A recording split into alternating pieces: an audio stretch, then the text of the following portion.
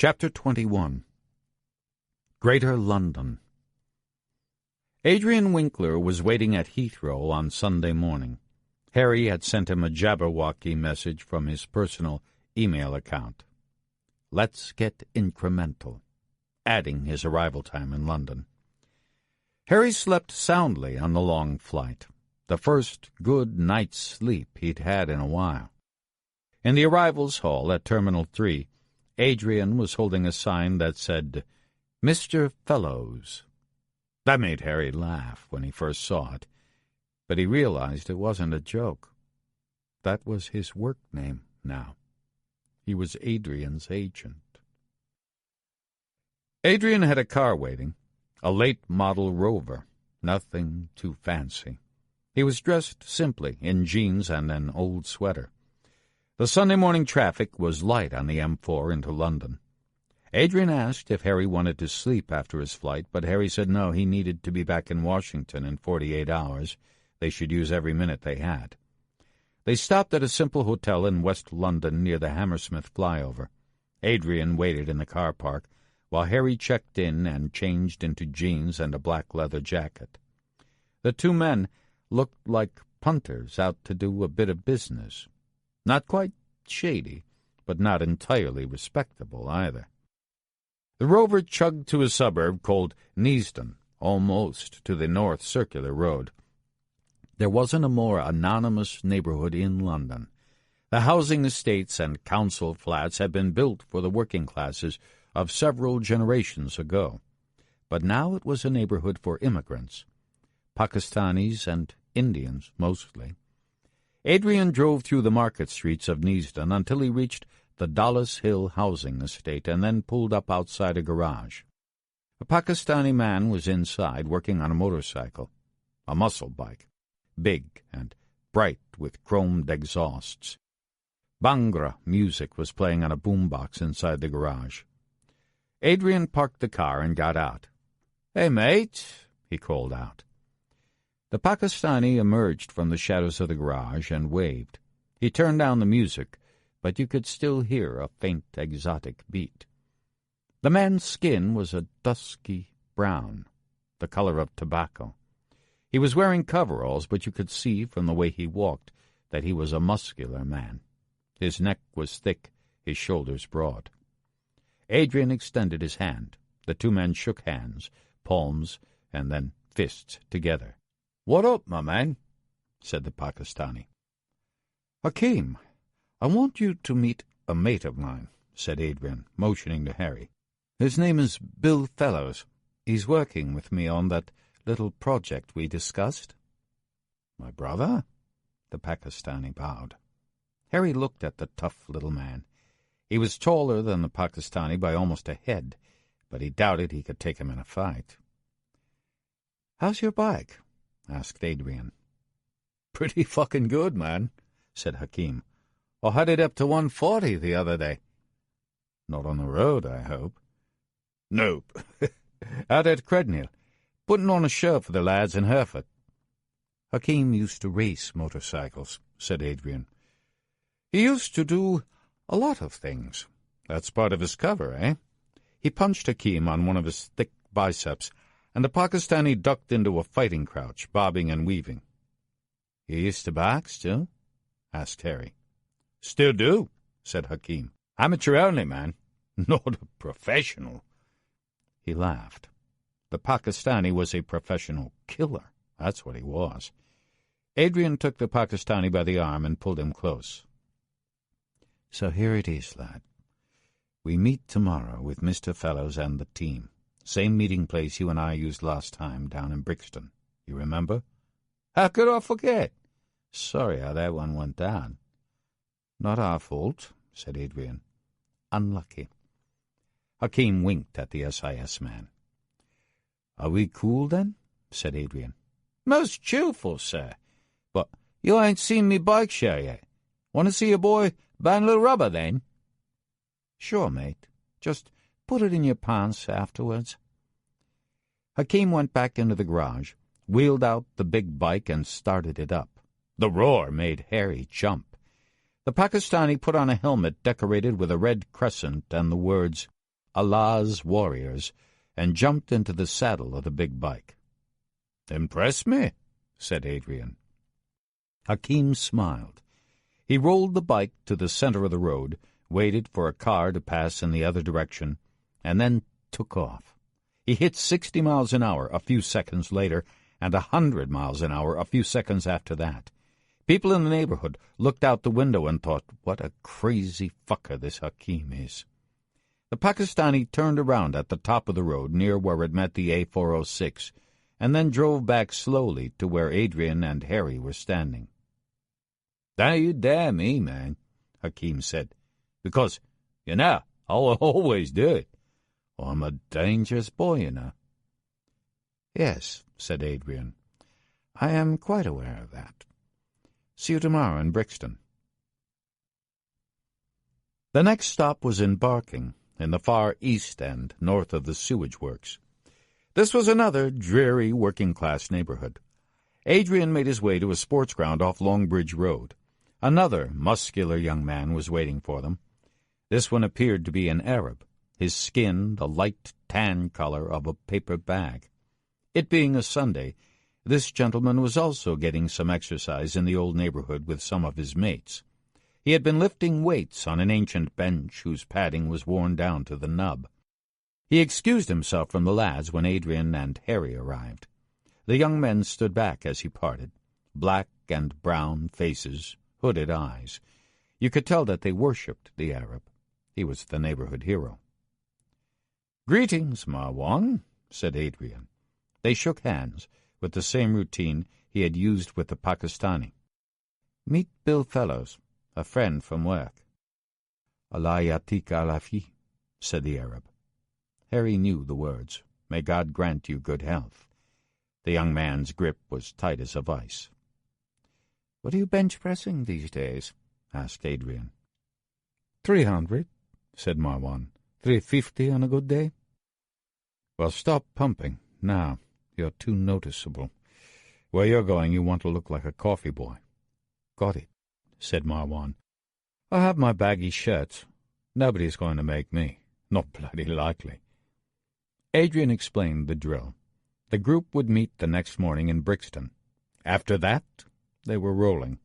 Settle up any outstanding matters and be ready to move. Marwan was smiling from ear to ear. He still didn't know where he was going, but it didn't matter to him. It was action. "He's Yemeni," explained Adrian as they were walking back to the car, "but he can mimic almost any Arabic dialect. Iraqi, Lebanese, even Moroccan, although that's a stretch, I have to say. Incredible gift for languages.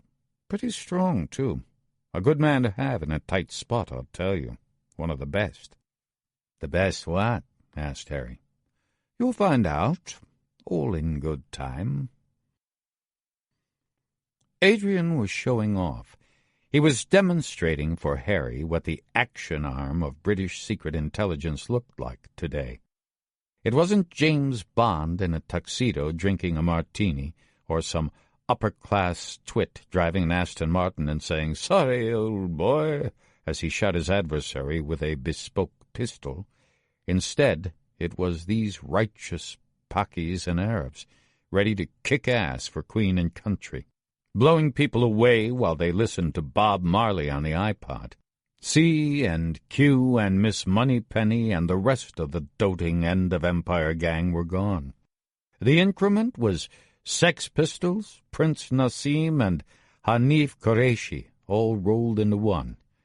It was New Britain with a vengeance. There was an urgent message on Harry's BlackBerry from Marcia Hill, his deputy back in Washington. She asked him to call in as soon as he could. He decided to ignore it. He didn't want any electronic record of where he had been that weekend. Whatever it was, it could wait. They had one last stop that Sunday afternoon. The third member of Adrian's team was waiting in the very center of London, on the dirt pathway that surrounds Hyde Park. Adrian parked the Rover on the Knightsbridge side, just past the barracks of the House Guards, and led Harry into the park through Rutland Gate. The midday sun was high in the sky, its rays sparkling against the inky water of the Serpentine.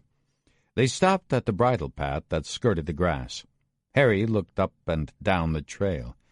All he could see was a handsome woman atop a sleek brown horse.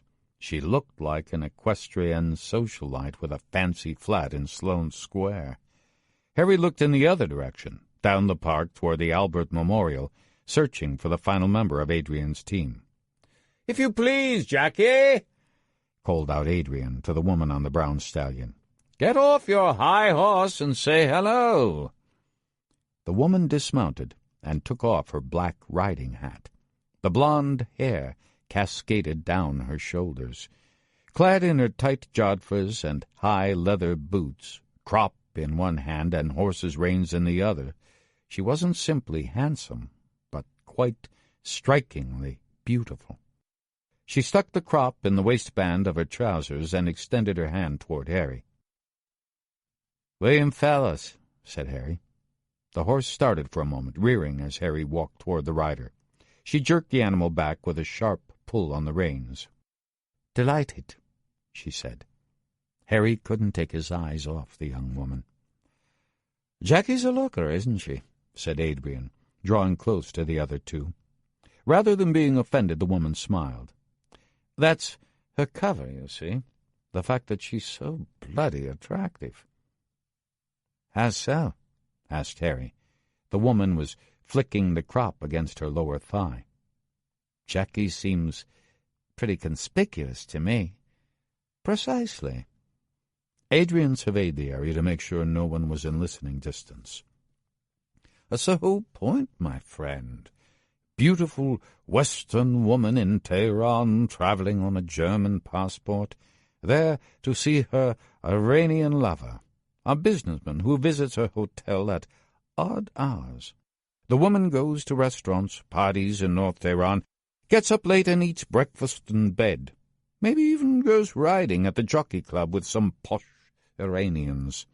What could be more clear and obvious than that, eh? She fits every prejudice and stereotype held by your average Ministry of Intelligence wanker." "And the MOI wankers fear," said Jackie. "Don't forget that. Except they won't know to be afraid, if I do this right. I should move around the city more or less at will, because they will think they know precisely who and what I am. But men are so easily manipulated, really." "Tomorrow at 10, Brixton," said Adrian. "The lads will be there. We will go over the whole ops plan." Jackie gathered her hair and put the helmet back on. The horse had turned away from them and was munching some of the stubbly grass. She put her left foot in the stirrup and swung her body over the horse's flanks. Her bottom was smooth and tight under the elastic fabric of her riding pants. She nestled snug in the saddle and trotted off. "Wow," said Harry. "Yeah," Adrian sighed. "She's a peach. Brave as a lion, too. Tough sending her off on this one. It's dangerous. She'll be in charge. If anything goes wrong, she'll be the vulnerable one. Not easy for me." Adrian shook his head and looked down at the ground. He seemed upset. A thought occurred to Harry. He put it out of his mind, but it came right back. "You're not—" began Harry. "Not what?" "You're not involved with her?" "You mean, am I fucking her, Harry? Is that what you mean?" "Well, yes, I guess that is what I mean. Here's all I will say about that, Harry boy. As I told you at dinner the other week, life is complicated. Shit happens. Isn't that your American expression? And when it happens, it happens. This isn't America, Harry. We aren't infected with all your politically correct cultural re-education crap, my friend. We don't have the same rules about not sticking your pen in the company inkwell. Here in Britain, it's don't ask, don't tell for heterosexuals, too. Follow my drift?" "Yeah, sure," said Harry. "Whatever. I just don't want it to complicate our operation, that's all." "My operation," said Adrian. "And it won't." Harry didn't talk at first when they were back in the car. He wanted to let the balance return between him and his old friend after the disruption of this beautiful woman and the complicated other life she evidently was part of. It wasn't his business, except in the sense that the life of Adrian was dear to him, and he knew that for all his professional skill, the British officer was wandering. He thought of Susan, Adrian's wife, a woman he had always thought of as a perfect match. Bright, witty, caustic when necessary. A life companion, he would have thought. But some lives require complication. They can't live with too much happiness. They seek out danger. A lover who is borderline crazy, who will draw you into a spider's web and suck you dry of whatever impulse made you want to risk your happiness in the first place. Adrian wasn't a lover so much as a thrill-seeker. The tension between them ebbed away, and soon enough they were talking about the operation. Harry stopped the car at an off-license and brought some beers out to the Rover. It was the safest place to talk about secrets. They ran through what Harry would need to contact his Iranian agent and what Adrian and his team could deliver. Harry made notes for himself, but then wondered if he should even bring them back to the United States. They were incriminating. In that sense, maybe he was a thrill-seeker, too. He had gotten tired of his life partnership with the Culinary Institute of America and wanted something a bit spicier. "Tell me to fuck off," said Harry. "But who are these people of yours? I mean, who owns them? Is the Increment a real organization? Or is it just a cute name?" "They're all special ops people, by training. Members of the Special Air Services, our esteemed SAS, and a few Navy chaps from the Special Boat Services. They are seconded to us for one-off missions. They do what we ask on our rules, extra-legal, whatever it takes. And then they go back. The thing is, for the right sort of person, you really don't want to go back, do you? You want to play James Bond forever. So, is the Increment real? I would have to say yes and no. Deniable. But of course. Isn't that sweet, Harry? I mean, this is a world that doesn't have enough mystery left.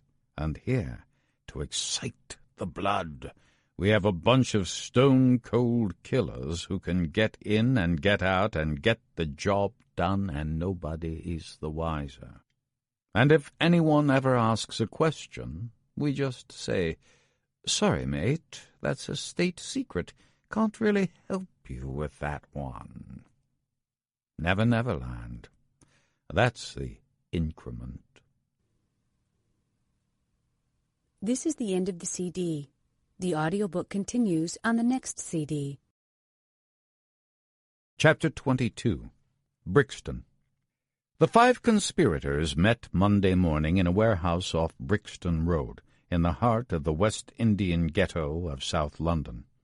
The sign on the door said it was an import-export company, Gentle Winds, and that was surely true. Adrian gathered them in a conference room in the back, past a mailing room that was all boxes and twine. He sat Mr. Fellows down in an overstuffed leather chair as guest of honor.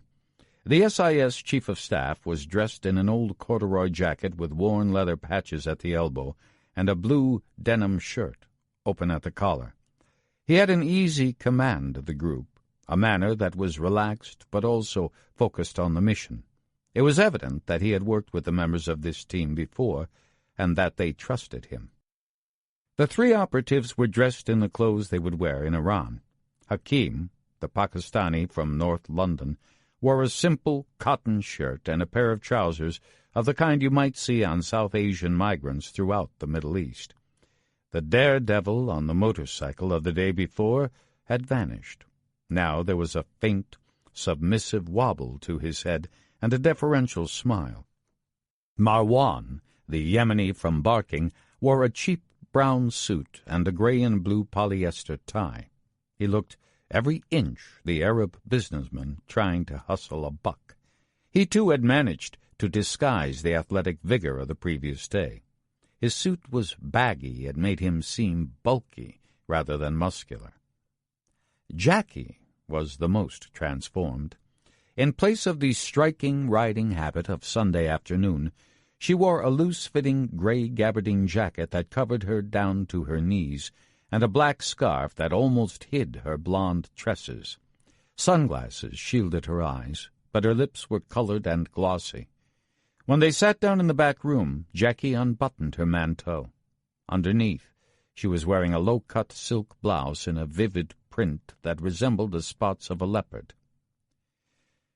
"Work clothes are great, you lot," said Adrian. "Just right." He turned to the Pakistani, who was sitting humbly on the arm of a chair, not permitting himself to slump down the way the others had. "Hakim, your papers will have you on a temporary visa working a construction project in Shiraz that's supposed to be completed in 6 months. You're in Tehran to purchase supplies. It's all backstopped with the Pakistani construction company in Lahore. They have your name and passport number at the site manager's office in Shiraz if anyone needs it, but they won't." "Tight," said Hakim. "What languages do I speak?" "Urdu, English, and a little Farsi and Arabic. You worked in Dubai before this. That's backstopped, too, if anybody gives a shit. Try to eat a little less over the next week, lad. You look too healthy." "Starvation diet has commenced, Sahib," said Hakim with a little wobble of his head. "Marwan, you look sleazy as hell, man. Just the kind of low-life Arab who would be in Tehran trying to rub two tomans together. Where did you get that appalling tie? You will be using a Yemeni passport, not your real one, but the one with the Salah identity that you used the last time in Iraq, okay?" "Yes, boss, for sure. You want to make business with me, I give you very good price. What you like? I buy carpet, pistachio, used car, as you like, best price." "Down, boy. You're giving me a headache. You have any more bad suits like that one?" "Yes, boss, 3, all dirty." "Perfect. Your identity is backstopped, too.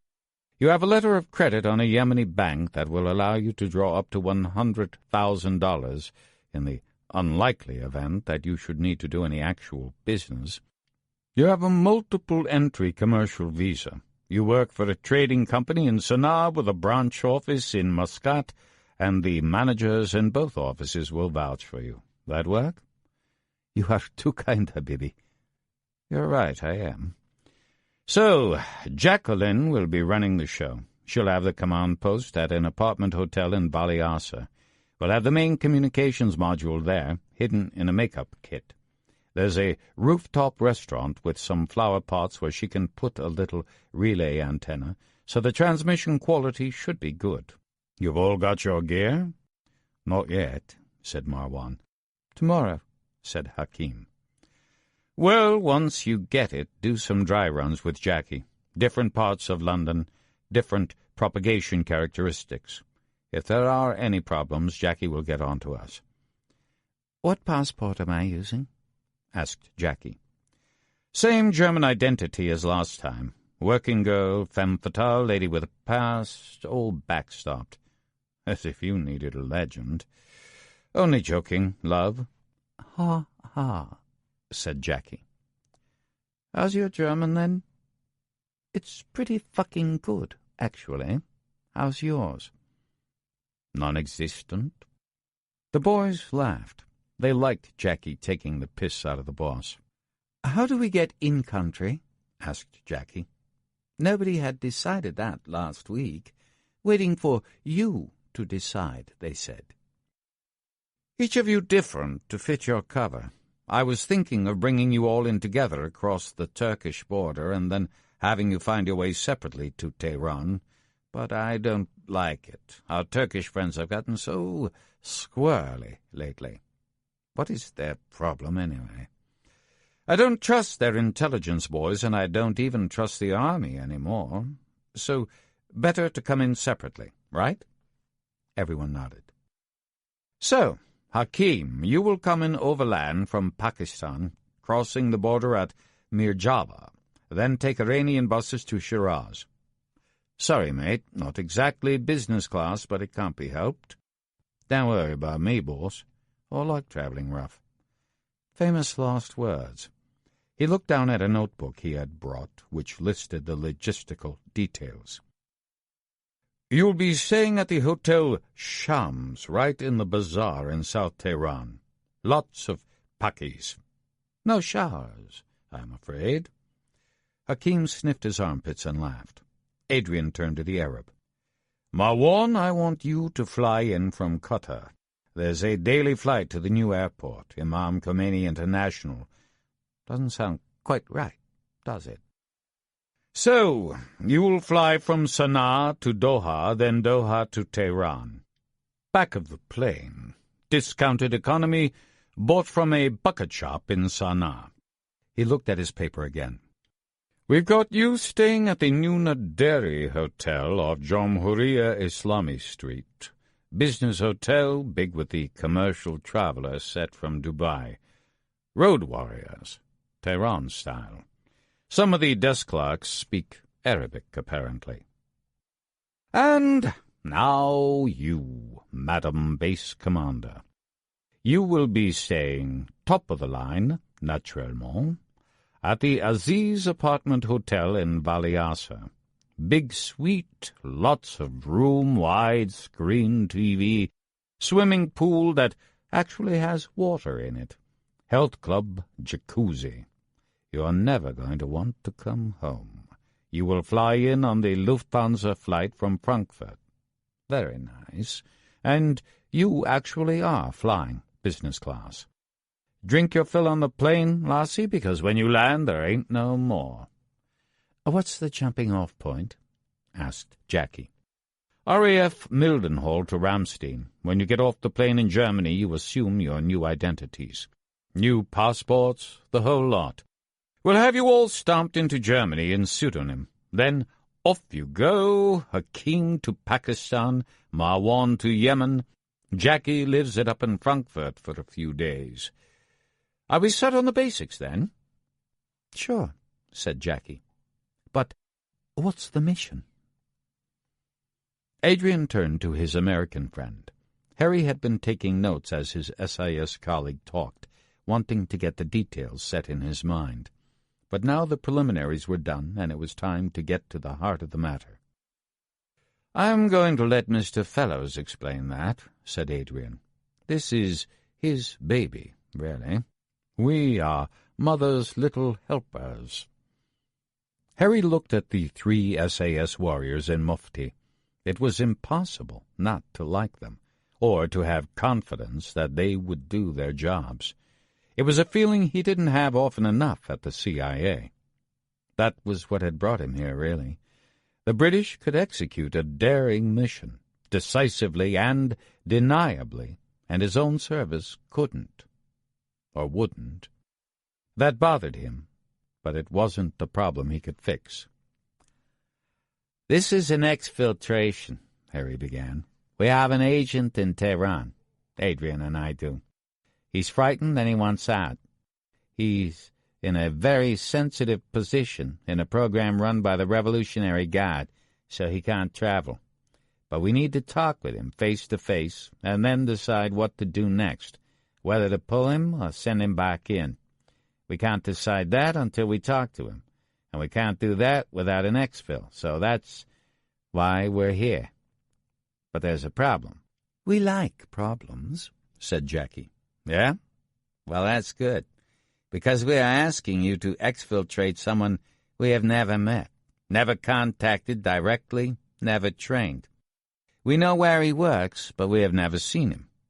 We're trying to pluck a fish out of a moving stream, but we aren't sure where he is in the water." "That is interesting," said Jackie. "And how do you propose to move this little fishy toward our net. We message him that we're coming. We don't tell him any more than that in case he's already been flipped. Then you guys find him. We'll have a work address, probably a home address, too, by the time you get there. We'll do whatever surveillance we can to give you a picture of him. You'll have to stake him out, shadow him, and contact him. I'll figure out some kind of recognition code. And then? Jackie was smiling. There was a taut look of expectation on her face. She liked this. Harry looked toward Adrian, who had that same flush of operational excitement, and then turned back to the team. You'll do it in 3 steps. Step 1. Brush pass him a message saying where you will leave the camo gear. It will be one of the parks. Adrian can work with his Tehran station to figure out a toy that will blend in. Step 2. When he picks up the toy, you talk and arrange details of the exfil. Step 3. You move him to where we can talk to him. And then, maybe, you get him back in. Will we have support in country? Harry looked to Adrian. The agency certainly wouldn't be providing any. A little, if we're in extremis, answered Adrian. Our Tehran station commander has a few agents and safe houses, but I want to keep your team away from that lot. It may be contaminated. Better to have you 3 in as singletons. Will the target be under surveillance? We don't know, said Harry. He's spooked. He sent us a message saying he wants out. So we have to assume the Iranian service is watching him. How good are they? Asked Jackie. She was doing the talking, but the other 2 were listening carefully. Adrian was watching Jackie with a hungry look in his eye. This was part of how they got off.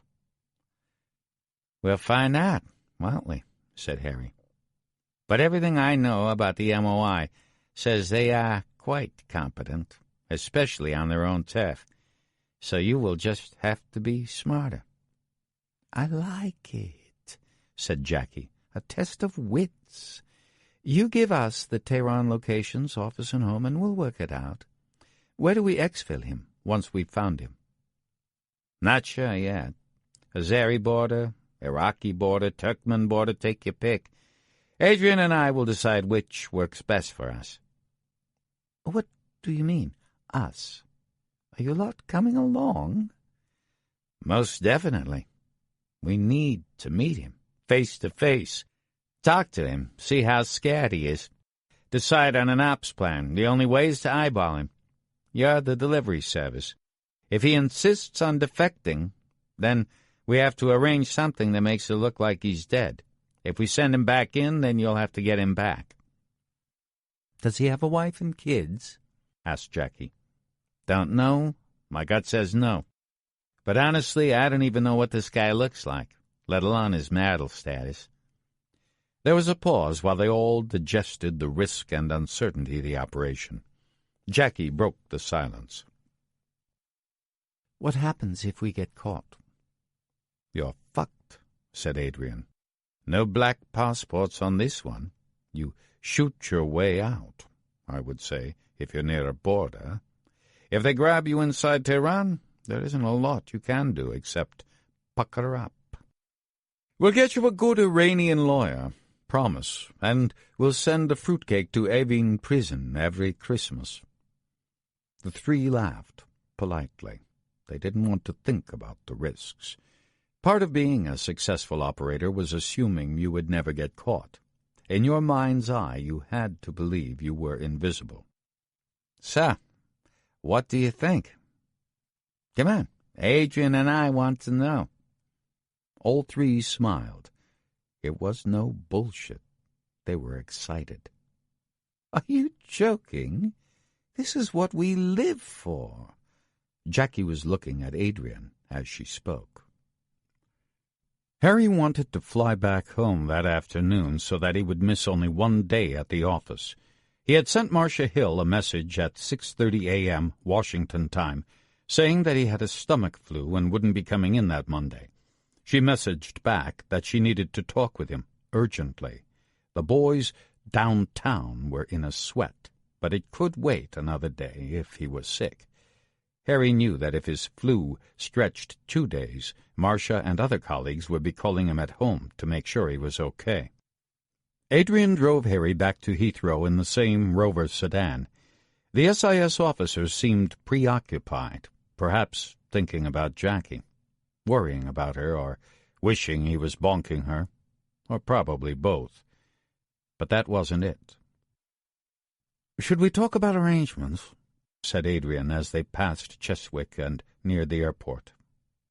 "For you, I mean." "What are you talking about?"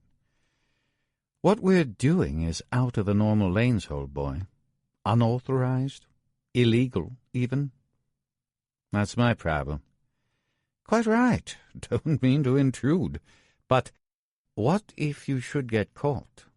Then it's our problem. Loyal ally, hands in the other fellow's cookie jar, naughty, naughty." The PM got a tad concerned. We had to tell him. He hates upsetting Washington, you see. Thinks we shouldn't be suborning the services of a CIA division chief. There's a name for that, I think. "Treason," said Harry. "I think that's the technical term." "Yes, indeed."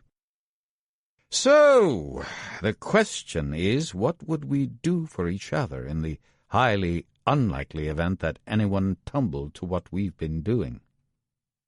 "Deny it," said Harry. "And then what? I mean, supposing someone had, forgive the term, proof that you had been a naughty boy. What then?" "I take it you've talked this over with Sir David?" "Well, yes. I really thought I should. Flap potential, blowback, and all that. So here's what we think, Harry. In the highly unlikely event that any of this should ever become known, we would have to disavow it. Say you were operating on your own, rogue cell, that sort of thing. They might have to throw me overboard. That's up to Sir David. But the point is, we would take care of you. And Andrea, of course." "Meaning what?" "An annuity, tuition payments for your daughter, resettlement when the unpleasantness was over." "You mean when I got out of prison?" "Well, yes, I suppose. Sorry even to raise it, but Sir David said I must. Better safe than sorry." "Okay. Here's my answer. You tell Sir David to fuck off. I'm not a British agent.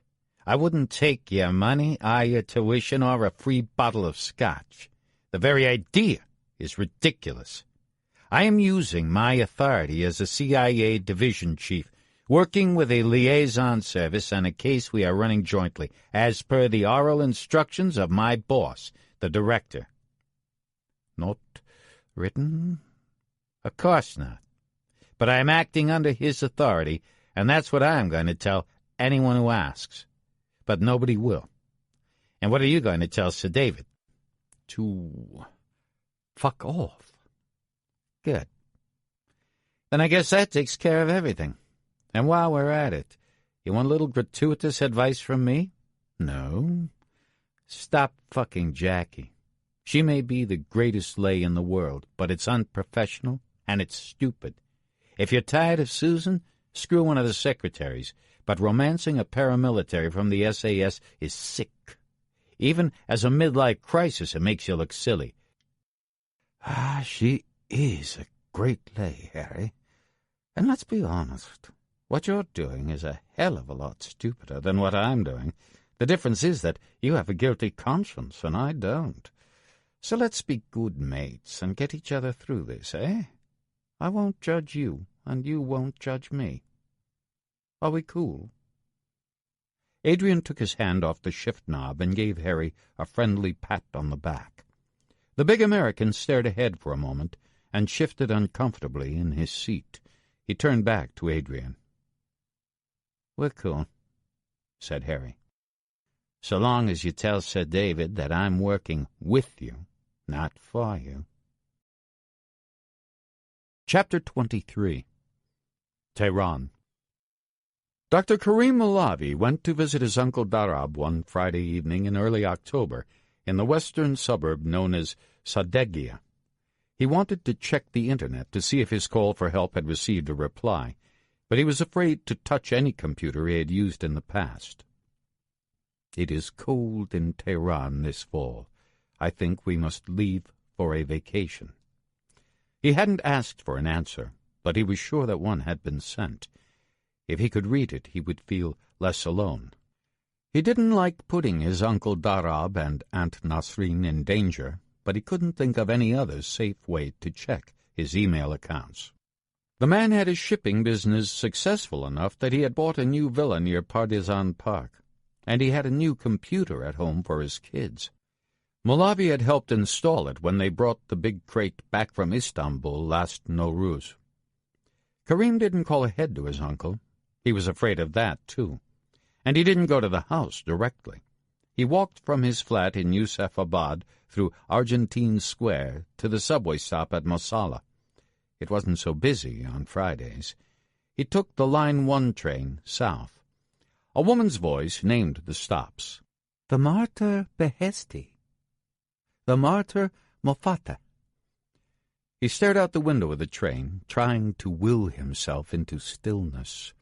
He stood up at several stations and went to the door to see if anyone moved to follow, but no one did. When they reached Imam Khomeini station, he transferred to Line 2 and went 2 stops to Baharistan.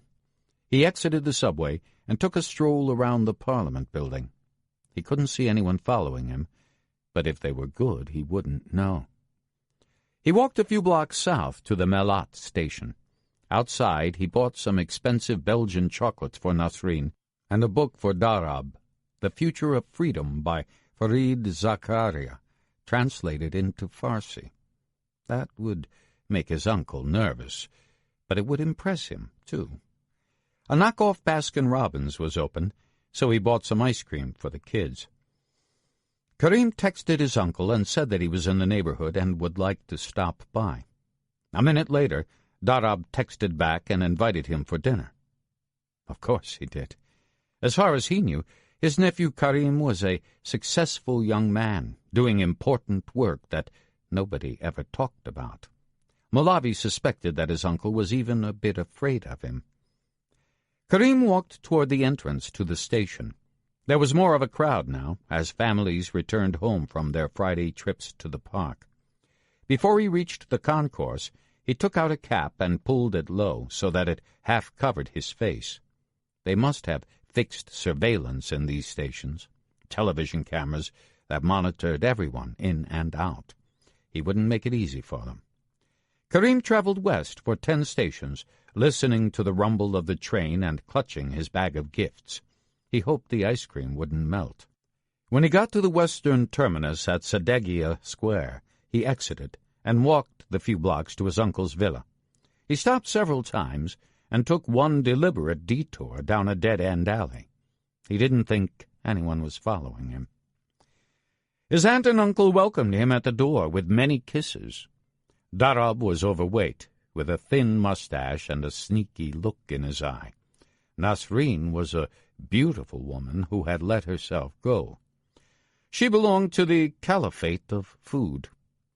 They sat him down in the new sitting room. Plastic seat covers were still on the couches and chairs. They hadn't seen nephew Karim in months. Where had he been? He looked too thin. Was he eating? He needed a wife. Karim was embarrassed. His uncle's family bored him. They were bifarhang, uncultured, the worst thing a decent Iranian could say about someone. A crass, bourgeois household becoming prosperous off the tidbits of the regime. One of Uncle Darab's silent partners in the shipping business was a clerical family from Qom. Karim doubted that Darab prayed once a year, let alone 5 times a day, but he was playing along, like everyone else, just as Karim himself had played along, until a few months ago. Who was he to judge? Uncle Darab said he liked the American book. "They trust you," he said with a wink. "Yes," answered Karim, "they trust me. He hoped Darab wouldn't get in too much trouble later if things went bad. His uncle was an ass, but he didn't deserve to suffer more than anyone else because of Karim's inner compulsion to connect and live. "It is terrible about Hussein," said Uncle Darab when Nasreen had gone into the kitchen. "Why did they make him leave? He loved the pastaran. It was wrong." "Yes, Uncle. I was very sorry for Hussein. They had no reason to treat him that way." "What did he do?" whispered Darab. "Was it something very bad?"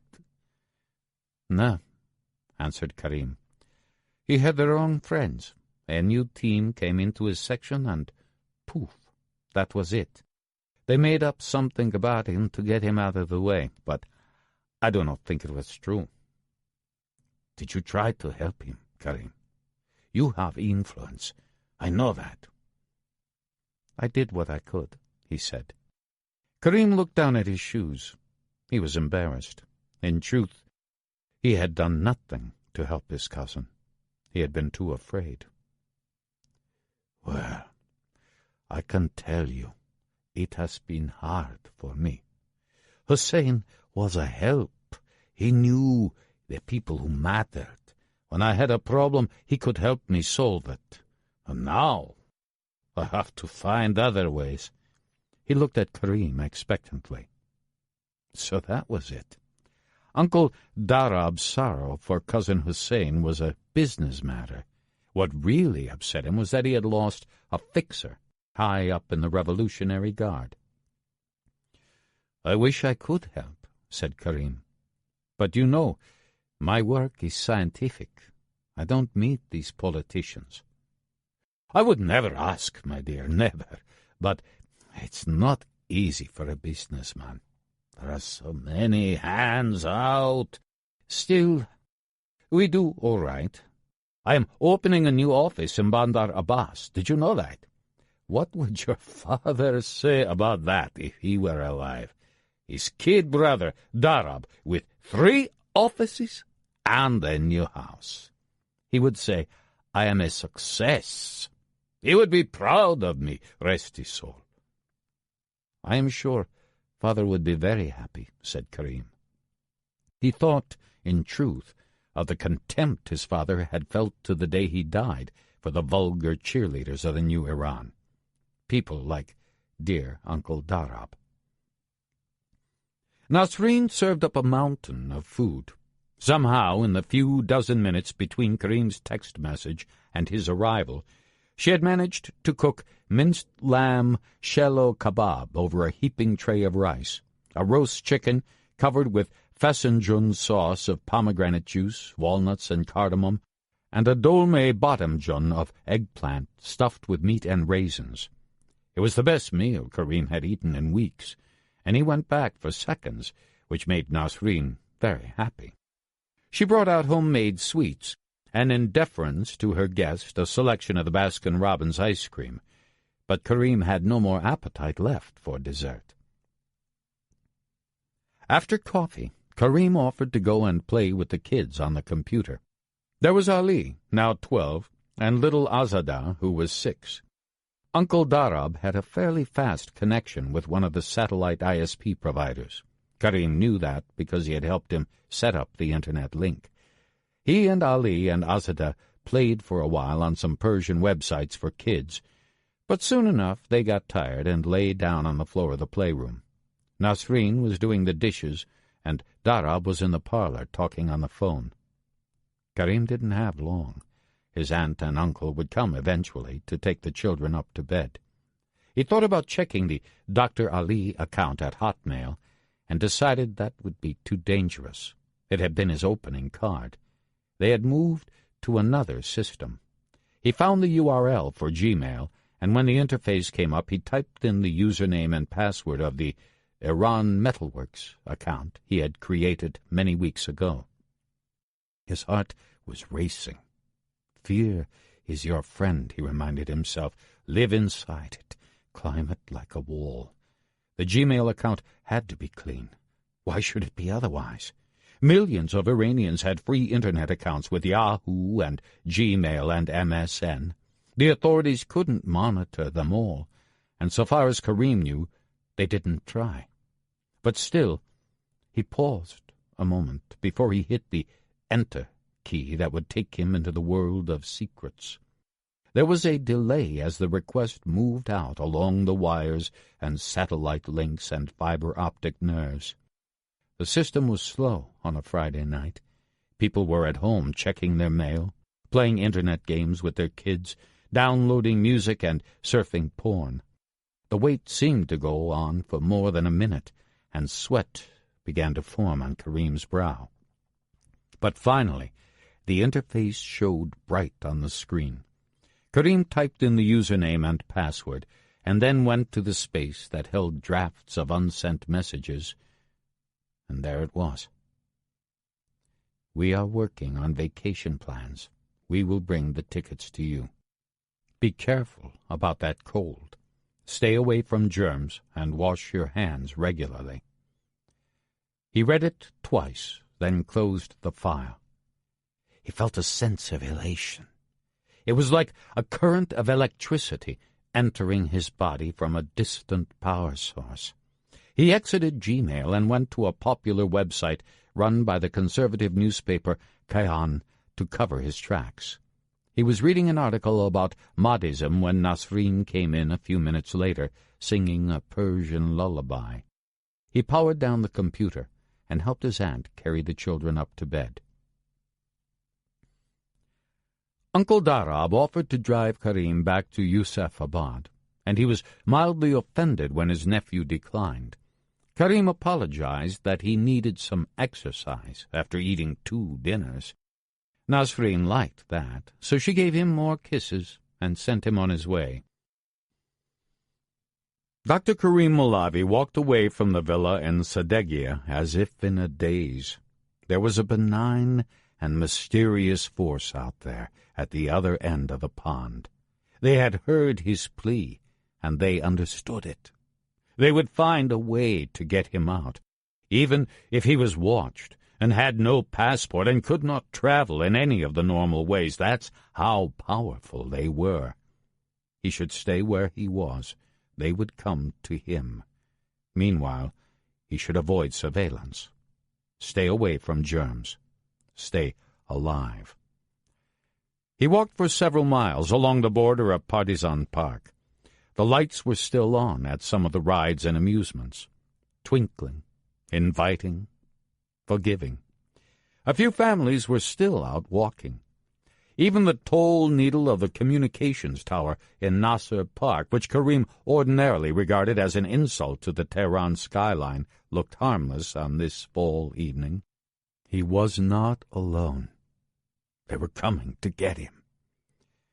He found a taxi and told the driver to take him home to Yusufabad. The driver got lost coming off the Kurdistan Expressway, so Karim had to direct him block by block to Yazdani Street. He stopped a block from his apartment to be careful. As he walked home, still feeling that sense of elation, he cautioned himself that he must be especially careful now. The dangerous part was just beginning. He repeated to himself a Persian proverb, Nafasat az jaya garm darmiyad. You are breathing from a warm spot. In other words, don't get over-optimistic. He would feel the cold in his bones again soon enough. He would wait. They would come. He turned the key of his apartment door and sat on his couch for a time, with the light off. Chapter 24. Washington. For those who understood the looming confrontation with Iran, Washington felt like an echo of March 2003, the month America invaded Iraq. This was a city where nobody wanted to be the last to know, so people in and out of government were suddenly possessed with the certainty that the United States was going to attack the Islamic Republic. It was a matter of winks and nods, of inferences and messages between the lines. Questions about a possible U.S. strike against Iranian nuclear facilities began to surface at the White House, Pentagon, and State Department briefings. The spokesman declined to answer, but then they would, wouldn't they? Journalists began badgering government officials to come clean about the secret planning, and when they were rebuffed, the reporters implied that the officials were engaging in a cover-up. Think tanks began producing instant studies with the help of terrier-like retired military officers, examining what targets the United States would hit in Iran if it chose to attack. The question wasn't whether the United States was going to strike Iran, but when. The major news organizations began asking the Pentagon about arrangements for covering the conflict. Several newspapers even asked if it would be possible to embed reporters with U.S. forces. This, for a military operation that wasn't declared, wasn't discussed, hadn't been agreed upon even by the principals. Yet already, in the floating island of the nation's capital, it had assumed the status of fact. Washington was talking itself into war. Harry's alibi for the London trip had been the flu, so when he arrived at Persia House early on the morning of his return, people asked if he was feeling better. He wheezed on cue. In his absence, someone had put a bullseye on the chest of the poster of the Imam Hussein that graced the entryway. Harry laughed, but he took it down. He looked for Marcia Hill, but she was on the phone when he got in. At 8:30, he summoned the division's senior staff to his windowless office for the morning meeting. Even his team seemed to have been affected by the war fever. Marcia Hill opened the meeting with a summary of new developments since last week. Before she began, she gave Harry a little wink. It was spooky. What did she know? She had a woman's intuition about people. When they were lying, when they were dissatisfied, when they were ready to bolt. That's what had made her a superstar back in the day. After 30 years, she could read Harry better than his own wife. Whatever it was that she intuited, Harry knew she would keep her mouth shut. "We better talk about the Persia House, Serge," said Marcia. She turned to the group. "I briefed Harry on it while he was homesick, but I should give everyone else a fill." "Go ahead," said Harry. So that was what she had wanted to tell him when he was in London. They were flooding the Iran zone, and she was covering for him. He loved her for the effortless, unbidden duplicity. "On orders from the director over the weekend, we are sending additional officers into Dubai, Doha, Istanbul, and Yerevan. They will be on temporary assignment to our division. We'll have more bodies in a few weeks, but no tasking as to what they should do. Any suggestions, Harry?" "Have them write cables to each other. Stay out of the way. Who are the surgeons, anyway? Do we know yet?" "Half of them are contractors, the rest are retirees. Sounds like a joke, I know, but that's all we have. The White House wanted bodies. People on the Hill were complaining that we weren't doing enough about the Iran target. So we are surging. I surge, you surge, we surge. I think the Senate committee chairman put out a press release last night." Harry shook his head. There was no point in pretending to his colleagues that he thought this was a good idea. "What can I say? These people are nuts, honestly. But you all know that already, right?" Harry looked around the room.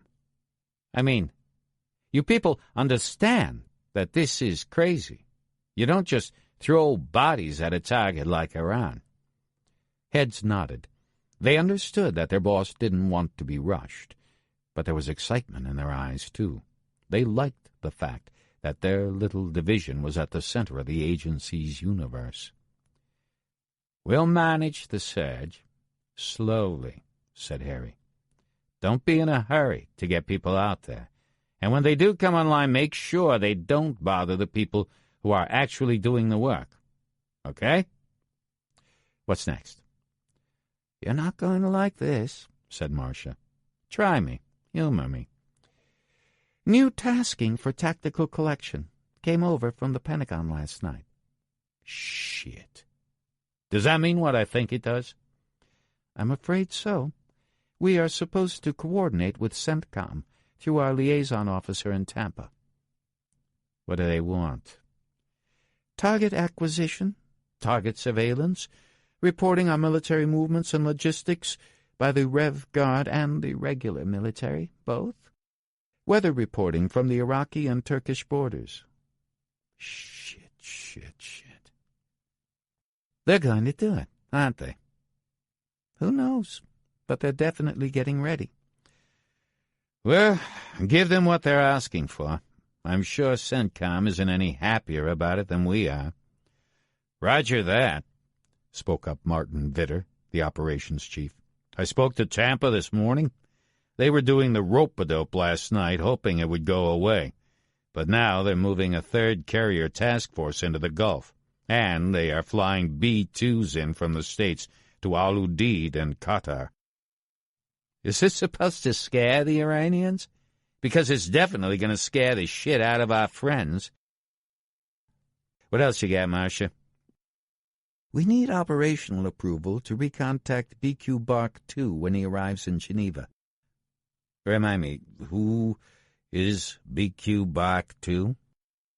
He's in the Iranian Foreign Ministry. He was spotted by BQ Bark 1 when they were both in Paris. He broke off contact when he was recalled home. Now he's being sent to their UN mission in Geneva on a 6-month TDY. We want to renew contact, pitch him again.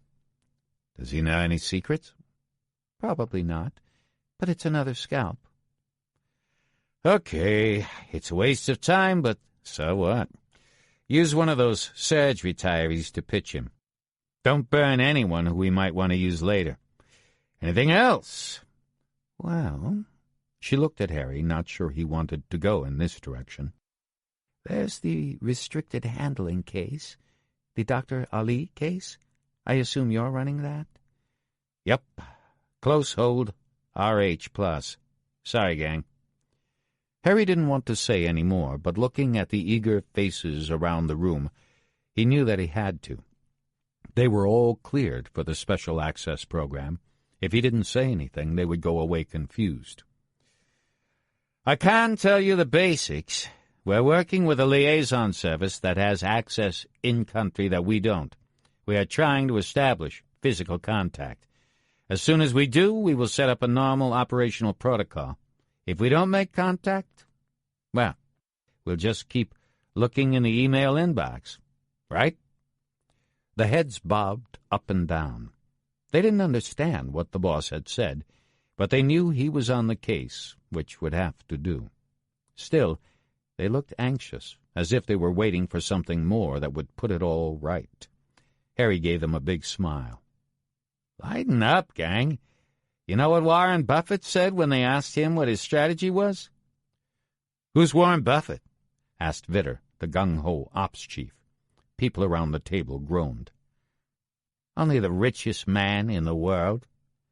He said his strategy was to answer the phone. He knows that the best deals are the ones you don't plan for. So let's not get frazzled. Marcia stayed behind after the others had filed out. She lit a cigarette, which was against the rules. Blue trails of smoke curled around her head. What's going on, Harry? Cut the crap. I know you too well. Where were you over the weekend? Between us? Of course. After all these years, who else would I tell? My cat? I was in London. I'm working on some stuff with SIS. They have capabilities and authorities that we don't. We have a name and address for Dr. Ali. We need to talk to him in a hurry. Obviously. Otherwise, these crazy fuckers downtown are going to get him killed. Does the Admiral know what you're up to? Sort of. Enough to give me a fig leaf. Well, don't get caught, that's all I can say. In the meantime, how can I help? Cover for me, the way you did today. I have to do some more traveling, and try to keep Fox and his friends from doing anything crazy, and keep your mouth shut. And if the balloon goes up? Which balloon are you talking about? War with Iran? No, I'm talking about you, Harry. What should I do if you get caught doing whatever it is that you're not doing? Lie. She smiled and took a last puff on the cigarette. You got it. Harry called Arthur Fox. His secretary said he was on the 7th floor with the director. So Harry called the Admiral's private line and asked if he could come up. The Admiral said of course he had been meaning to call Harry to ask him to join the meeting. He sounded embarrassed. The view from the director's suite was a bland vista of trees, parking lots, the dome of the bubble-shaped auditorium where the agency gathered for what were usually tedious ceremonies. Long ago, when the CIA had reigned supreme, this must have seemed to Allen Dulles and his coterie the very height of modern elegance, this campus on the Potomac. Now it was a monument to mediocrity. Even a middling state university had more panache among its faculty members than did the agency in its espionage corps. The director was playing with one of his ship models when Harry entered the room. It was a battleship, long and fat in the hull. Evidently he had been waiting for Harry to show up. Fox was sitting on the couch with his back to the window. He was in shirt sleeves, wearing his green-striped Ivy Club tie as a secret signal to any Princeton man he might encounter. He had a sour look on his face, as if he had just eaten something that didn't agree with him. "Harry Pappas, back from the dead," said Fox. "Sorry about your cold. We missed you." "I'm sure you did, Arthur. But somehow I'll bet you managed on your own." "Easy, shipmates. One big happy family here," said the director. "We were just talking about where we are going, now that the White House has given us new code word policy guidance on Iran." "And what might that be?" asked Harry. "If I'm cleared for it." "You missed that, too," said Fox. "Another NSC principals meeting yesterday. People asked after you. Get well soon, that sort of thing." Harry ignored Fox. He was like an unpleasant dog. The louder he barked, the more you wanted to take out a gun and shoot him. "They want to go public," said the director. "Disclose the new evidence about the nuclear program in a big prime-time press conference in a week, maybe two. Then declare the embargo on Iran. Naval first, then air." "Just like the Cuban Missile Crisis," said Harry. "Precisely," said Fox. "They don't want to take it to the United Nations?" asked Harry. "No. Bad memories. Nobody wants another Colin Powell show." Harry shook his head. He knew they had been heading in this direction, but the rush worried him. "How much detail does the White House plan to reveal about the bomb program?" Fox answered for the director to whom the question had been addressed. "We'll roll out everything we've got. Appleman's orders." "But what we've got is ambiguous, and it will get our guy killed." "Can't be helped. Casualty of war." Harry turned to the director. He was playing with another ship model, a submarine this time. It looked like a big gray knockwurst. "Do you agree, Admiral?" The Admiral shook his head. He looked uncomfortable. "Afraid so, Harry. This is crunch time. The Iranians have to know we mean business." "What if the Iranians resist the embargo?" "Because they will. Some crazy asshole in the Revolutionary Guard will decide that he can win a one-way ticket to paradise if he takes out one of our ships in the Gulf. What do we do then?" "We attack, of course," said Fox. "I get it," said Harry. "You want them to attack, so you'll have a pretext. Let's just say the White House won't be unhappy." "Oh, shit," said Harry. "This is a big mistake. Everything tells me you're reading this wrong, Admiral." The director was silent. What his feelings might be, Harry wasn't sure. but he suspected they were similar to his own. "You know what?" broke in Fox. "It doesn't really matter what you think, Harry.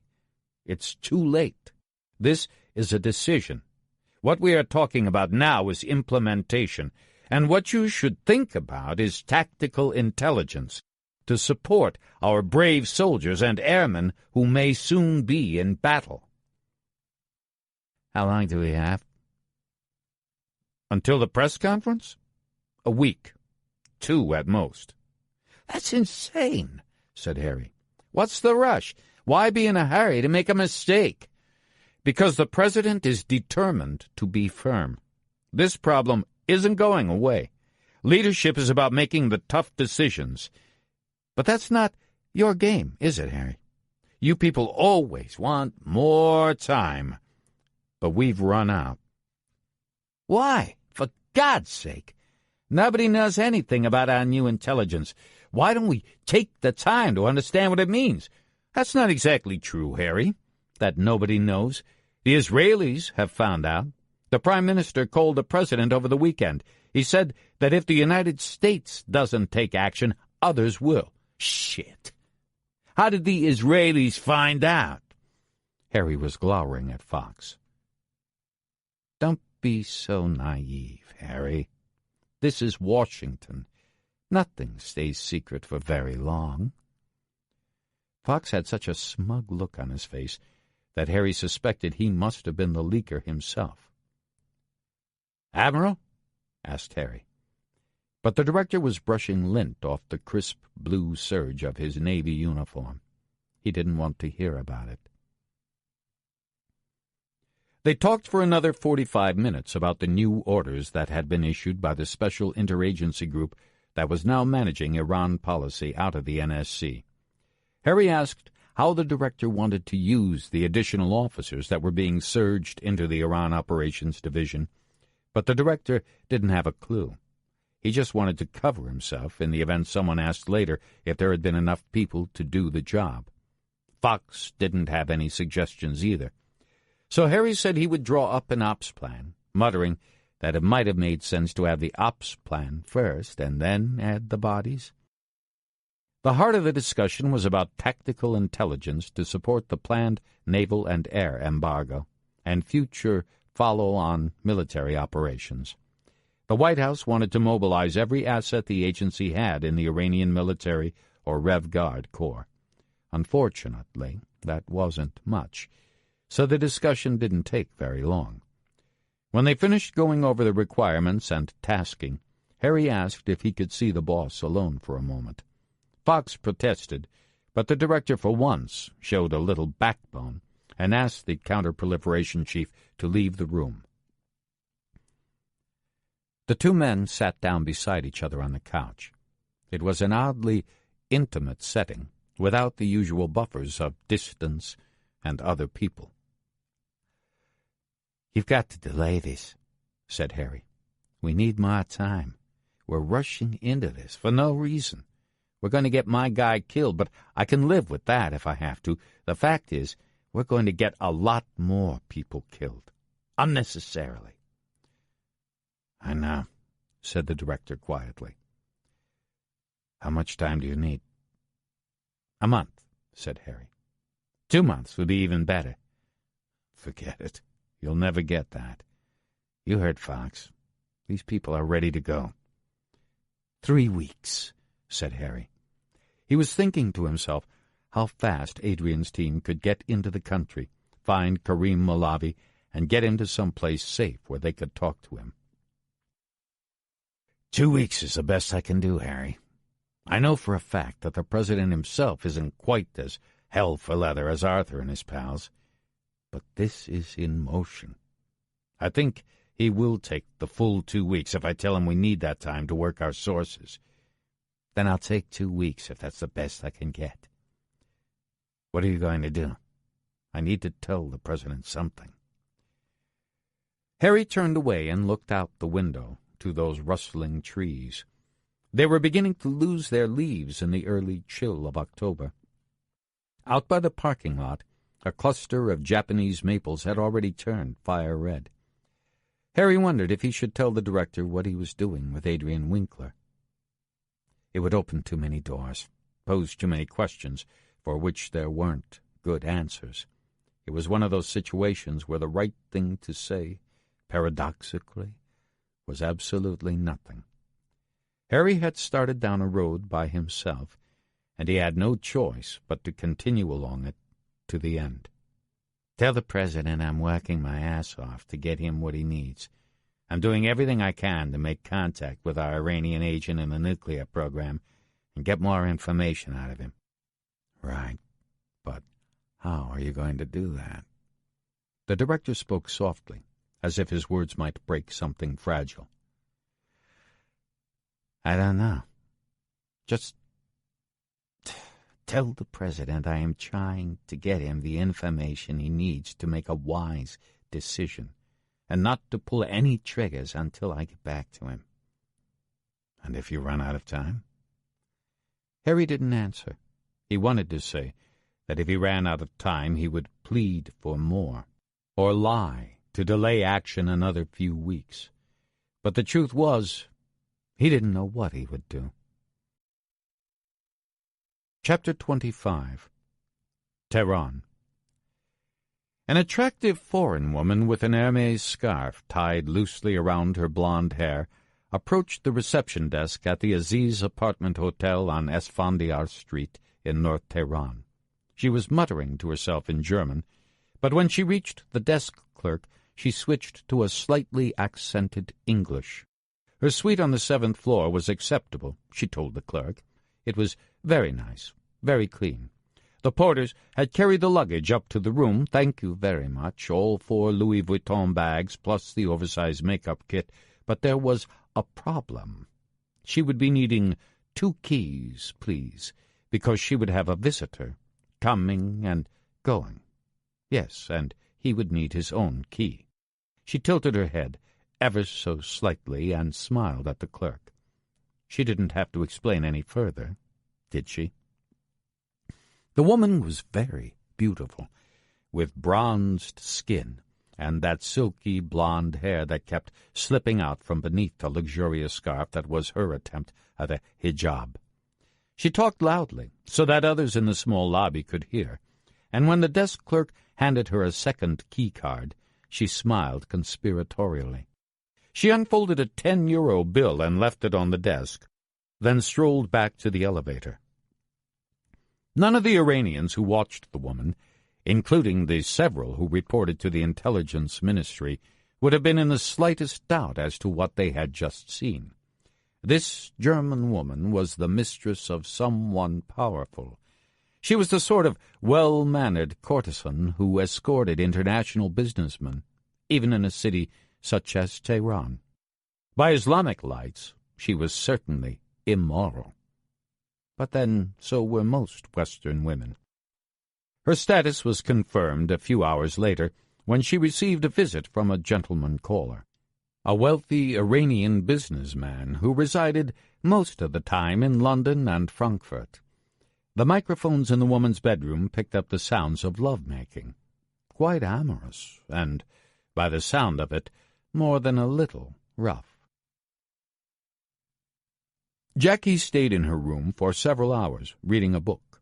The gentleman, who never actually removed his clothes, sat in a chair.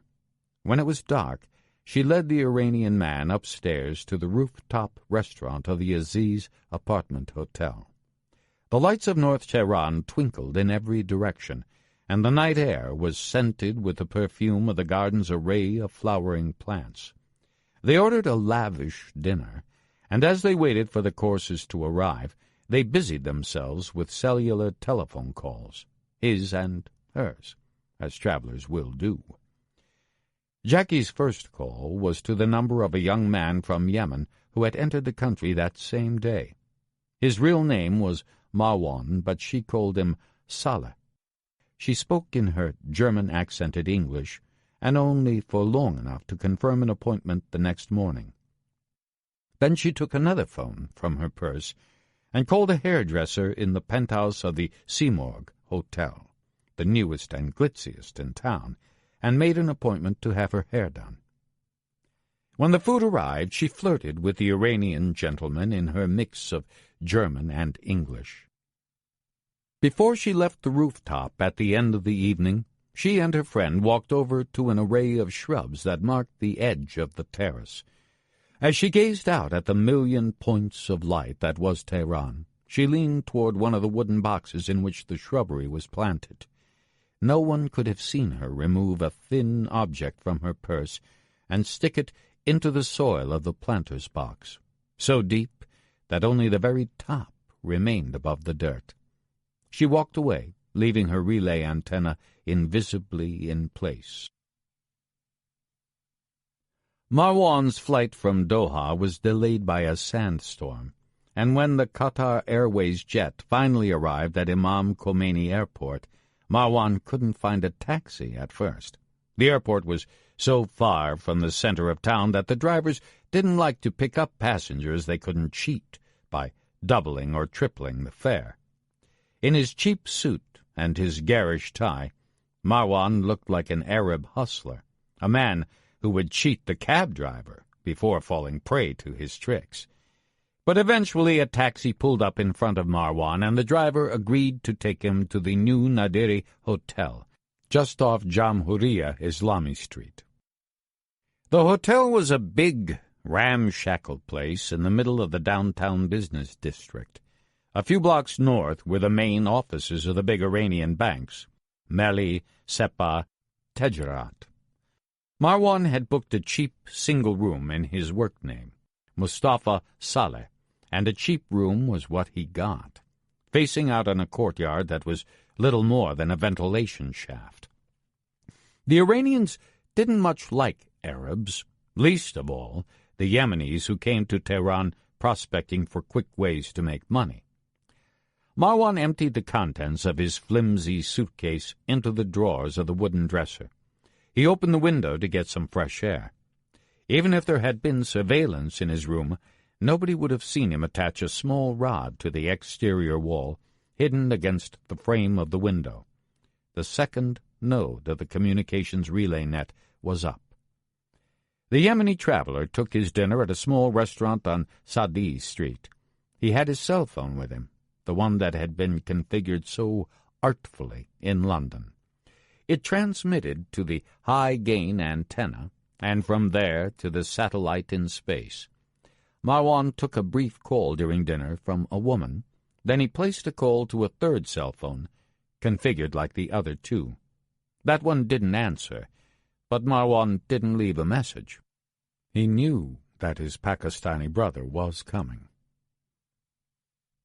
Hakim's arrival in Tehran had been delayed by the ordinary realities of Iranian life. He had come into the country from Pakistan, crossing at the border post at Mirjava on the eastern frontier.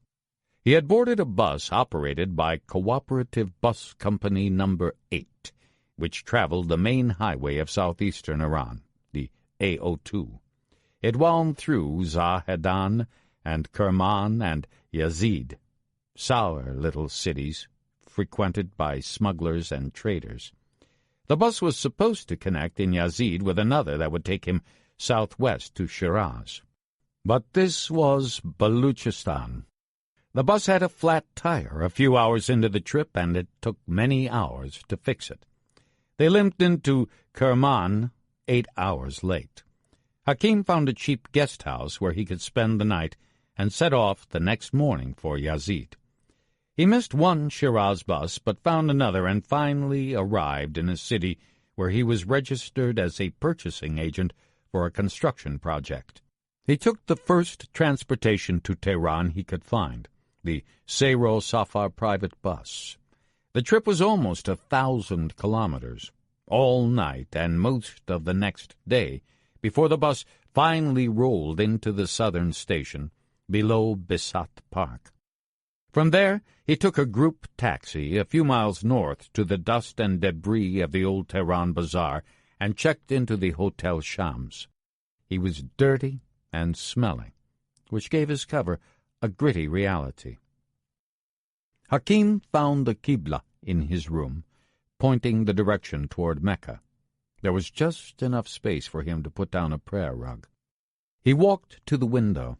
It was broken, letting in the noise and smells of the bazaar.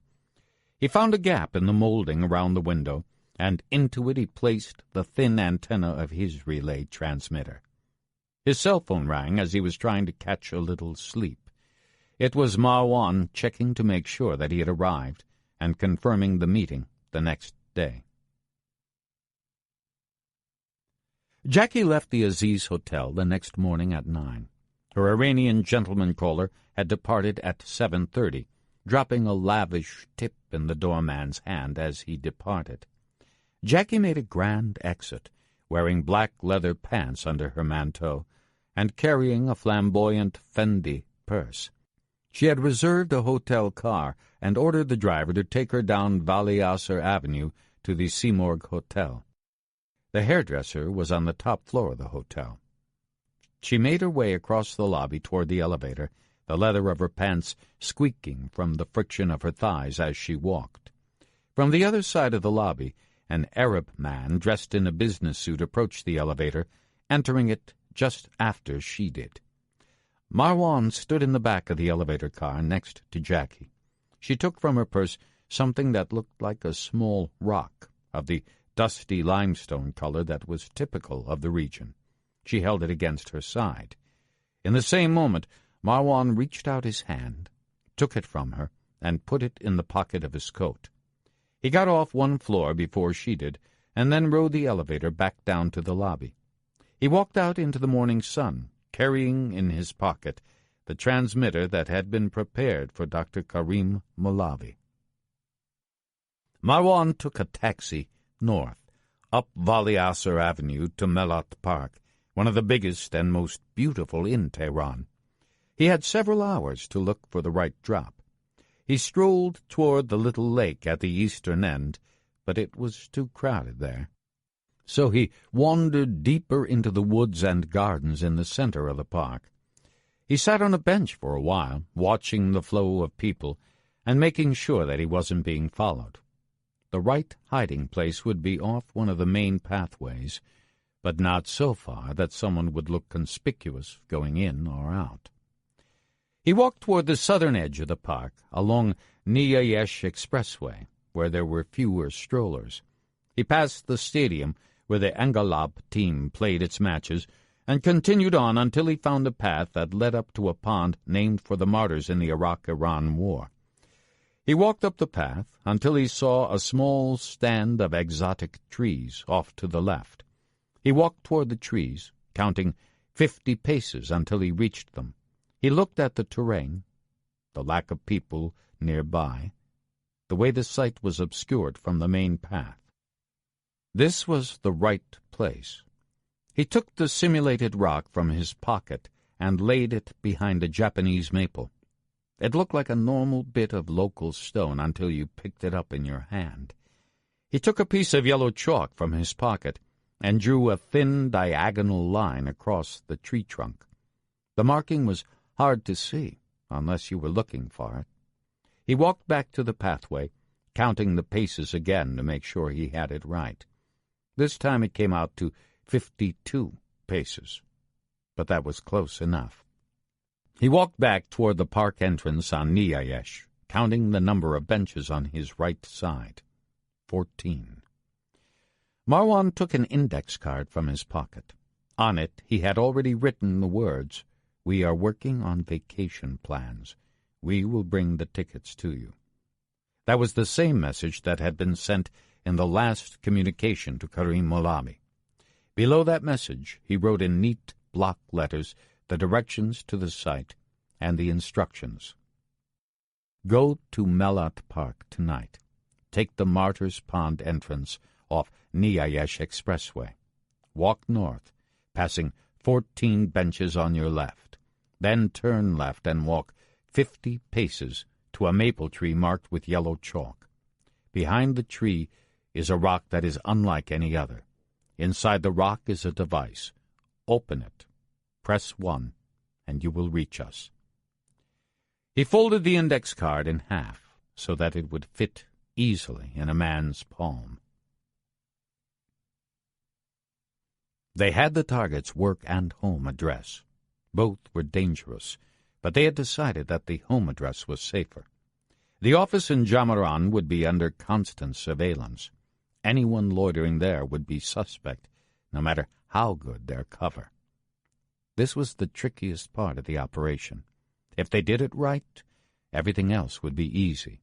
If they did it wrong, they would expose themselves and their agent, too.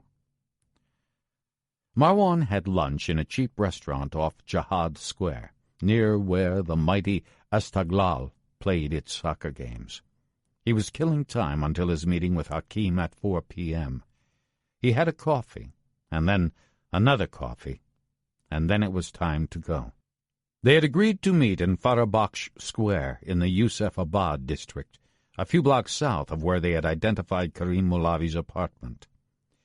Hakim was there on time. He was dressed like a South Asian laborer, in coveralls and a sweat-stained cap. Migrant laborers were imported by the thousands from Pakistan and Afghanistan to do the jobs Tehranis felt were beneath them, cleaning streets and sewers, performing the donkey work of construction. They were a common sight around Tehran, especially at the end of the day when they waited for their rides back to the cheap guest houses and labor camps where they lived. Marwan stood next to Hakim in a clump of pedestrians, waiting for a break in traffic to cross the square. A policeman in green was on the far corner, writing a traffic ticket. Marwan brushed Hakim, and in the moment of contact passed the folded index card with the directions to the drop site. The exchange would have been invisible even if you had been observing the two men. Marwan was clean now. All the danger had passed to the young Pakistani. Hakim trudged up Shahryar Street 6 blocks until he got to Yazdani Street. His back was stooped slightly, as if from a life of manual labor, and his legs were bowed. He walked with his head down, submissively, a humble Pakistani in the court of the Persians. The few people out on the street didn't even deign to look at him. He might as well have been a stray dog. Hakim turned left on Yazdani Street until he got to number 29. That was the address of Karim Molavi's villa, where he shared an apartment with another tenant who had the upper floor. Hakim's instructions were to sit on the curb and wait. If anyone asked him what he was doing, he should say, "Machine, machine," the Persian word for car, as if he were waiting to be picked up, and then to babble in Urdu. But nobody would speak to him if he looked harmless and submissive enough. That was the nice thing about prejudice. It made assumptions. It thought it knew the answers. Hakim sat down on the curb and hunched his body so that his shoulders were almost touching his knees. He had studied a grainy reconnaissance photograph of Molavi just before they left London. The ops plan assumed that Molavi would return home between 5 and 6 in the afternoon. Hakim waited. In a paper bag he carried a book, the Shahnameh, by Abul Qasim Ferdowsi. The book was open to the page the American, Mr. Fellows, had specified, and a few lines were marked with a yellow highlighter. He said, "Is it good or ill these signs portend? When will my earthly life come to an end? Who will come after me? Say, who will own this royal diadem, and belt, and throne? Reveal this mystery, and do not lie. Tell me this secret, or prepare to die." That was Hakim's recognition code, a bit of Persian poetry Karim Molavi had sent out of the ether many weeks ago. If the target didn't recognize the poetry, then the mission was to be aborted. The October sun was low in the sky, almost gone. Soon it would be dark, and it would be dangerous for Hakim to remain on the curb. People would ask questions about a foreign laborer after dark. He looked at his watch. It was nearly 6. The ops plan said to wait until 6:15, and then leave. The minutes ticked by too slowly. Hakim glanced up at every footstep along the sidewalk now, as men and women returned home from work. The few people who looked at him did so with an air of disgust, and one person muttered, "Borogomsho," get lost, but didn't do anything about it.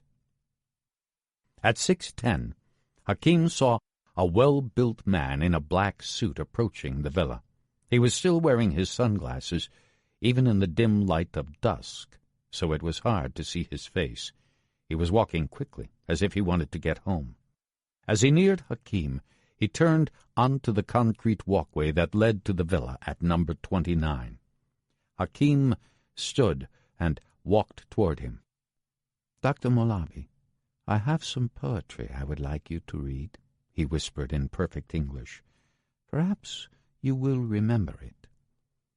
Hakim's demeanor had changed in an instant. He now stood tall, with his back arched. All the submissive gestures of the subcontinent had disappeared. His accent was so precisely English, it might have been Professor Henry Higgins speaking. "A bit of poetry, sir," whispered Hakim, showing the cover of the Ferdowsi book. A startled Molavi had taken several steps back toward his home when Hakim spoke his first words.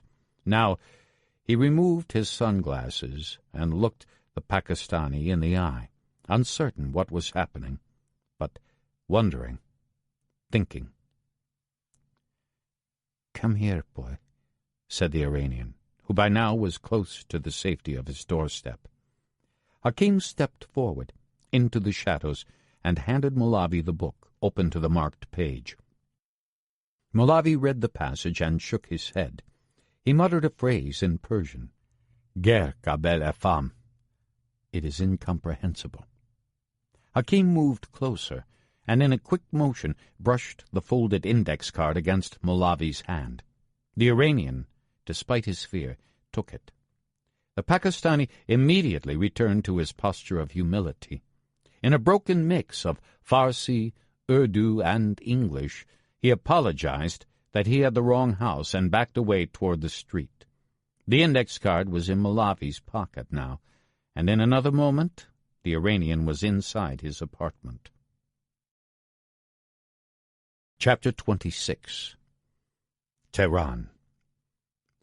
Karim Molavi sat in an easy chair in his apartment, trying to calm himself. The impossible thing had happened. They had come to him. The tips of his fingers were still tingling from where he had touched the foreigner's hand. He put the buds of his iPod into his ears and selected some Indian sitar music, hoping that it would calm him, but he couldn't concentrate. He looked again at the index card and the words at the top. "We are working on vacation plans. We will bring the tickets to you." They had promised that they would come, and now they were here. He read the instructions about where to find the device and saw that they hadn't specified a precise hour to collect it. "Tonight," the message said. Molavi decided that he would go right away, before the ministry had time to think or wonder, before any of the neighbors could tell the Basij about the dirty foreigner on the street after dark, before his own panic began to set in. He found a leftover lamb kebab in the refrigerator. He put it in the microwave and wrapped it in a piece of bread, but he was too nervous to eat. Reflexively, he took one of the photo albums down from the shelf and looked at a picture of his father as a young man. His father's eyes were fierce and fearless. "Never let them see that you are afraid," his father had told him. "Fear is your ally. Embrace it. Do not be afraid of fear, or they will see it." Molavi found his street atlas of Tehran. He studied the page for Malat Park until he thought he knew where the location was. He pondered the safest way to get there and blocked out the route in his mind. The index card was sitting on the table next to his chair. It was glowing, radioactive, neon white. He took the card into the bathroom and burned it in the sink, and then flushed the ashes down the toilet. The young man looked at his face in the mirror, the swirl of black hair, the almost pious beard, the eyes, wide with fear and yearning. What was he afraid of? This was his moment. He had dropped his little stone in the water months ago, and the waves had rippled back to carry him away to his vacation. His hands were shaking. He extended the palms outward and held them steady. He went to the closet and put on a jacket against the night chill. He buttoned his coat and headed for the door, and then, in an afterthought, returned to the pantry and found a small flashlight, which he put in his pocket. Malavi walked out of his villa. It was a clear night, with only a small crescent moon. Even amid the smog and the lights of Tehran, you could see a few stars. The quickest route north to the park was the Kurdistan Expressway, but he decided against that. He walked to the Mofata subway station nearly a mile away and took the train north to the last stop at Mir Damad. He didn't bother to look for surveillance. They were either following him or they weren't. He walked a few blocks and then took a taxi to Piruzi Square, just west of Melat Park. Then he walked, slowly and deliberately, along the southern edge of the park until he reached the pathway that led up to the Martyr's Pond. Something like calm had settled over him. He was a young nuclear physicist, lost in thought as he took his evening stroll in the woods. Who could say that it was anything else? Malavi turned into the pathway. A young couple was coming out, giggling. The girl was tugging at her manteau, pulling it down so that it covered her bottom. This was where young Iranians went when they couldn't afford a place to be together. The police patrolled the park for that reason. But surely they wouldn't pay attention to a solitary man out for a stroll. He walked north, counting the number of benches on his left as he headed up the path. Another swooning couple was cresting the hill. They eyed him warily. Perhaps they thought he was an undercover policeman. He had a moment of panic when he got to bench number 14 and didn't see any stand of trees off to the left. Had he miscounted? He walked one more bench, and just over the rise of the hill he saw what might be the grove. It was hard to tell in the nearly moonless night. He turned toward the trees and walked the prescribed 50 paces, trying to make them American steps. When he reached the trees, he searched for the maple with the chalk mark. In the dark it was hard to see. He reached for his flashlight, but then thought better of it. He examined the trees one by one, his nose almost up against the bark. He heard sounds from the pathway and froze until the footsteps had died away. His heart was beating too fast now. His fear was taking control. He had examined all the trees without finding the mark. He bit down hard against his lip to check the fear. He started looking again, and as he examined the tree toward the back of the grove, he at last saw a yellow line, a foot lower on the trunk than where he had first been looking.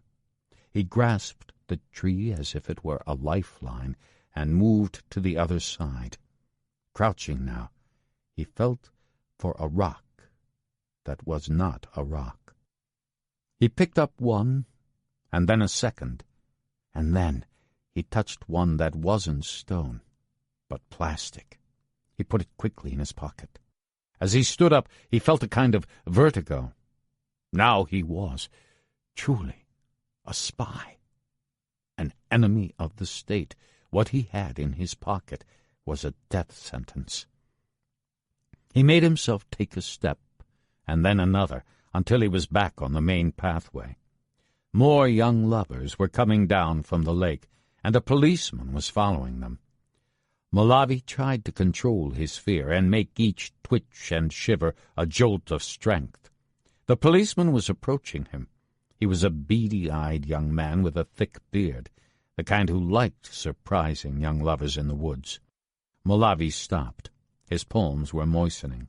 The policeman was speaking to him. What was he saying? Movaze Bashin. Be careful. The park would be closing soon. Only 1 more hour, please. Malavi looked at the policeman dumbly. Then he nodded.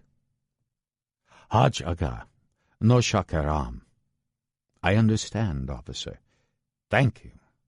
He turned and walked back the other way, toward the exit. If this policeman was scolding him that it was late, that must mean nobody else was watching him. Malavi thought about where to make the call.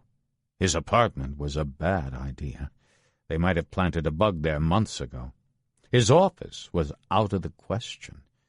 A restaurant or cafe was impossible.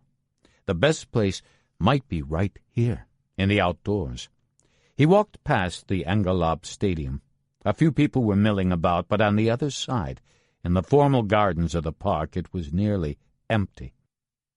He found a bench that was secluded, hidden away in the shadows.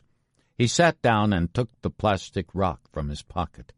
He twisted it one way, then another, looking for a seam, and then it came open.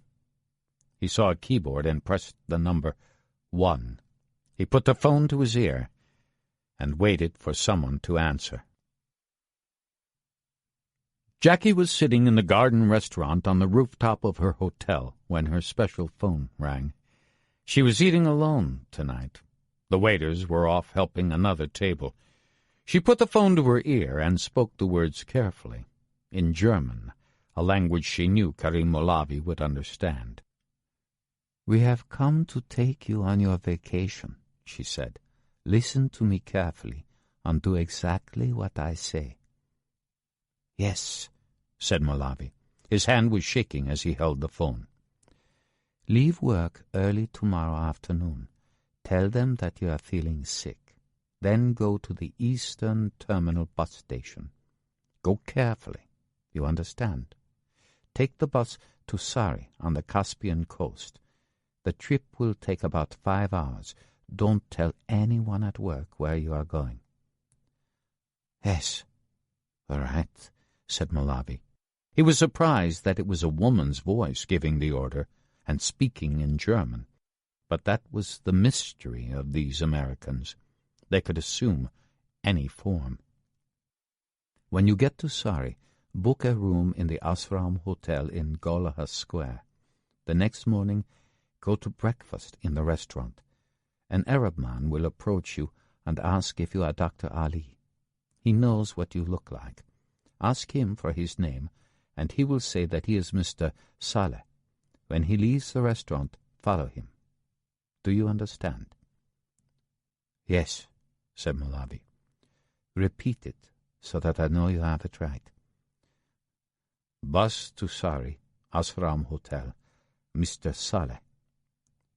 "You will be safe soon, my friend." Karim Molavi was going to ask where they would go after that, but the phone had gone dead. He quickly put it back in his pocket. As he walked toward the lights of Vali Asr Avenue, he felt as if something were fizzing in his stomach. The next day, Molavi went to the nameless white building in Jamaran where he worked. He carried his black leather briefcase in his hand, as always, but today he had filled it with 2 extra pairs of undershorts, a toothbrush, and a stick of deodorant. As he entered the door and passed beneath the first of several surveillance cameras, he nodded to the receptionist and the security man. This might be the last time he ever saw them. He walked slowly, almost shuffling, in the manner of someone who was coming down with a bad cold. As he passed through the lobby, he coughed loudly, a percussive sound, almost like a sneeze. "Afiat Basha," said the receptionist. "Bless you." She asked if he was okay. "Zaif," he answered. "Larstaram," weak and shivery. The receptionist looked at him sweetly, as if she wanted to mother him. "Poor boy," she said. He was still a boy here to the older workers, the bright young physicist with the sweep of dark black hair who kept to himself. Malavi stopped at the office of the director, Dr. Bazargan, coughing again as he entered the room. He apologized for not shaking the director's hand, but he didn't want to pass along any germs. The director nodded sympathetically. He pretended to be busy, but he had little to do. He was a custodian more than a real boss. Dr. Bazargan asked how his research was going, and Malavi said it was going fine. In truth, as the director well knew, he was spending most of his time reading journals these days. They hadn't given him anything new to do in a month. Malavi coughed again, and the director said perhaps he should go home until he was feeling better. Maybe he would go home later, said Malavi. Salma Kordam, the young man said, shaking his head at the world's misfortune and his own. I've caught a cold. He sat at his desk for more than an hour, reading. First the newspapers, then the science magazines from America. He coughed occasionally, for effect. He turned the pages, past the bright advertisements, reading of the latest discoveries in the laboratories of America. How could it be that this giant cash machine of a country worried or cared about a little deceitful nation such as Iran? Perhaps the Americans could explain it to him. He closed his eyes and thought of being on an airplane, flying away from Iran to somewhere else, to Germany, perhaps. He thought of the German girl who had befriended him at the University of Heidelberg. Her breasts were very big. He wished that he had touched them when she asked. She was even more alluring now that he knew she was a Jew. He opened his eyes. The morning was almost gone. He coughed again, a spasm that made his throat hurt. What else could he do to cover his tracks? He called his cousin Hussein, the former senior officer in the Revolutionary Guard. He proposed that they have dinner next week. Why not? His cousin agreed and named a day. His voice sounded far off, as if he had already smoked his first pipe of opium for the day. Vache? Asked Malavi. Are you okay? That was a nice touch. Whoever was listening to the phone call would think that he had been planning ahead to take care of his unhappy and ill-used cousin in the Pastaran. Jackie's Iranian friend arrived early that morning at the Aziz apartment hotel to collect her. She came downstairs to greet him, draping her arms around him in a way that made the desk clerk and bellman uncomfortable. She would be leaving her room for a few days, she told the desk clerk in her sing-song, German-accented English. Her friend was taking her to Isfahan, the beautiful town in central Iran that was his ancestral home. She would leave some of her luggage at the Aziz Hotel to collect when she returned. She took a wad of $100 bills from her big purse and peeled off $2,000 to pay for the room charges so far, which totaled less than half that amount, and to hold the room for when she returned. The desk clerk said he couldn't possibly accept so much money, but then he did, quite happily. The bellman loaded 2 of her Louis Vuitton bags into the trunk of her Iranian friend's Mercedes, and they left 2 bags for storage. They got into the beautiful new car. The Iranian opened the sunroof, and as they drove off, the wind blew off her scarf, exposing for a moment that silky thread of blonde hair. Malavi went across the street to a kebabi for lunch and brought the food back to his desk. He looked so forlorn now that even the security guard at the door, a burly man whose face had been badly scarred in the Iraq-Iran war, told him that he should go home and rest. Perhaps later, murmured Malavi. They would be relieved tomorrow when he didn't come to work.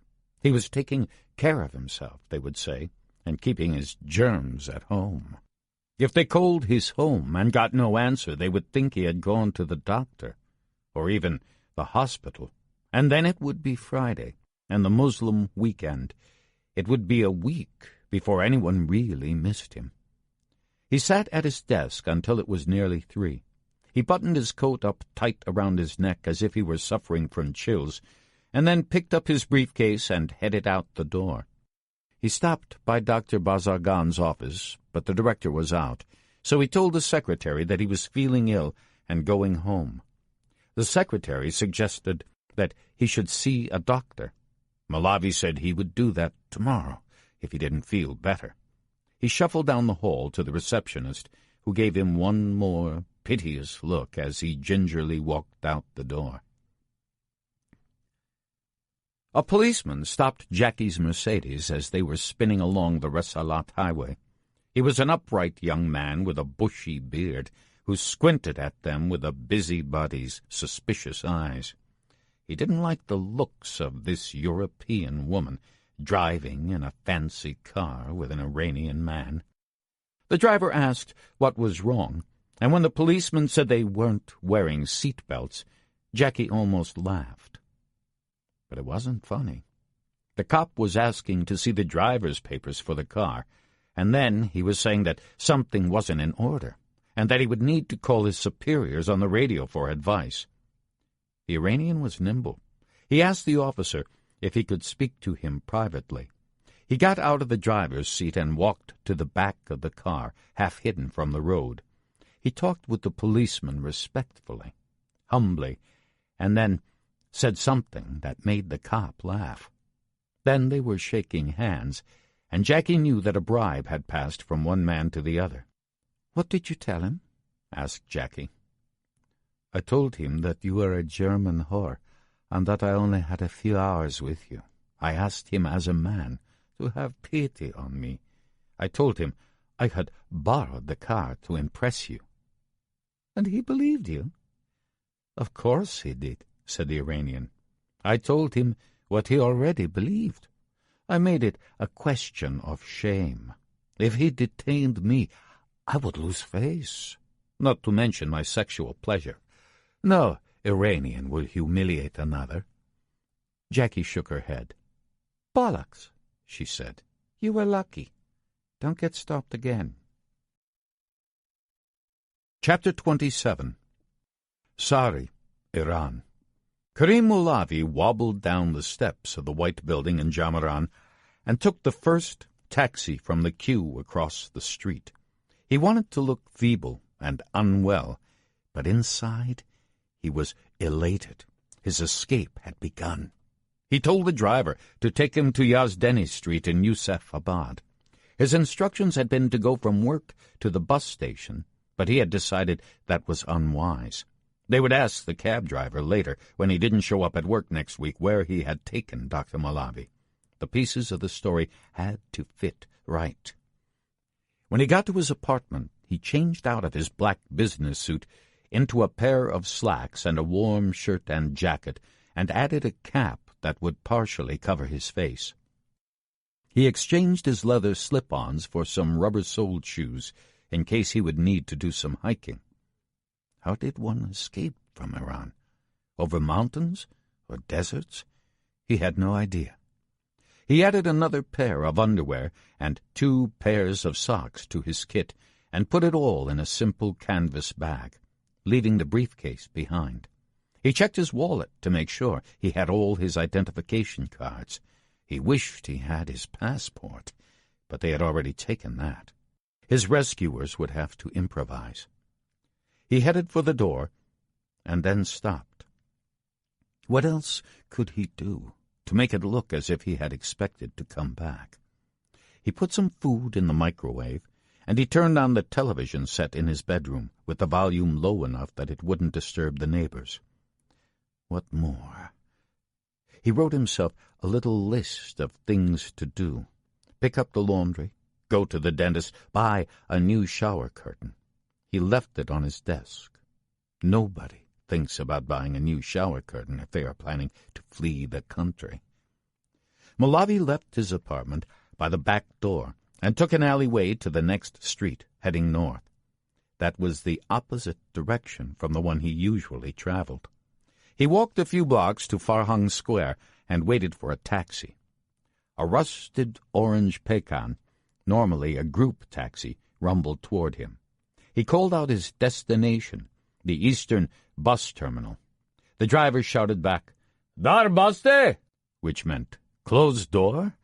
It was an offer to drive the passenger alone if he would pay the single tariff. Malavi nodded yes.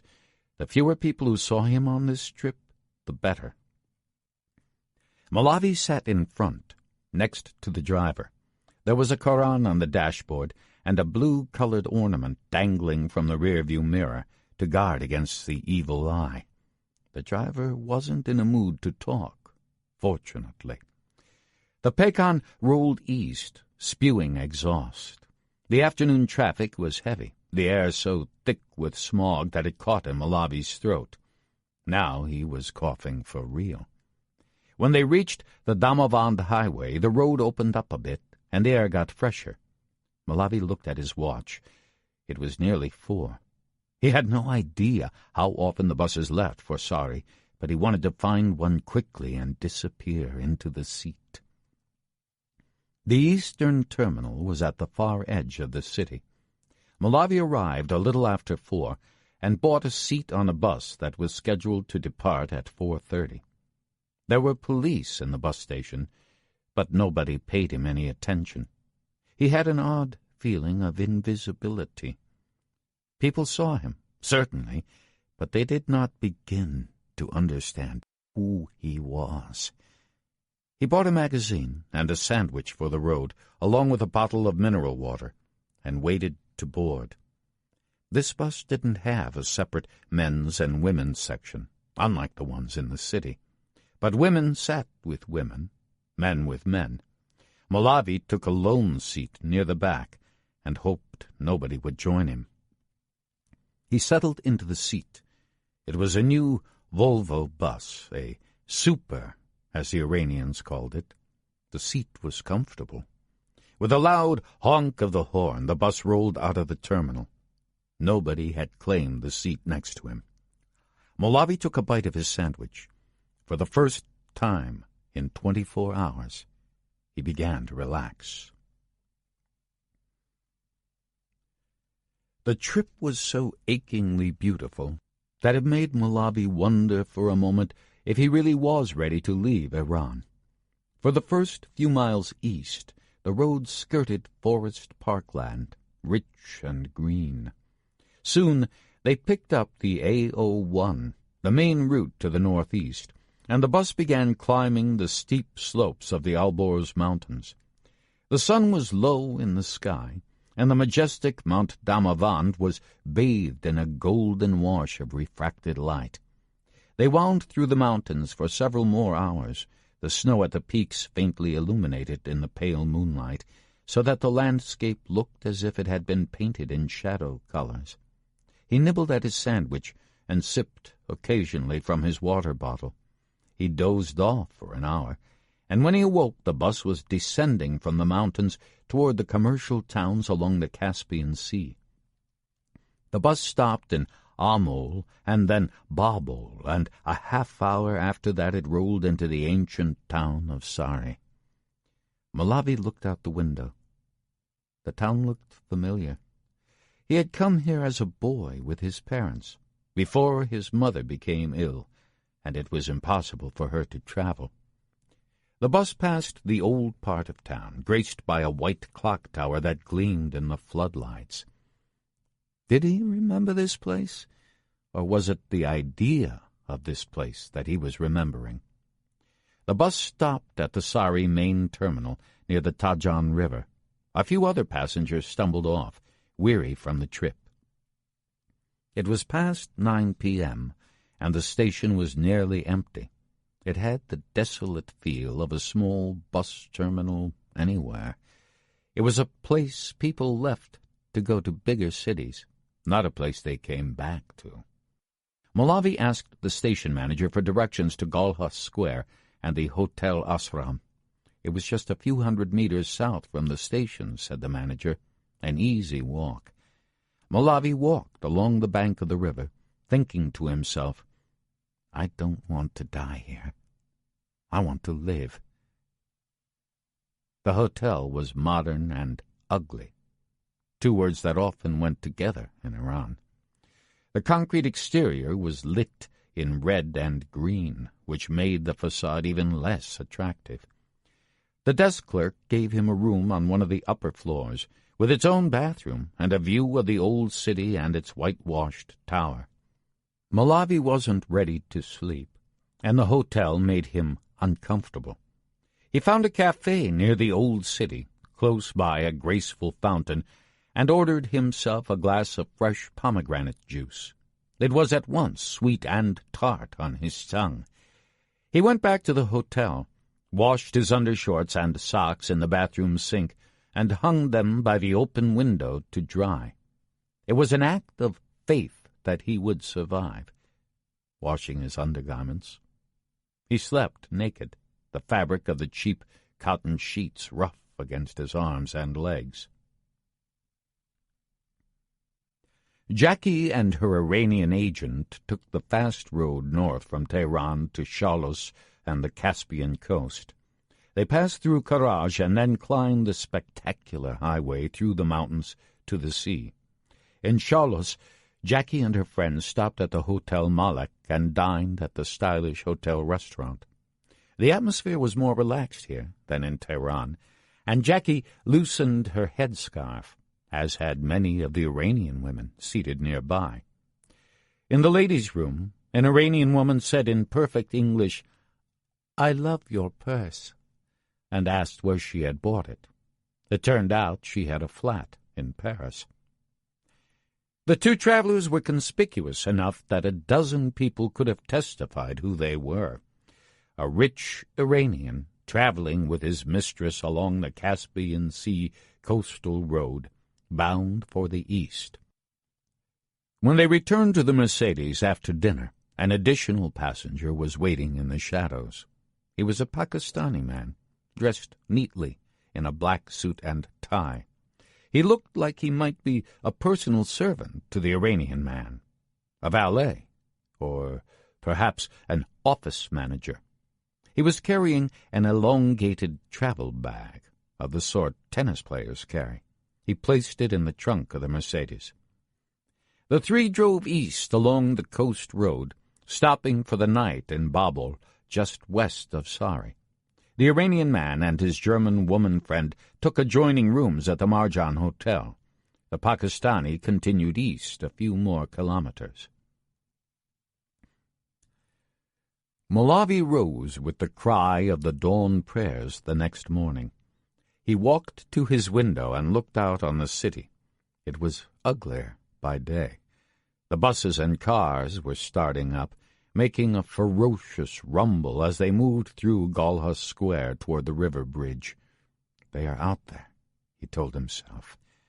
It seemed impossible that they would come for him in this haphazard provincial capital, but he had bet his life on that unlikely rendezvous. He showered and dressed himself, and packed his meager belongings into his travel bag. He sat on the bed for a few minutes to anchor himself in time. He was at the lip of the volcano now. Eventually he rose and took the elevator downstairs to breakfast in the hotel's cafe restaurant. He wanted to eat, and heaped his plate from the buffet table with meats and cheeses and a hard-boiled egg. But when he sat down, his appetite failed him. He scanned the room, looking for the Arab businessman, the Mr. Saleh. Several men seemed like possible candidates, but they were all looking at their breakfast plates or reading newspapers. None of them made eye contact. One got up from his table, a well-built man in a double-breasted suit, and for a moment Malavi thought this might be his deliverer. But the man quickly turned and left the room. A second gentleman left a few minutes later.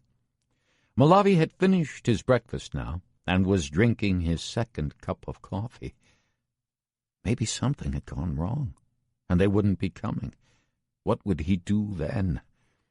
That was the one thing he hadn't imagined.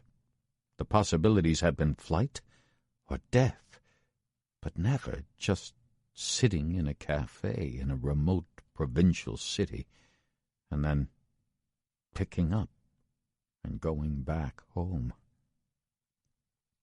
Malavi was staring forlornly out the window, stroking his prickly black beard, when the first of the men walked back into the dining room. Rather than returning to his old table, he continued walking in Malavi's direction. The dining room was nearly empty. He stopped a few paces from the Iranian. "Are you Dr. Ali?" he asked quietly. His manner was easy and friendly. "Yes, I am," said Malavi. He felt a kind of electrical charge moving its way up his body. His mind went blank for a moment, and then he remembered that he was supposed to offer a response. "And what is your name?" asked the Iranian, in a voice barely above a whisper. He tried not to look around him to see if anyone was watching, but he couldn't quite manage it.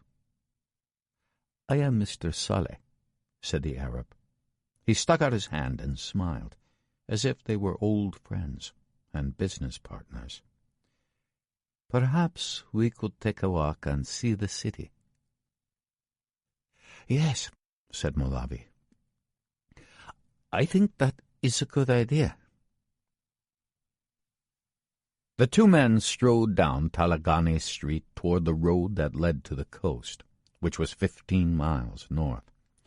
Karim Malavi began to ask Mr. Saleh who he really was, but the other man cut him off. "We should not talk now, my friend. You will be safe. That is enough. We will talk later." Malavi nodded.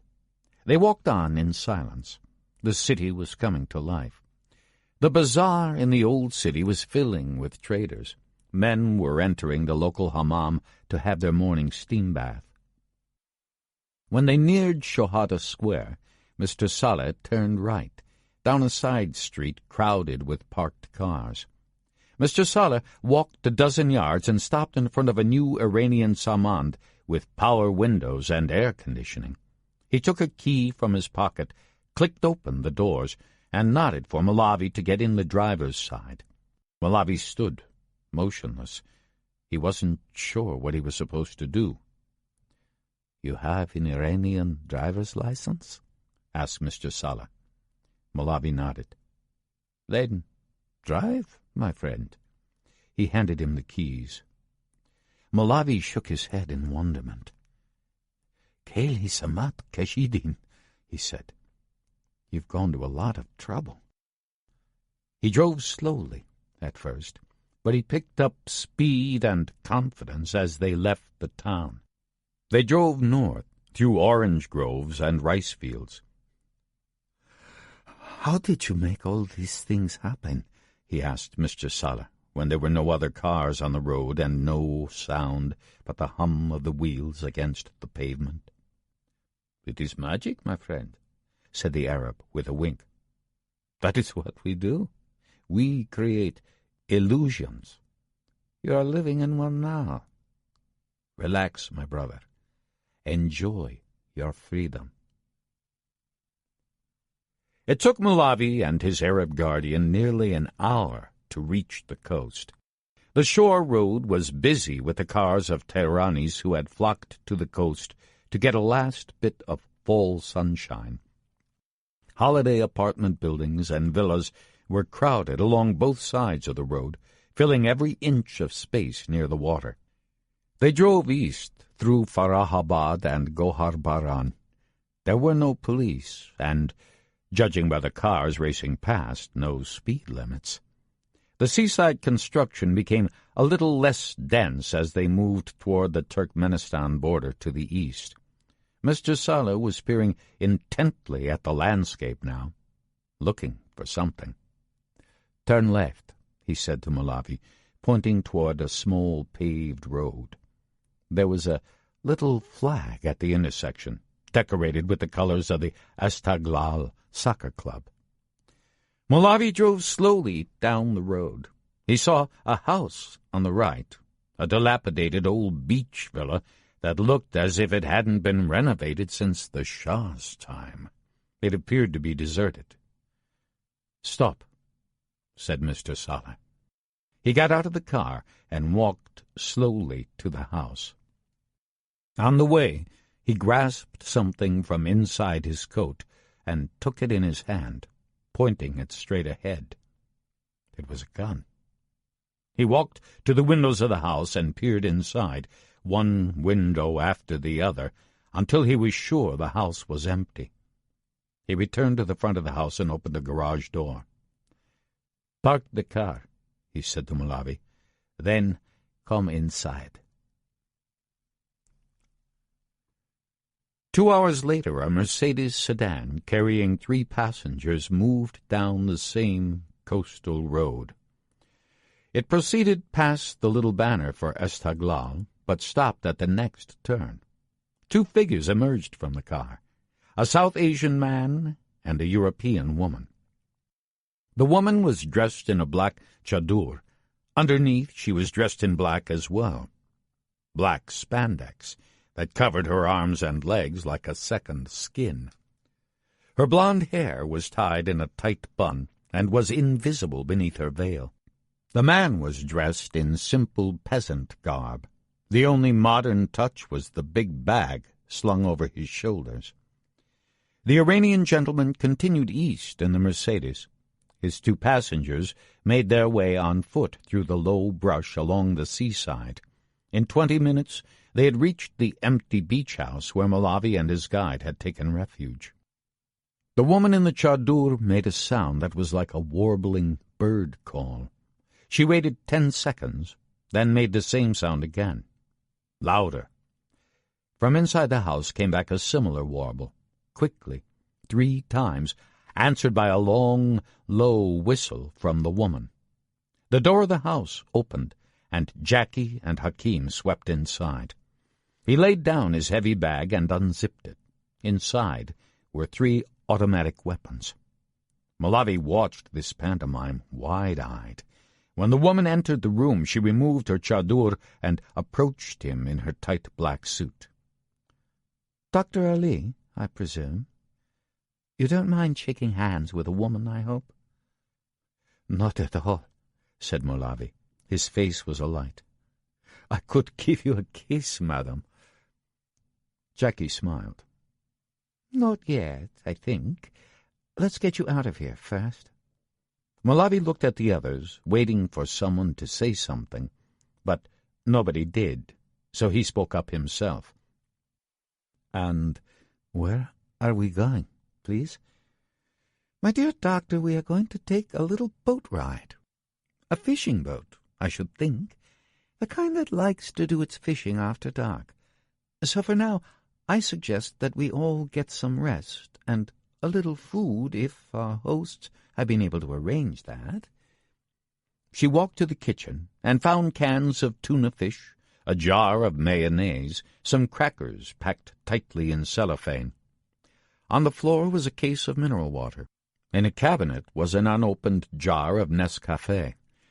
It was impossible to know whether these supplies had been left 30 years ago or within the past week. But that was the magic. Chapter 28. London.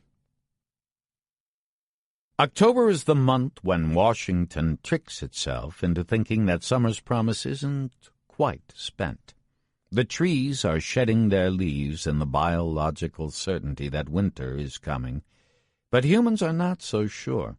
On a bright day, when the sky turns royal blue and the air blows in from another season. This Indian summer is a time to embrace Washington, but for Harry Pappas it was urgently the moment to leave. He had been getting updates from London, and now the news was coming in a rush as the members of the Increment team deployed in Iran. Adrian had promised to tell Harry when it was time to go, and now the summons had come, not in an encrypted back-channel message, but in a call on Harry's office phone. "It's time, old boy," said the SIS Chief of Staff. And that was it. He rung off. Harry Pappas went looking for his deputy, Marcia Hill.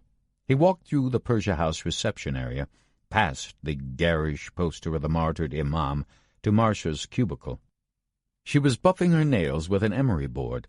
The thin, nicotine-stained fingers incongruously capped with perfect lacquered tips.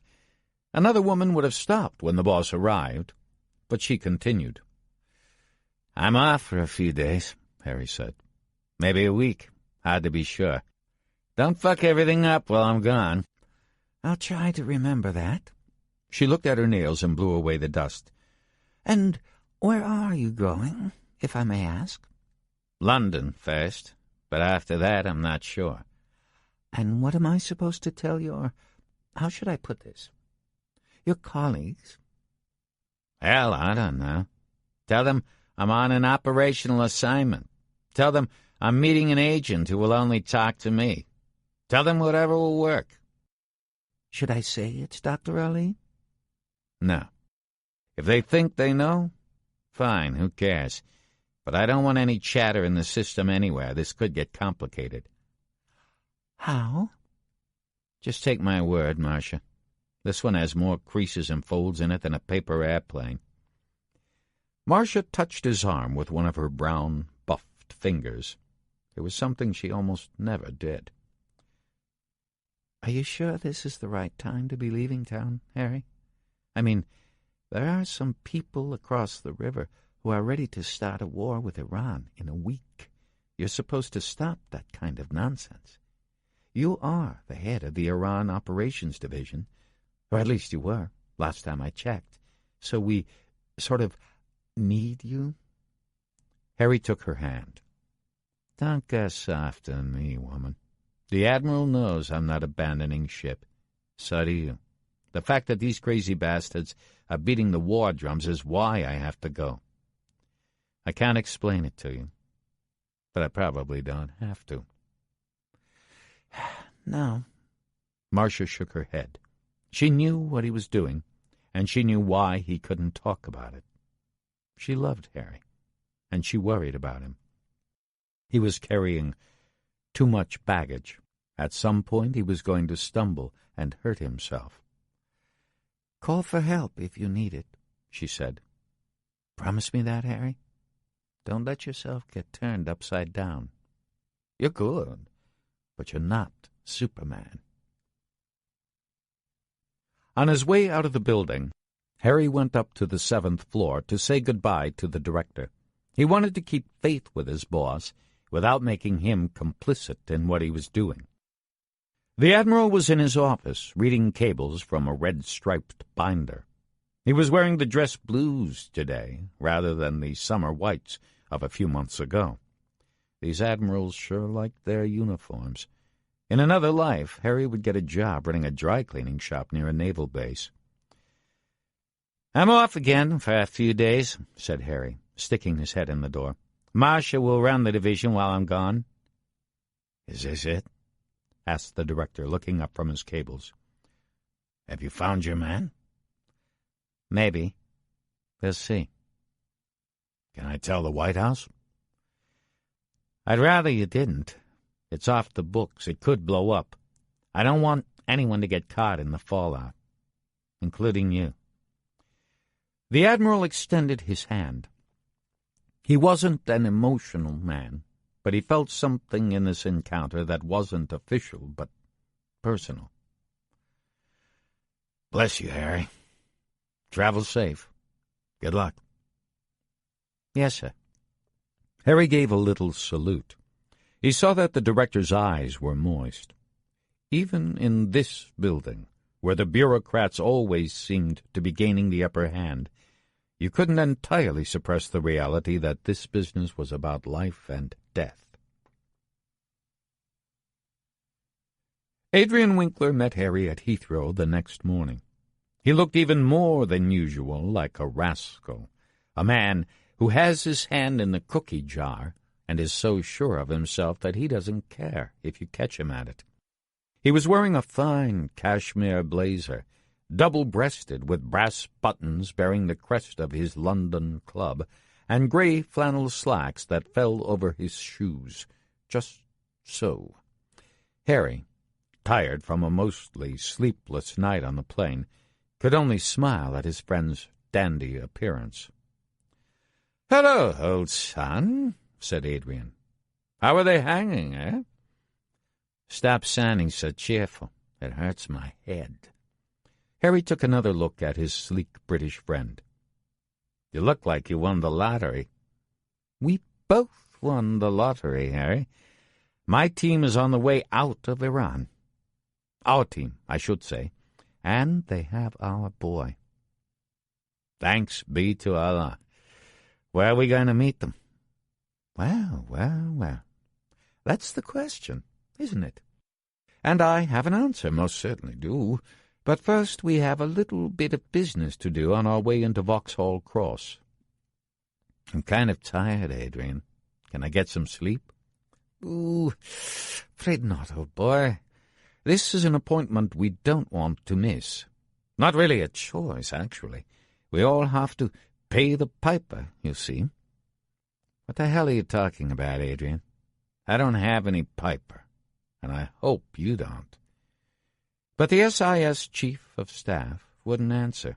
He patted Harry on the back and escorted him to his Rover's sedan, parked in the garage alongside Terminal 3. Harry fell asleep in the car, so he didn't know the destination until they had arrived at the townhouse on Mount Street. It was only then that he understood that the particular piper they were coming to pay was the Lebanese businessman Kamal Atwan. A servant opened the door and led them upstairs, past the Renoir and the Monet, and into the businessman's magnificent library.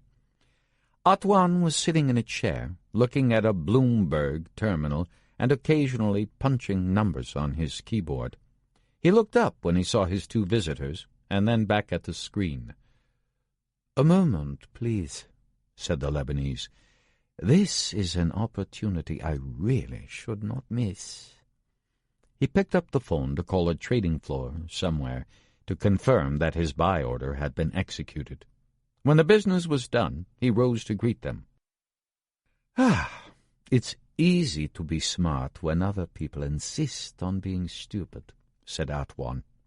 "If people persist in mispricing assets, well then, you take advantage of that, don't you?" "Most definitely," said Adrian Winkler. "I hope you saved a little piece of the deal for me and Harry." The British intelligence officer laughed, and so did Atwan. Harry wanted to believe that Adrian had been joking. Atwan ushered them to the couches at the far end of the library and rang for a servant to bring coffee.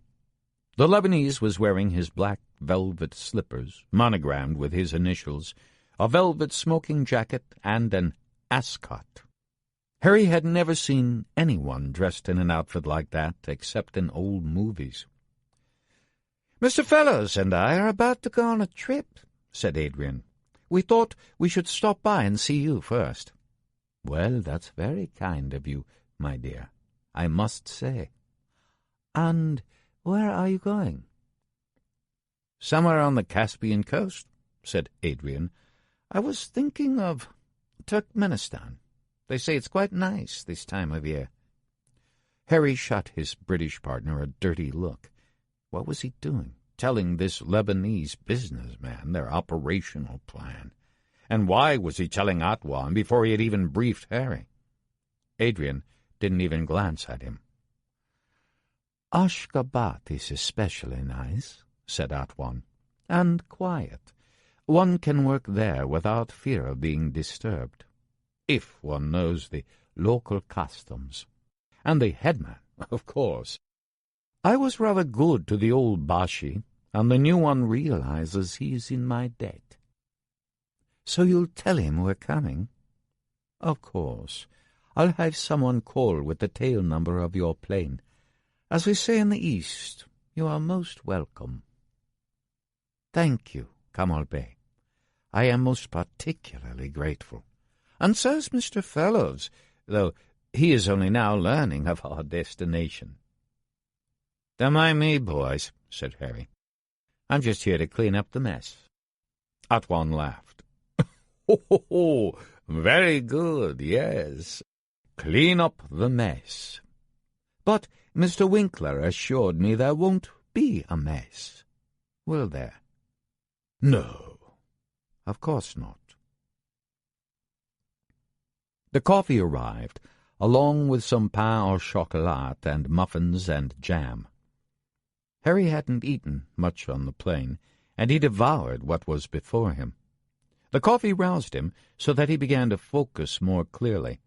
He had the odd sense, sitting in Antoine's library, that he and Adrian were subcontractors, and that the real chief of this mission was the Arab gentleman seated across from them and dressed in the manner of Fred Astaire. "Well, now," said Adrian, "we do have a bit more business before we go." "Ah, yes, there is always more business in your business. And what are we talking about in particular?" "We will be meeting in Turkmenistan with a young Iranian scientist. This individual is a nuclear physicist who works for Tawhid Electric." Harry broke in before Adrian could finish his sentence. "Whoa!" Harry put up his hand. "Hold on a minute. Can I talk to you for a moment, Adrian? Privately?" Adrian looked at Antoine and shrugged. "We have no secrets here. We're among friends." "Maybe you don't have any secrets, chum, but I do. So humor me. Let's find a private place to talk. Now." Harry rose and walked across the floor of the library, carpeted with an immense Persian rug from Ardabil. He waited for Adrian, who eventually followed after a hushed apology to Antoine. "What the fuck are you doing?" said Harry, when they were together in an anteroom outside the library. "This is my guy. This is my operation. I don't have a clue who your Arab friend is, other than the fact that you seem to have your hand in his pocket, and I damn sure hadn't planned on sharing the details of our operation to exfiltrate my guy." "But you already have, dear boy." "Fuck you, Adrian. And stop the dear boy crap. Level with me, or I'm walking out of here right now and never coming back." "Calm down. Take a deep breath and listen to me. Kamal is working with us on some things that are more sensitive than you understand. He is not some Arab lightweight. He is the key to something very much larger than you realize, and he is utterly trustworthy. I assure you. He has far greater reason to stop the Iranians from making a nuclear weapon than does your government or mine, or even the Israelis, for that matter. So please, relax, and come back into the library with me. It will all become clear." Harry moved to leave, but Adrian stopped him. "And please don't make any more silly threats. This is not your operation. I thought we were clear about that. Your guy is in the hands of my guys at this very moment. There's nothing you can do about that now. You've made your decision some time ago. It's really quite out of your control now, I'm afraid." Harry returned to the library, knowing that he was caught in a box that was largely of his own design. He had set this process in motion, and he couldn't really complain now that it was continuing along its course, at its own pace and carving its own direction. He had given up control to another service and its network of people and priorities because he had believed that was the only way to accomplish his larger aim. Now he had to see that decision through to its end. When they regained their seats on the couches, Harry was the first to speak. "Sorry, Mr. Outwan. It's been a long night, and I haven't had much sleep.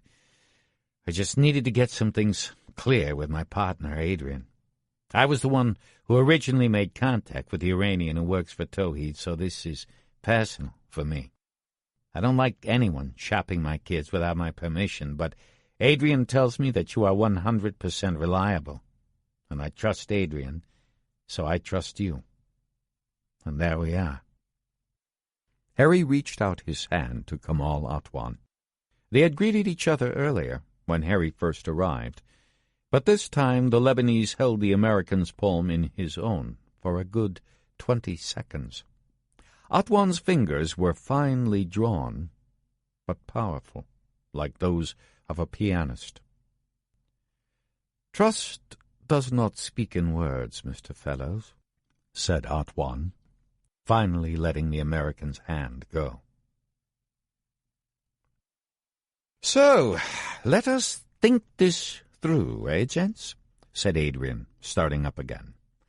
"As I said before, our Iranian friend works for Towheed Electric, and that, in turn, is a company to which Mr. Atwan has been supplying equipment for some years, which provides certain opportunities and also certain difficulties."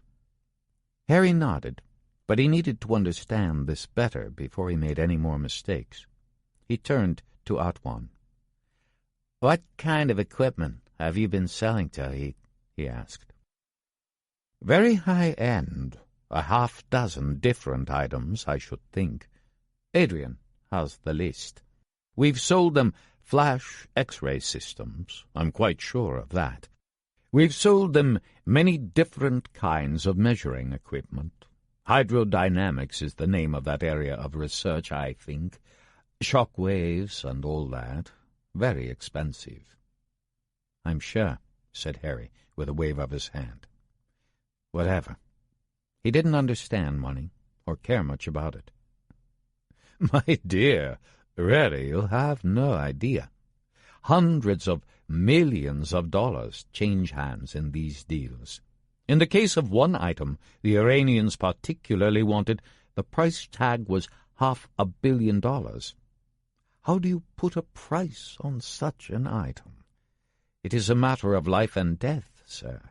So we charge them what this most unusual market will bear, and we are generous with our friends and business partners. Always." This line of discussion was grotesque to Harry. It is inevitable in a business that involves the systematic bribery of others that there will be a residue of corruption that sticks.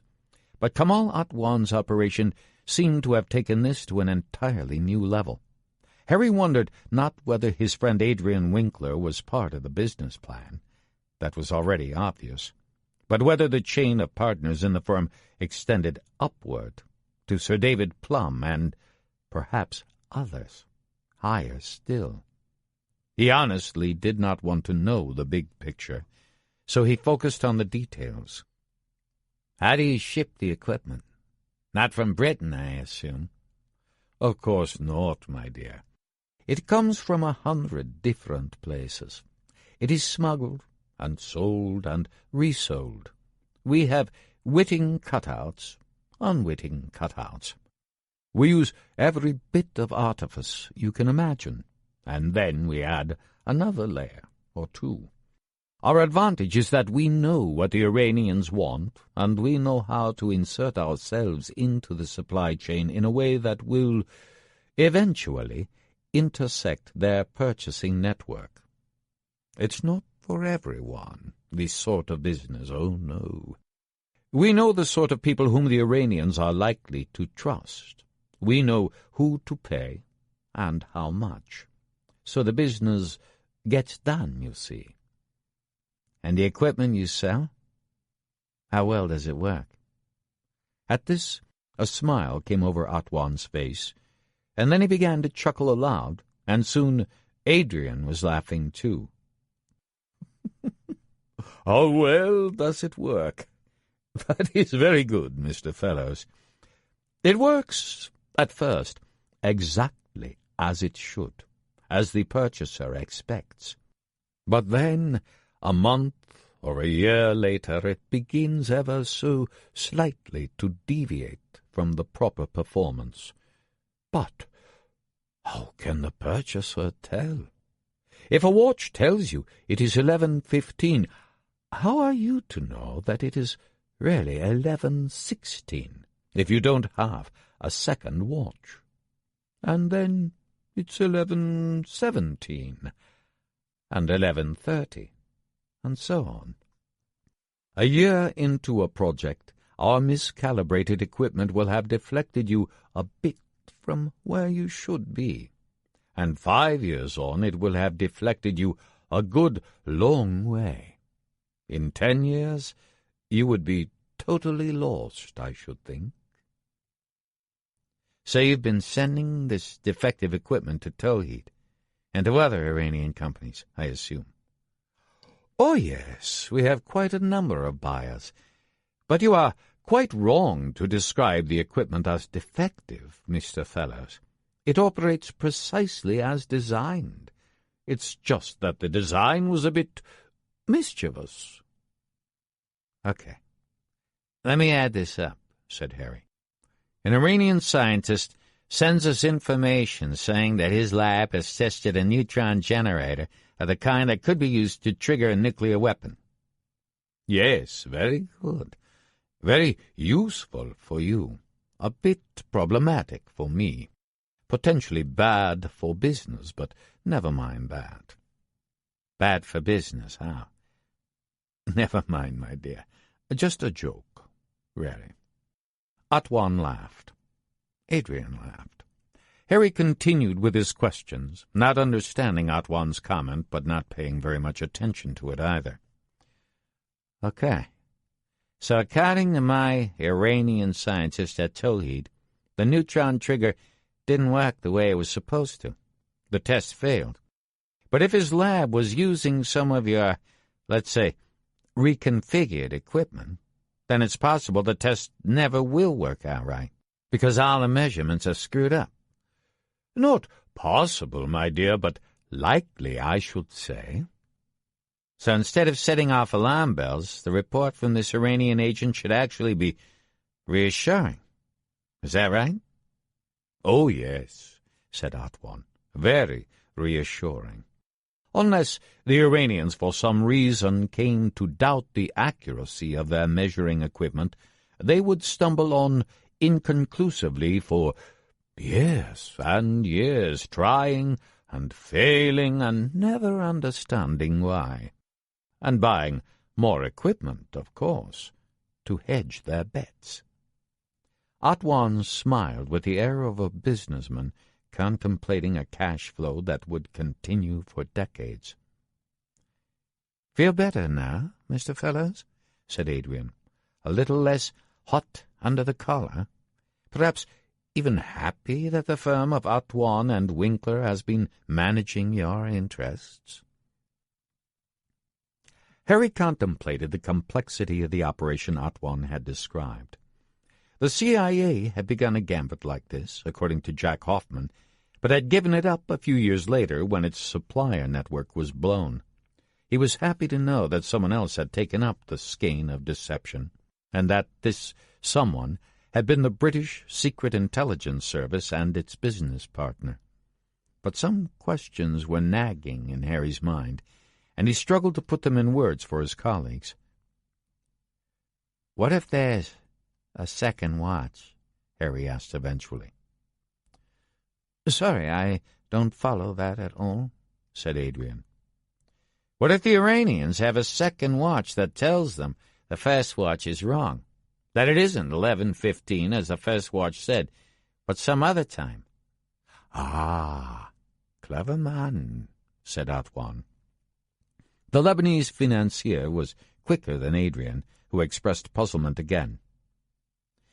"Sorry, still not getting your drift here, Harry. What if the Iranians have a second set of instruments that they acquired somewhere else? A second way of measuring how fast neutrons move in a bomb casing, say, or how quickly explosives push the fissionable material into the core. If they have a second way of monitoring things, then they'll know that one of the measurements is off." "Why would they have two sets of instruments?" asked Adrian. "That wouldn't make sense." "Because maybe they have two separate tracks. Or four. Who knows? But they do it for redundancy, for insurance, for self-protection against devious bastards like us who they must know are trying to play games with them." "But, my dear Mr. Fellows," broke in Atwan, "what if both watches are wrong? Or all four, if that is the case. The watches may be telling different times, but all those times may be inaccurate. Is that possible? I mean, have you shipped so much spooky gear into Iran that you could be supplying multiple programs? I would not like to brag, said Otwan modestly, adjusting the fluff of his ascot. I think that means yes, said Adrian Winkler. Otwan called for lunch to be brought into the library. The chef had managed to poach an entire salmon, and graced it with new potatoes, fresh parsley, and fat, sweet English peas. A butler opened a bottle of 1978 Corton, sold at auction for the Auspices des Bons, with the unlikely name Docteur Peste. It set off the salmon so well that the two tastes might have been married in the kitchen. Harry barely touched the wine. He was still trying to think his way through the transactions in Iran, and how they would run Dr. Karim Malabi when they finally had a chance to debrief him, face to face. Harry had begun to trust Otwan's judgment over the course of the morning, or at least respect the depth of his deviousness, and he wanted his opinion, so he asked, "What should Adrian and I do with our Iranian scientist when we finally meet him?" "You flatter me, my dear, to pose such a question." "I don't flatter you. I need you. What do you think?" "Well, sir, let me think." He paused, and then began again. "I would have 3 questions for him, I think. The first about his home base, the second about his neighborhood, and the third, shall we say, cosmic." Otwan took a drink of the Corton, the tiniest sip. He didn't touch alcohol normally, but with this very old and good wine he was making an exception. Harry and Adrian waited for him to clear his palate and his mind. Harry had taken a small pad from his pocket so that he could make notes. "So I will begin at home, yes?" said Otwan. "My first question for this fellow would be about his own laboratory at Tawhid. Do his colleagues suspect that anything is wrong with their instruments and readings? Have any of them said anything whatsoever to suggest that they see a reason for their lack of success? A reason other than the normal scientific process of trial and error, that is. If so, you must know that. If they have discovered this ruse, then you and Mr. Winkler must quickly plan another, or reinforce it. Do you follow me, my dear Mr. Fellows?" "I think so," said Harry. "We need to find out if Tawhid knows we are playing games with him, and then plan accordingly. What's the second question, the neighborhood one?" "Yes, my dear. The second question is whether your young gentleman knows about any other programs that are similar to his own research at Tawhid. You surmise that such additional programs might exist in principle, but you must know that they exist in fact. Cities, addresses, people. Otherwise you cannot target this deception accurately, I am afraid. And then you will be lost." "Okay," said Harry. "We need to identify other weaponization programs, redundant ones, which the Iranians created so that if the Tawhid track fails, other tracks would be ready. Is that it?" Yes. "So what's the cosmic question?" asked Harry. "The cosmic question, sir, is whether your Iranian man is smart enough and brave enough to go back in and steer this process in the direction that you want once you have interviewed him, and whether you, Mr. Fellows, are smart enough and brave enough to understand what he is telling you. Otherwise, it would be better really to let it all run, just as we have set it up, and not let this Iranian chap get in the way and make mistakes. It's awkward. For whom? For business, my dear. Harry Pappas and Adrian Winkler took off that afternoon from Mildenhall Air Base in Cambridgeshire in a small business jet bound for Turkmenistan. The jet was registered to Gasport Limited, a nominee company whose owner was a shell company in the Netherlands Antilles. The plane was unmarked, other than the tail number that had been furnished that day to the ruler of the country in a private and personal call from a Lebanese businessman in London who had done him many favors and would do him many more. Chapter 29. Ashgabat, Turkmenistan. The fishing trawler reached the Caspian coast just before midnight. Jackie and her team were waiting on a sandbar that jutted out from the shore, east of Gohar Baran. The moon was a quarter full, casting a pale light on the murky, saline waters of the Caspian. Karim Mulavi was nervous. He studied every distant light across the water. He started at every automobile that passed on the coastal road. He fiddled in his pockets and removed his Iranian cell phone and his Palm Pilot electronic address book. He asked if he should leave them behind, and Jackie answered, "God, no." "I have no passport," whispered Karim. He was embarrassed. He had not wanted to mention it for fear that it would create a last-minute problem. Jackie laughed. She thought he was making a joke. "You won't need one on this trip." The members of the team were all dressed in black camouflage against the night, shadow figures along the shore. Jackie had a black wetsuit for her Iranian passenger. Molavi tugged it on, awkwardly, then donned the black balaclava handed to him by Marwan, whom he still knew as Mr. Saleh. Marwan and Hakim had automatic rifles slung over their shoulders. Jackie had put down her gun and was squatting on the sand, positioning a small radio beacon. The fishing boat had extinguished its running lights. They heard the slow chug of the old boat's motor before they saw the craft. The captain was a Turkman, wrapped in a heavy cape. He had been plying these waters for 30 years, ferrying cargoes to and from Iran since the days of the old Soviet Republic. He had paid off the authorities on both sides of the border for so long that he was almost legitimate. All they asked was that he stay in the shadows and not get caught. With the Turkman was a British intelligence officer from Ashgabat Station, dressed in a navy peacoat and shivering in the night air. The four waded toward the trawler, Jackie leading the way, her gun hoisted high over her head. Molavi followed, and then Hakim and Marwan, facing to shore with their guns on automatic fire. Jackie called out the name Jeremy. The British man in the pea-jacket answered back with her name, Jackie. That wasn't much of a recognition code, but it sufficed. He lowered a ladder, and the four clambered up, Molavi first. The put-put of the engine grew louder, and soon they were away.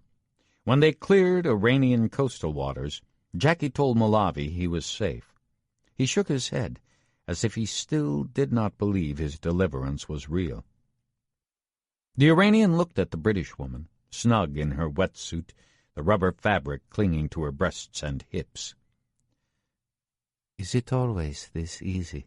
Molavi asked. "Yes," she answered, "if you do it right." An Iranian patrol boat bobbed at anchor to the east, guarding the border point below the Turkmen coastal town of Hasan Kuli. The Turkmen smuggler gave the Iranian vessel a wide berth. Molavi was exhausted, and he lay down under a heavy blanket. The others talked in low voices, drinking coffee from a thermos that Jeremy, the British intelligence officer, had brought along. Occasionally one of them would make a joke, and the others, in the decompression after the mission, would join in the laughter. As dawn broke, the boat made for a fishing village about 10 kilometers north of Hassan Kuli. It was a barren spot, the town bleached as white as the Caspian sand. A jeep was waiting for them. It drove them several miles inland, where a helicopter was cranking its rotor. The markings on the side identified it as belonging to Gasport Limited. A crewman from the helicopter handed dry clothes to Molavi and led him to a shed near the landing site, where he could change and use the toilet. The rest of the team changed clothes in the open air. The black wetsuits were stowed in a carryall and replaced with street clothes that might have been worn by a group of adventure tourists on a Central Asian holiday. When they boarded the helicopter, Molavi had trouble attaching the four-way straps of his safety harness, so Marwan and Hakim on either side clicked the buckles. Jackie handed him earplugs to dull the roar of the helicopter engine. When they were all buckled and plugged, the helicopter levitated from the ground in an easy, upward float that felt like the suspension of gravity.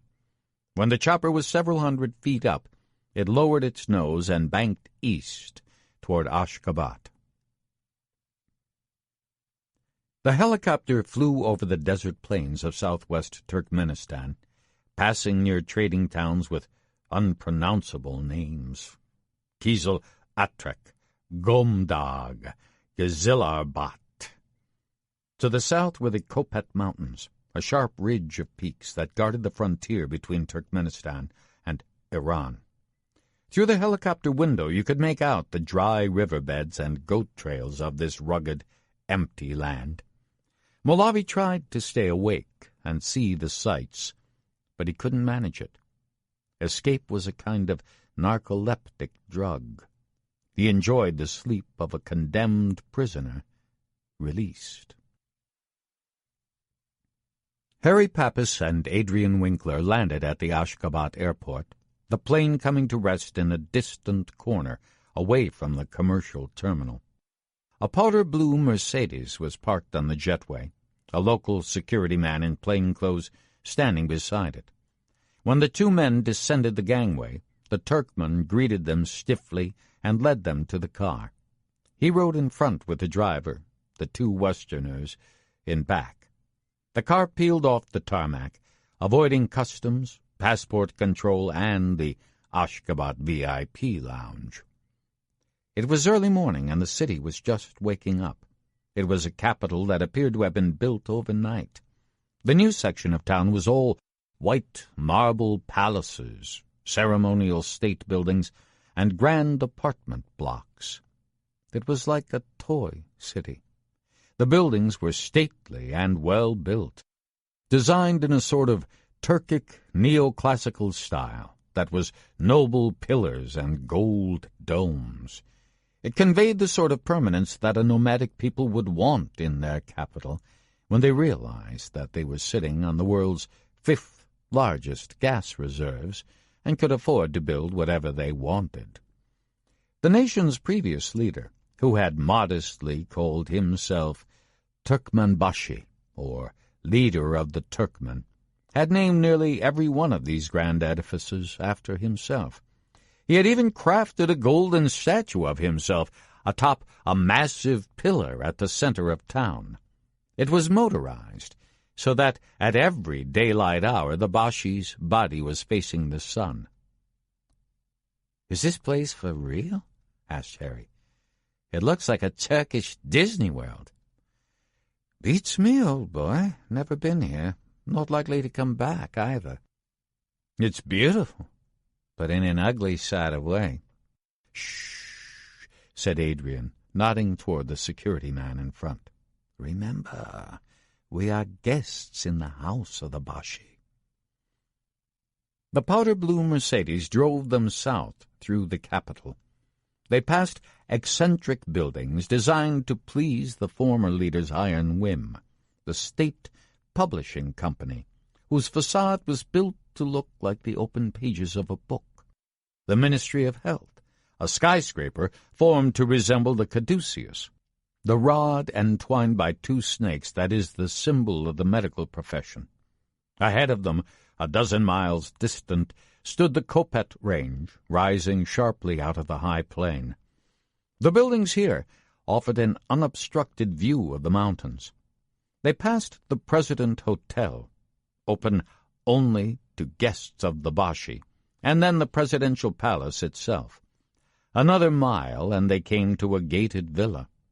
The guard spoke to the security man in the front seat, and then raised the barrier. As they rolled toward the white marble villa, the front door opened. Every aspect of this trip seemed to have been ordered by an unseen hand. "This is a safe house?" asked Harry, looking at the splendid villa. "You might as well put out a neon sign." "It's a police state, Harry. Everything is safe. The GDP is a state secret, for God's sake. If they tell us it's secure, it's secure." "Have you set up the audio?" "My people have. They'll be running a tape the whole time you're in with him. It will upload to London via satellite, so we don't have to worry about keeping a record here." "Did you rig any counter surveillance?" "Sort of. No bubble, but some white noise. We'll be all right. These people aren't going to shop us to Tehran. They have too much at stake." Harry shook his head doubtfully, but it was too late to question these details. He had the feeling, not for the first time, that Adrian was taking risks that would not make sense unless he knew something that Harry didn't. Karim Mulavi was waiting in a pleasant sitting-room when Harry and Adrian arrived. He was drinking a cup of tea and reading a copy of the latest issue of Scientific American, which had been left on a coffee table with other scientific periodicals. He was alone in the room.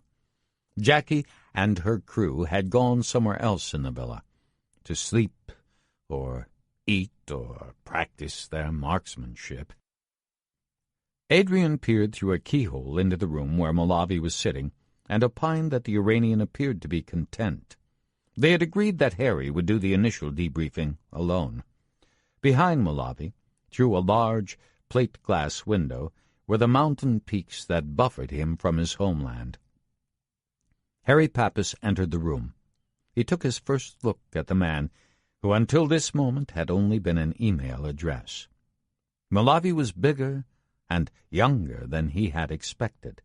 He had a dark, handsome face with a dominant nose and thick black hair. He had the bearing of an intellectual, confident, reserved, composed. The mystery was why he had risked everything to reach out. "My name is Harry," he began. "I work for the Central Intelligence Agency. I received the messages that you sent to us. I'm responsible for your case in our government. It is an honor for me to meet you at last in person." He extended his hand to Mulavi, who shook it softly, almost like a caress. "Thank you, sir," said Mulavi. He spoke English in a soft and measured voice. "Are you happy? Do you have everything you need?" "Oh, yes, sir. The people who came to rescue me were like a dream. I thought that only happened in movies. They were English, I think." "Yes, the British are working with us. We moved heaven and earth to find you and get you out once you contacted us." "I do not know what to say, sir. You came to me from so far away and picked me up as if you were a great bird, and I was your offspring." "Well, you're here now, son. And we need to talk." Harry hadn't planned to call him son, but it slipped out, and it seemed right. "Yes, sir, of course." "Are you ready? Would you like to eat something first?" "Oh, no, sir. They gave me breakfast. It was very good." "Don't call me sir," said Harry, smiling. "I am here as your friend and advisor, not your boss. You can walk away any time you are uncomfortable." "I am quite comfortable, sir. And where would I go?" "Please, I am not stupid. I am ready for your questions." Harry began with the basics, as intelligence officers always do. Full name, parents' names, addresses, close relations, workplaces and addresses, foreign travels. He ran it like a doctor's checkup, taking the inventory of a life, item by item. He wanted to assemble the collateral that could be checked against available records and databases, not simply to establish Malavi's bona fides, but to provide a context for understanding him and what he wanted. Harry was of the old school in that respect. He believed that the essence of handling an agent was understanding what he wanted out of the transaction and then attempting to give it to him, or at least the appearance of it. Something in the way Malavi spoke about his family history caught Harry's attention, and it was here that he made his first foray. "Tell me about your father," said Harry. "What is there to tell? He was a great man who never achieved what he deserved. He despised the Shah. He believed in the revolution. But when he saw what it became, he despised the revolution, too.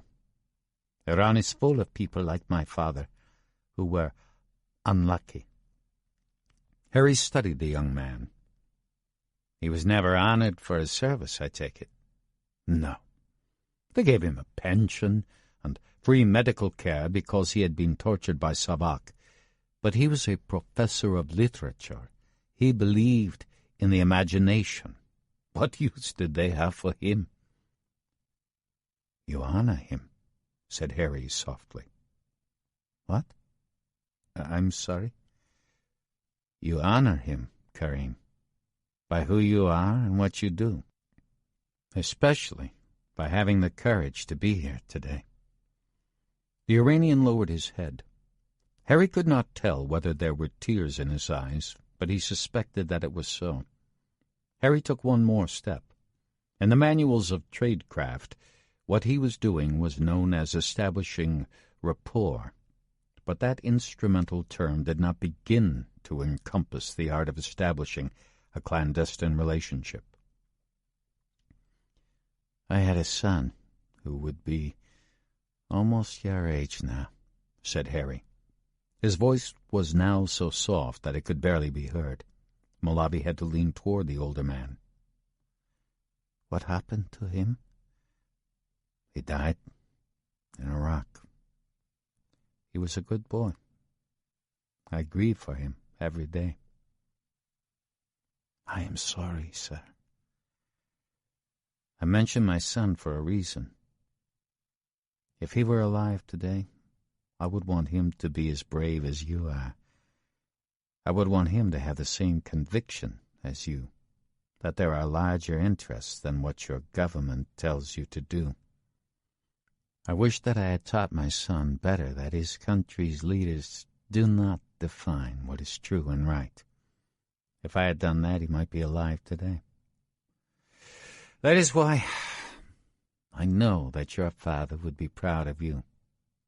I can see it with a father's eyes." "Thank you," said Malavi. He had listened very carefully, and he knew that the American spy was speaking to him from a deep chamber of the heart, which had many echoes. Harry grasped the young man's shoulder and held it, the way he once had held Alex's.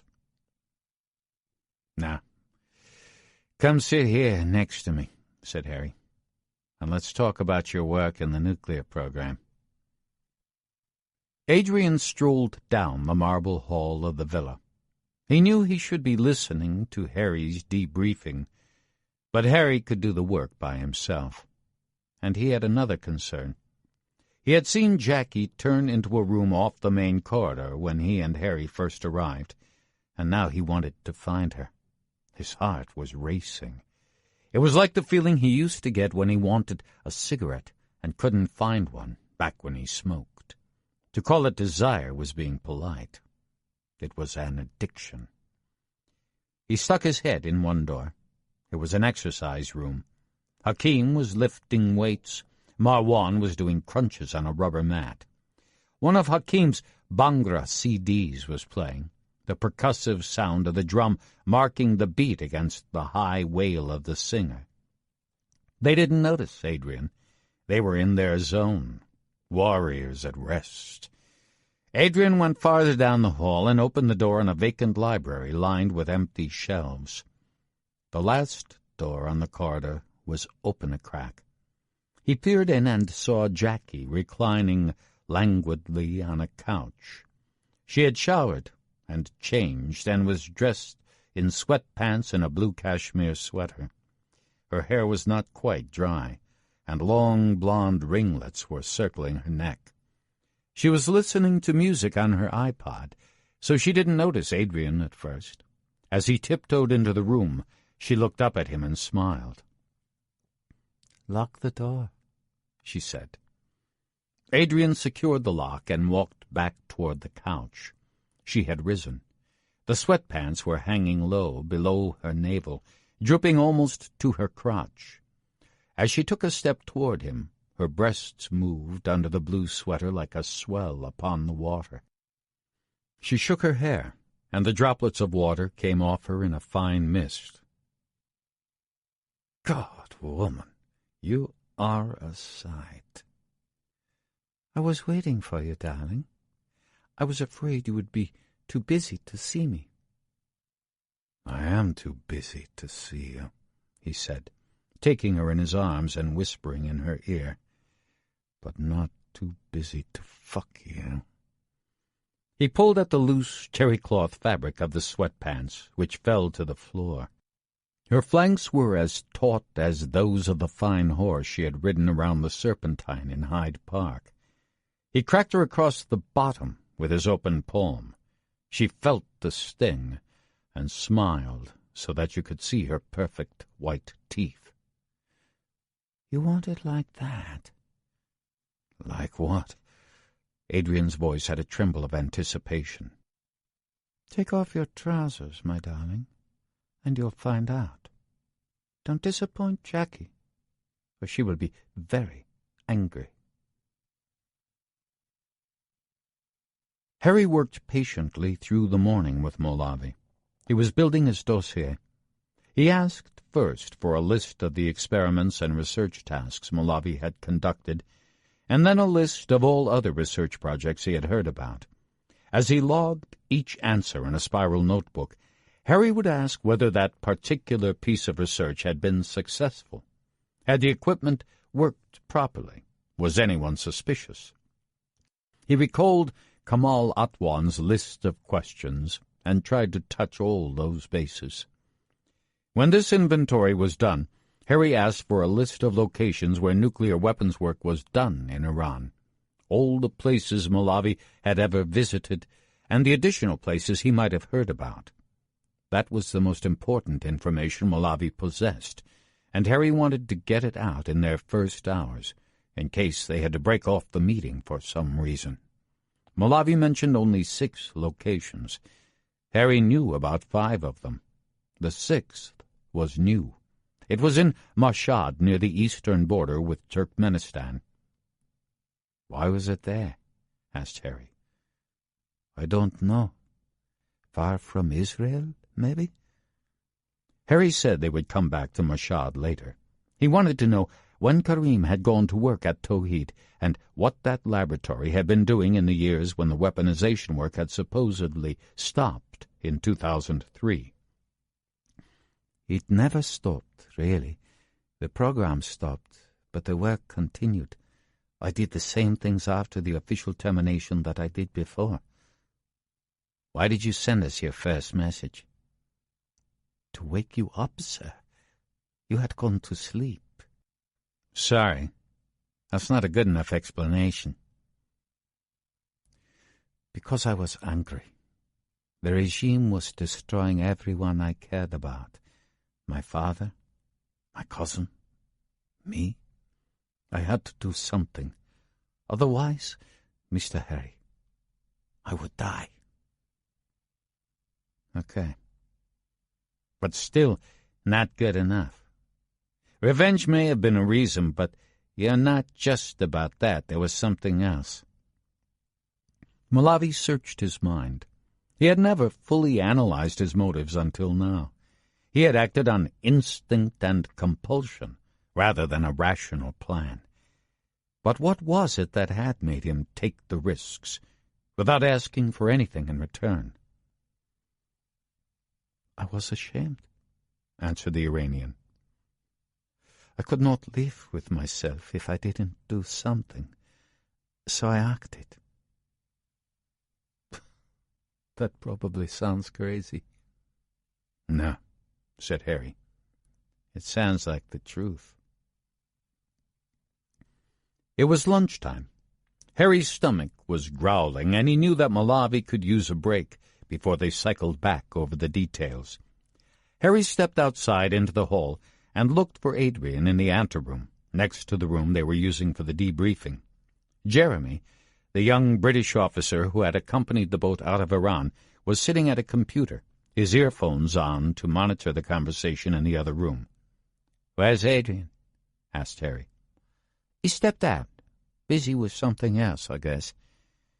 Harry could guess what that was, but he didn't intend to discuss it with the junior officer with the earphones dangling around his neck, and probably not with Adrian, either. "We need some lunch," said Harry. "Hot and good." "It's all ready," said Jeremy. "With some cold drinks. No booze, just Cokes. And some coffee. And some ice cream, if there is any." They ate a lunch of steak and chips, with a dessert of Haagen-Dazs chocolate chip that the duty officer had somehow found in Ashgabat. Malavi relaxed as they ate. He talked about his school days in Germany. Harry asked if he wanted to take a walk before going back to work, but Malavi said no. He asked to use the toilet and came out with his hair neatly combed. He was fastidious that way. Harry worried about only one thing. Malavi was decompressing so quickly that it would be difficult to get him to go back in, if they decided that was necessary. Harry began again. What scientific instruments did Tawhid use? Where were they obtained? How were they serviced? Did people come from overseas to work on the equipment? Or were they Iranians? Had Malavi ever seen any of the maintenance records, and could he get access to them? Did the Iranians question their suppliers? Were they suspicious? Did they compare one company with another? The young Iranian apologized. He didn't have many answers, and didn't think he could get much more information now, at least at Tawhid. He was under suspicion. They had already begun limiting the flow of information to him, or at least he thought they had. "The test results you sent us from the neutron generator," pressed Harry.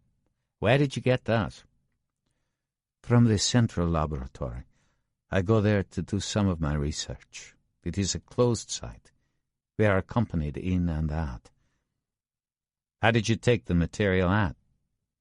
"I sent it to myself, in the computer system, from one secret account to another.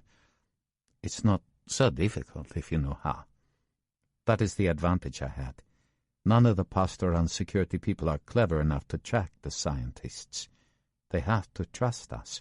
They have no choice. Until they decide that they do not trust us."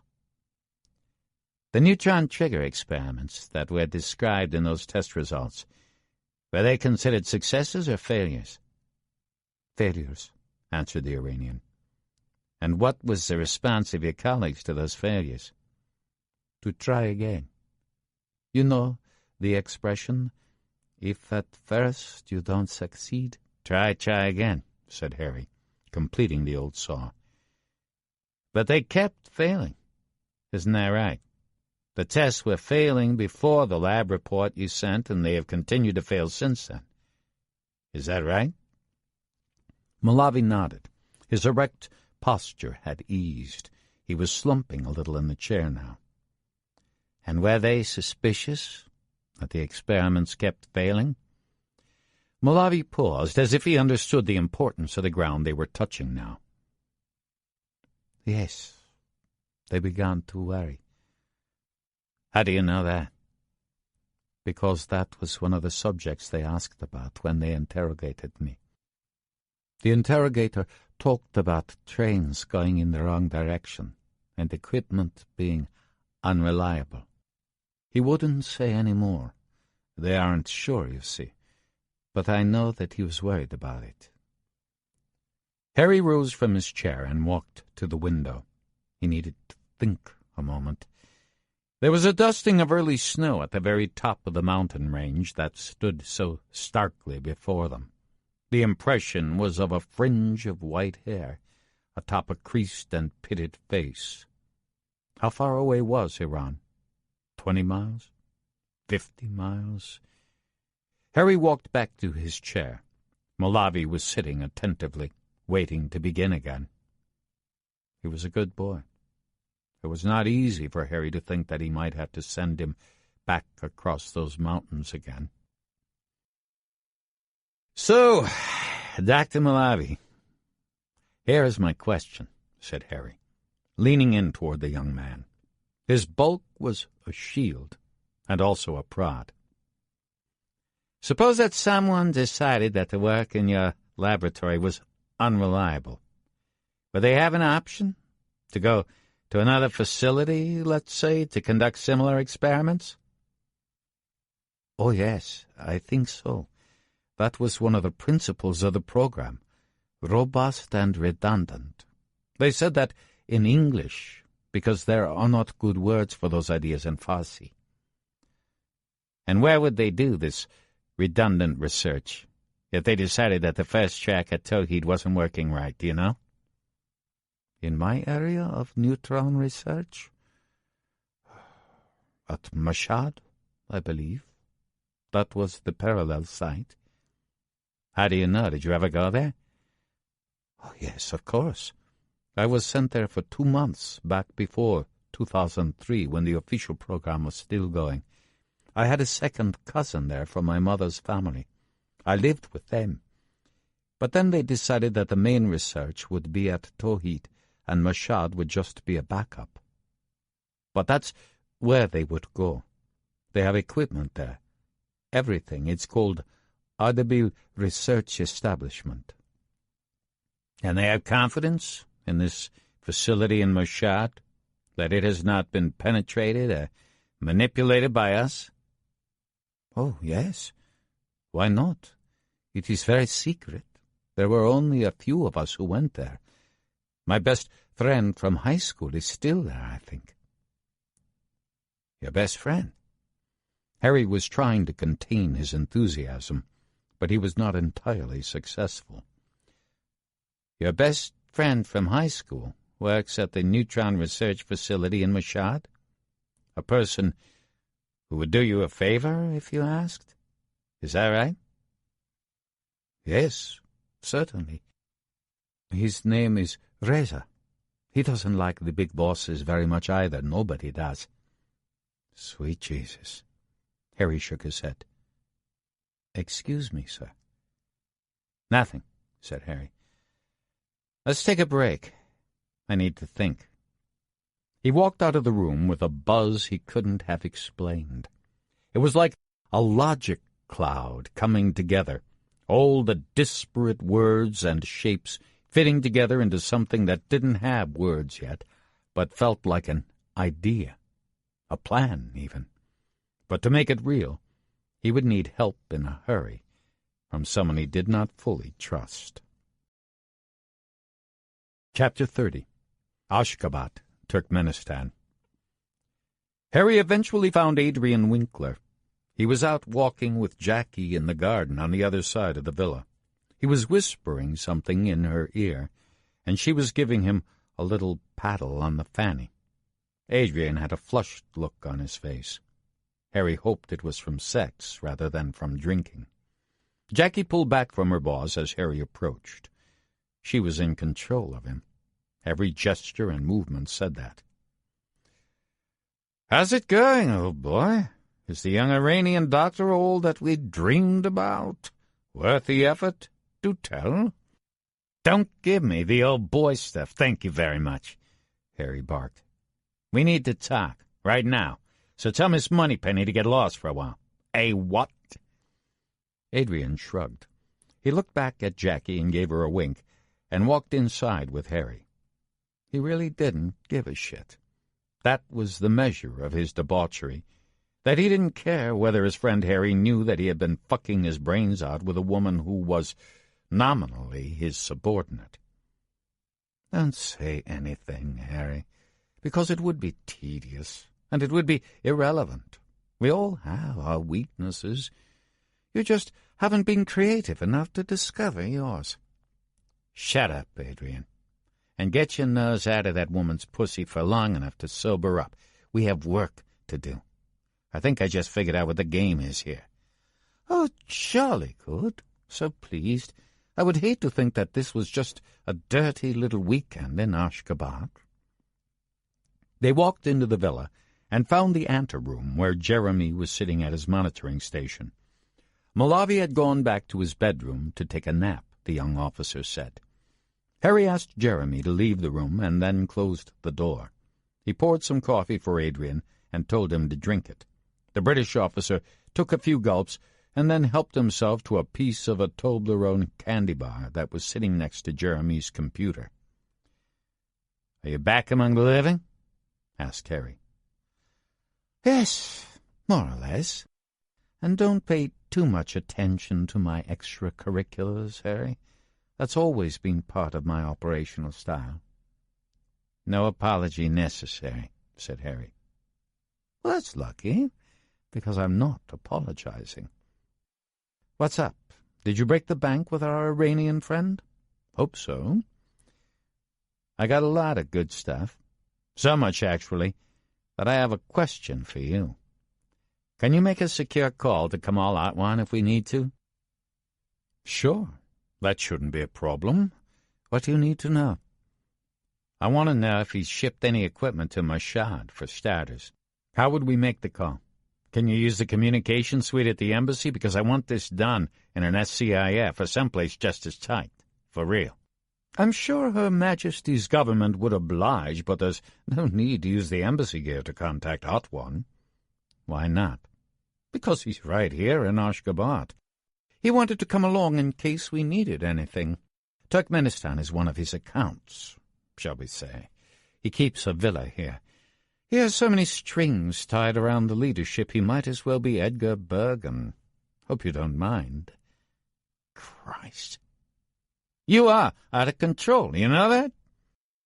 "Possibly, eh? But it's too late to do anything about that now. And besides, so far everything is working out dandy. So settle down, if you please. I will see if I can raise Brother Atwan. He's probably sticking $100 bills in the Bashi's trouser pockets right now." Harry and Adrian traveled to Atwan's villa, a few doors down from the presidential palace. That seemed to Harry the most secure alternative, or to be more accurate, the least insecure. The house was furnished less elegantly than Atwan's place in Mayfair, but only slightly so. There were fine carpets on the floors and paintings on the walls, including what looked to Harry like a Degas watercolor of racehorses at the track. And there was a British staff in place as well, a butler, maids, a cook. They seemed to live here permanently and maintain the place in perfect Atwanian order. All the foods and wines and sundries that the chief preferred, always ready for his arrival, no matter how infrequent or unlikely that might be. Harry wondered how many of these well-appointed bolt-holes Atwan had secreted around the world. "My dear Mr. Fellers, always such a pleasure." Atwan kissed Harry thrice on the cheek. "I hope you don't mind that I took the liberty of joining you here. I do like some adventure, you know." "I'm actually glad to see you here, Kamal Bey. I prefer to travel a little more anonymously, normally, but under the circumstances it makes things easier. I need your help, in a hurry." "How nice! I cannot think of a greater pleasure than being useful to someone who really needs my help." Can we go somewhere private? I'm sure you trust your people, but in a country like this the walls have ears. Quite so. I have a room that's used for my private business. It's swept every day when I am here. I brought one of my London technicians along for just that purpose. He made a check a few hours ago. Atwan led Harry past a library, which from the look of it had nearly as many volumes as the one in London. Down a hallway was a door that led into a windowless room, equipped with several computers, a Bloomberg terminal, and a flat-screen television tuned to fashion TV. The models, stunning young girls from Siberia and Belarus and God knows where, were prancing down the runway, planting their high heels in a way that made their tiny torsos pivot as if they were on cocktail skewers. "My favorite program," said Atwan, switching off the television. "When I see a woman I particularly like, I place an order. I have a friend at one of the modeling agencies, you see, and many of these dear girls are available for a price. You wouldn't think so, but there it is. They are exotic caged animals, and they know it. Peacocks on promenade.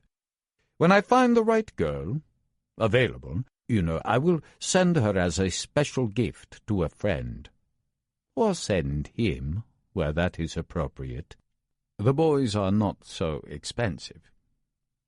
I will ship them abroad all tied up in ribbons and bows. It's so much nicer than the usual sort of gift, the personal touch."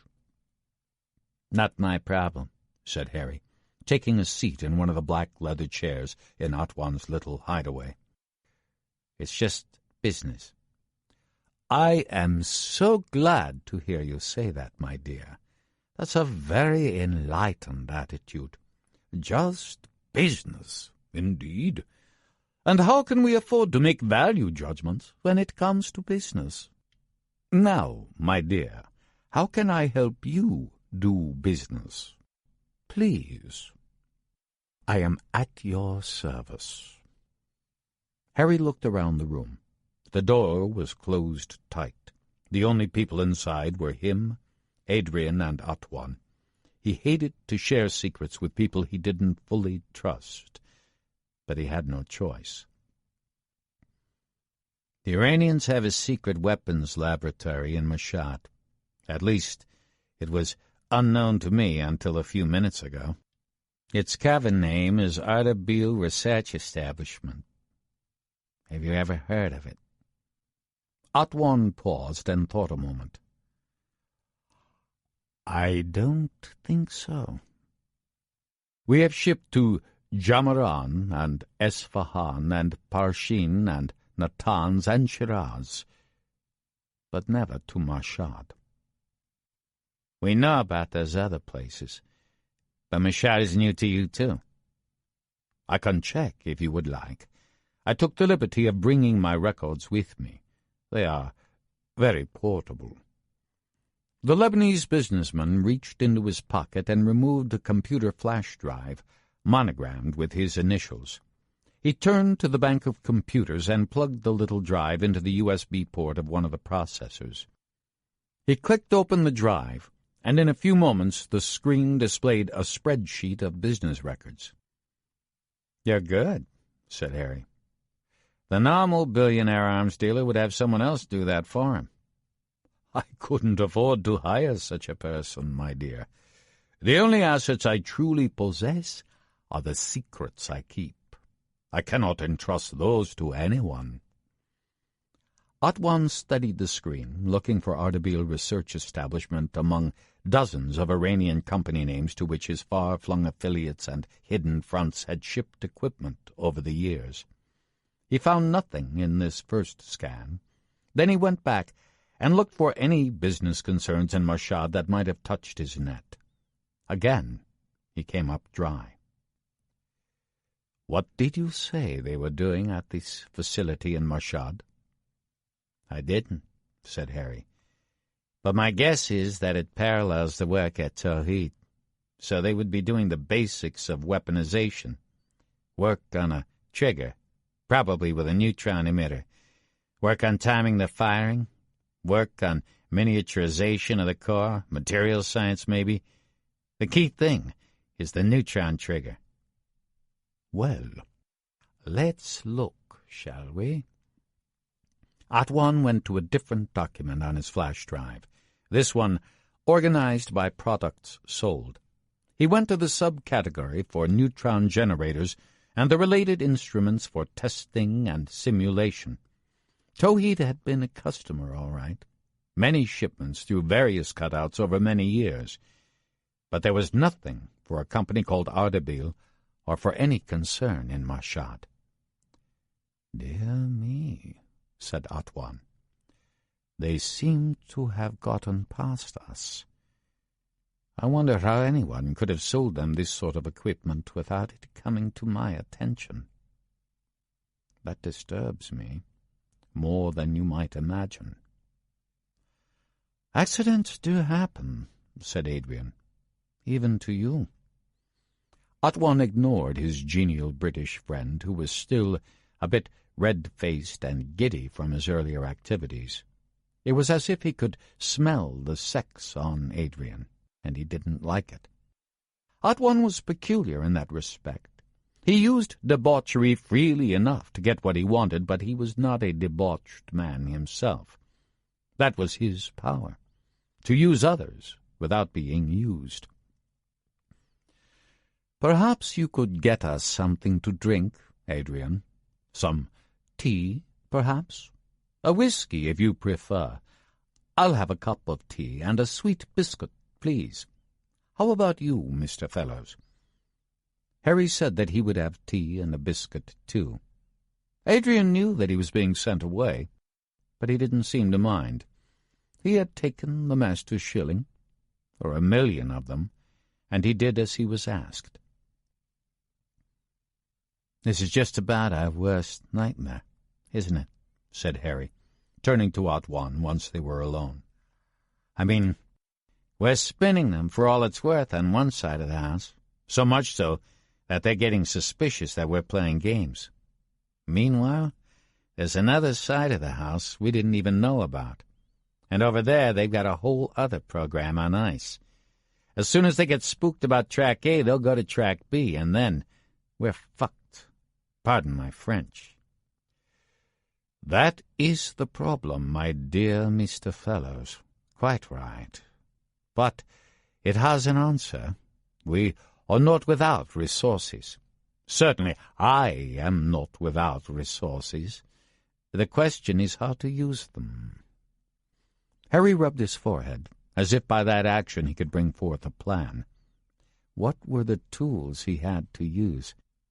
How quickly did he have to play his next move? What could Atwan's network do quickly that might make the pieces of this puzzle fit together the right way? In the space of a few minutes he had gone from resenting Atwan's presence to depending on him for advice and operational support. "Let me ask you some questions, Kamar. Do you mind if I call you that? I promise that I won't steal anything from your cookie jar or order one of your fashion models for Christmas." "Of course you can, my dear. And I am sorry that you will not accept a present or two. But I quite understand." "So, for starters, I'm wondering how quickly you could penetrate the supply chain for the Mashhad facility, so that you could get your gizmos in and make the equipment there as unreliable as the other tools the Iranians are playing with." "Months, I am afraid, if at all. The Iranians are not stupid.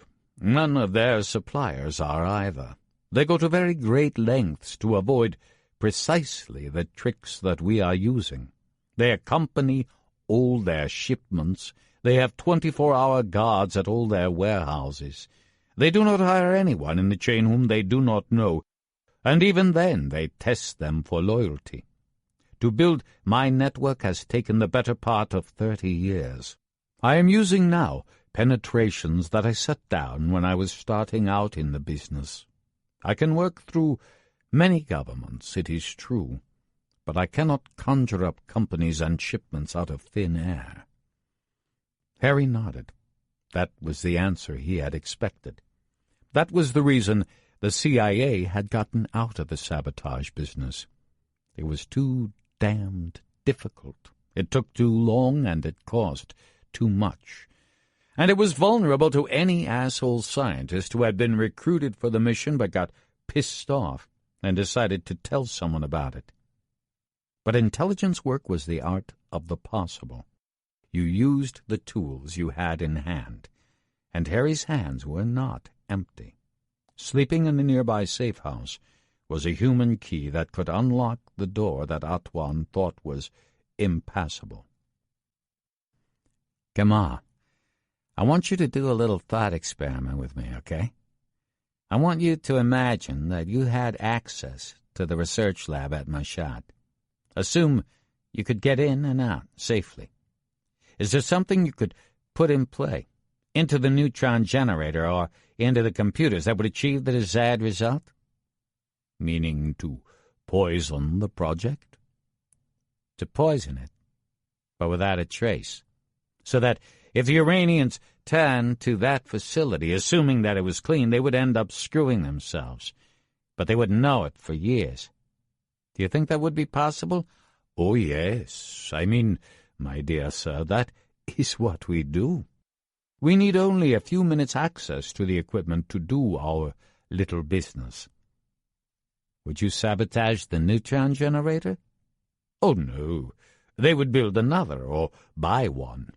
The oil companies use them now, you know, for seismic work.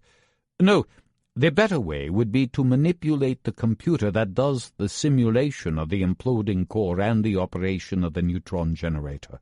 That's how they test a bomb without actually testing it, you see." "How in the hell would you do that?"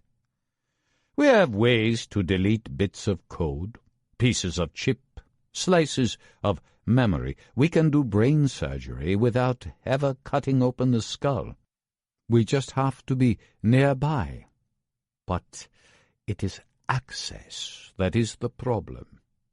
So you are asking me, if I could fly, could I fly to Mashhad? And I answer yes. But of course, I cannot fly."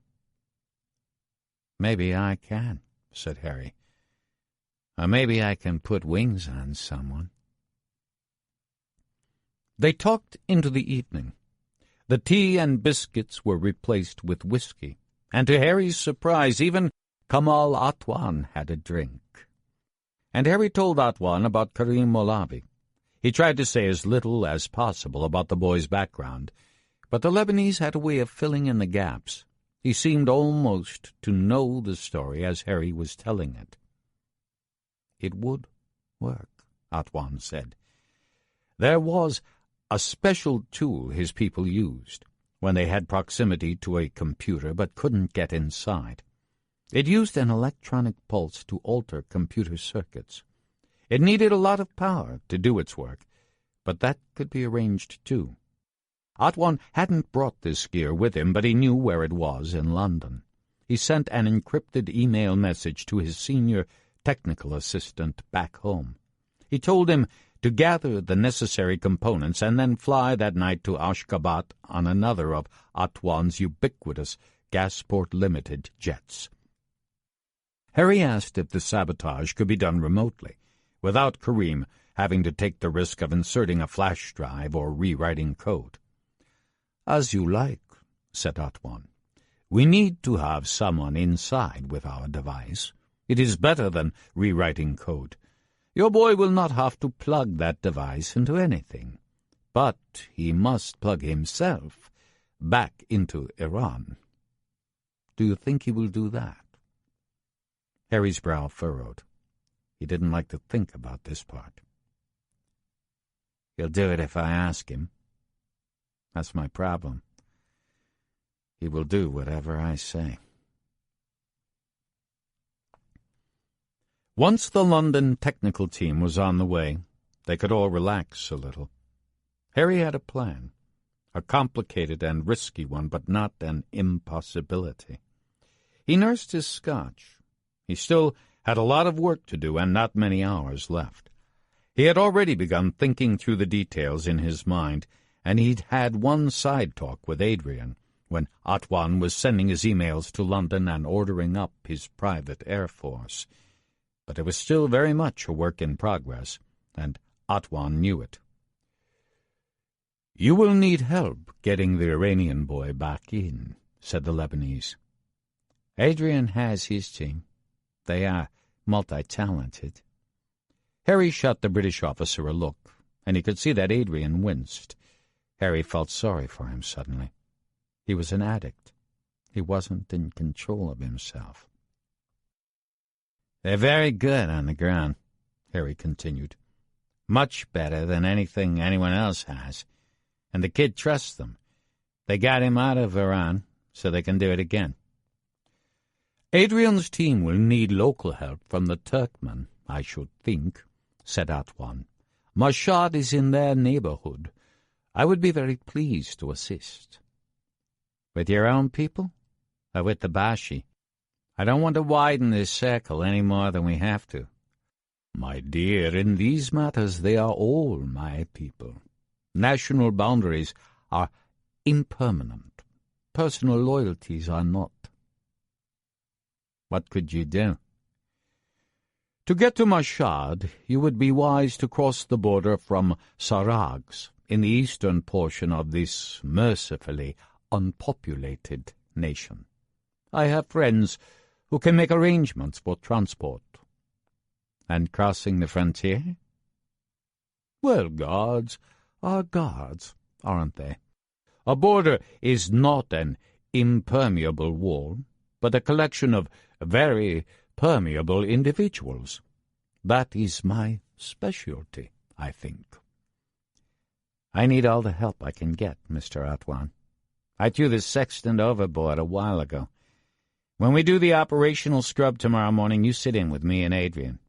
We'll make the pieces fit."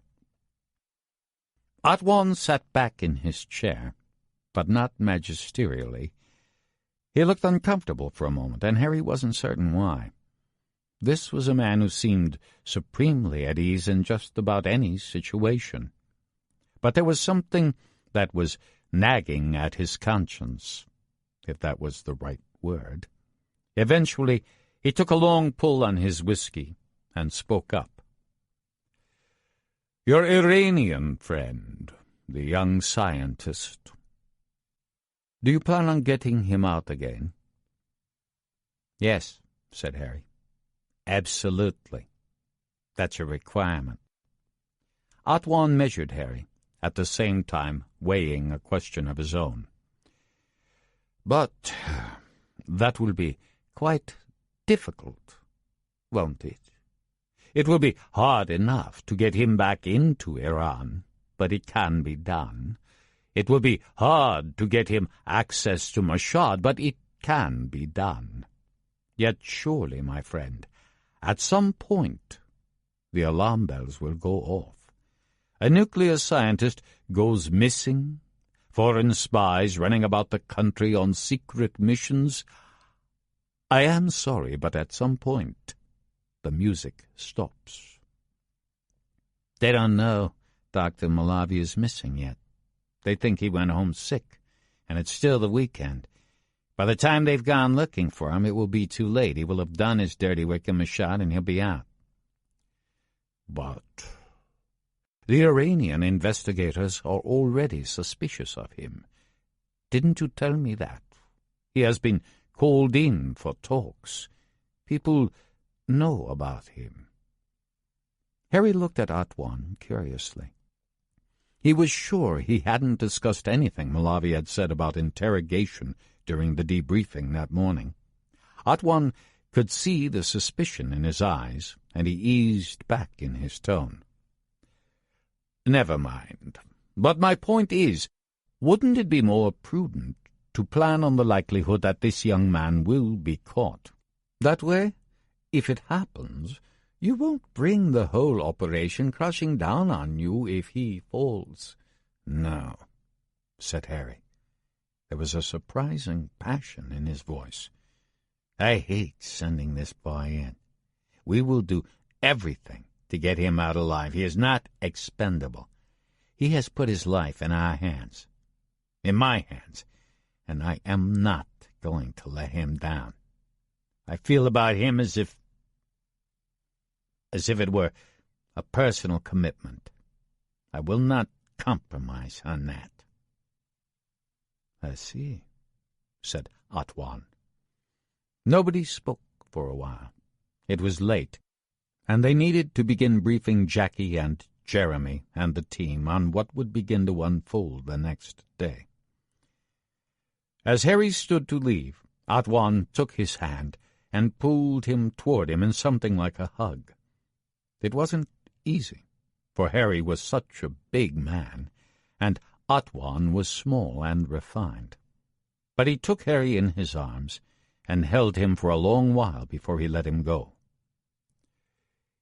"It is a pleasure to work with you, Mr. Pappas," said the Lebanese, using Harry's real name for the first time.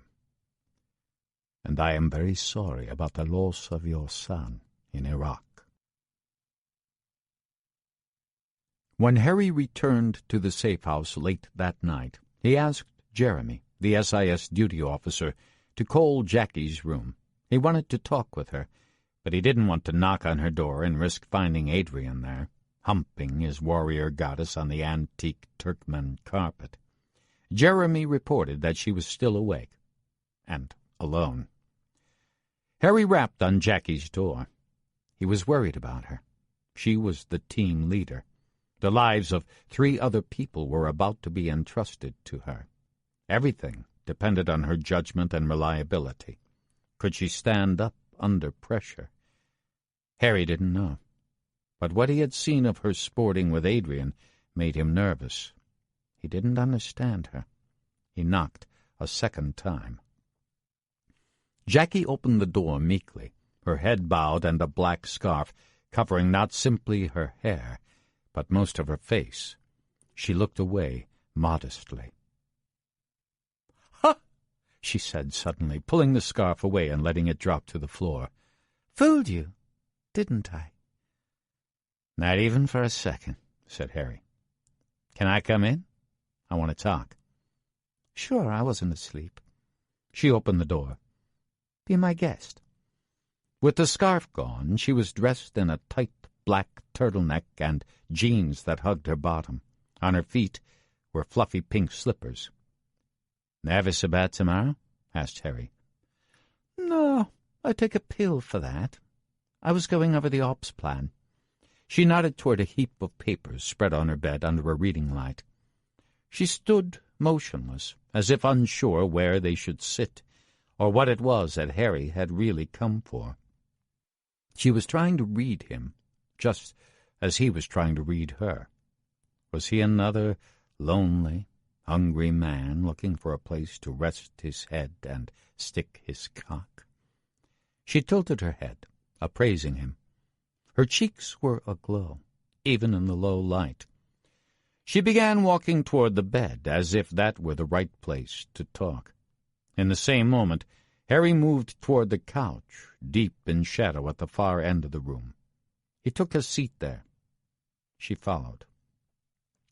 All the ambiguity of the woman, hard and soft, was captured in her room.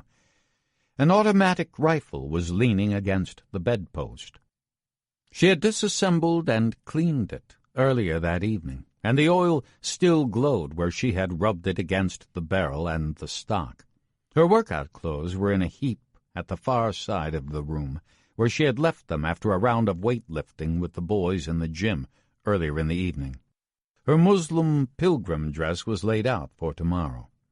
Open on the bedside table was the book she was evidently reading, White Teeth by Zadie Smith. Harry wasn't sure how to start the conversation, but she made it easy for him. "You're worrying about me and Adrian, aren't you? I can see that look in your eye. It's not come hither, but go thither." "Yep," said Harry. "You got it." "You're worried that it will compromise the mission, the boss," shagging the team leader. I wouldn't have put it so crudely, but yeah, that's exactly what I'm worried about. Well, don't. I have it under control. I'm not a love-sick damsel. I'm not a dickwipe. This is what women do now. They have sex and don't worry about it. Harry looked at her. She was leaning forward on her haunches, her bottom barely touching the couch. The passion was impressive, but not entirely reassuring. Harry shook his head. He was puzzled. "I don't get you," he said. "I know why Adrian wants to sleep with you, but I don't see it from your end." Sex is power, Mr. Fellows. I like to be powerful. Call me Harry.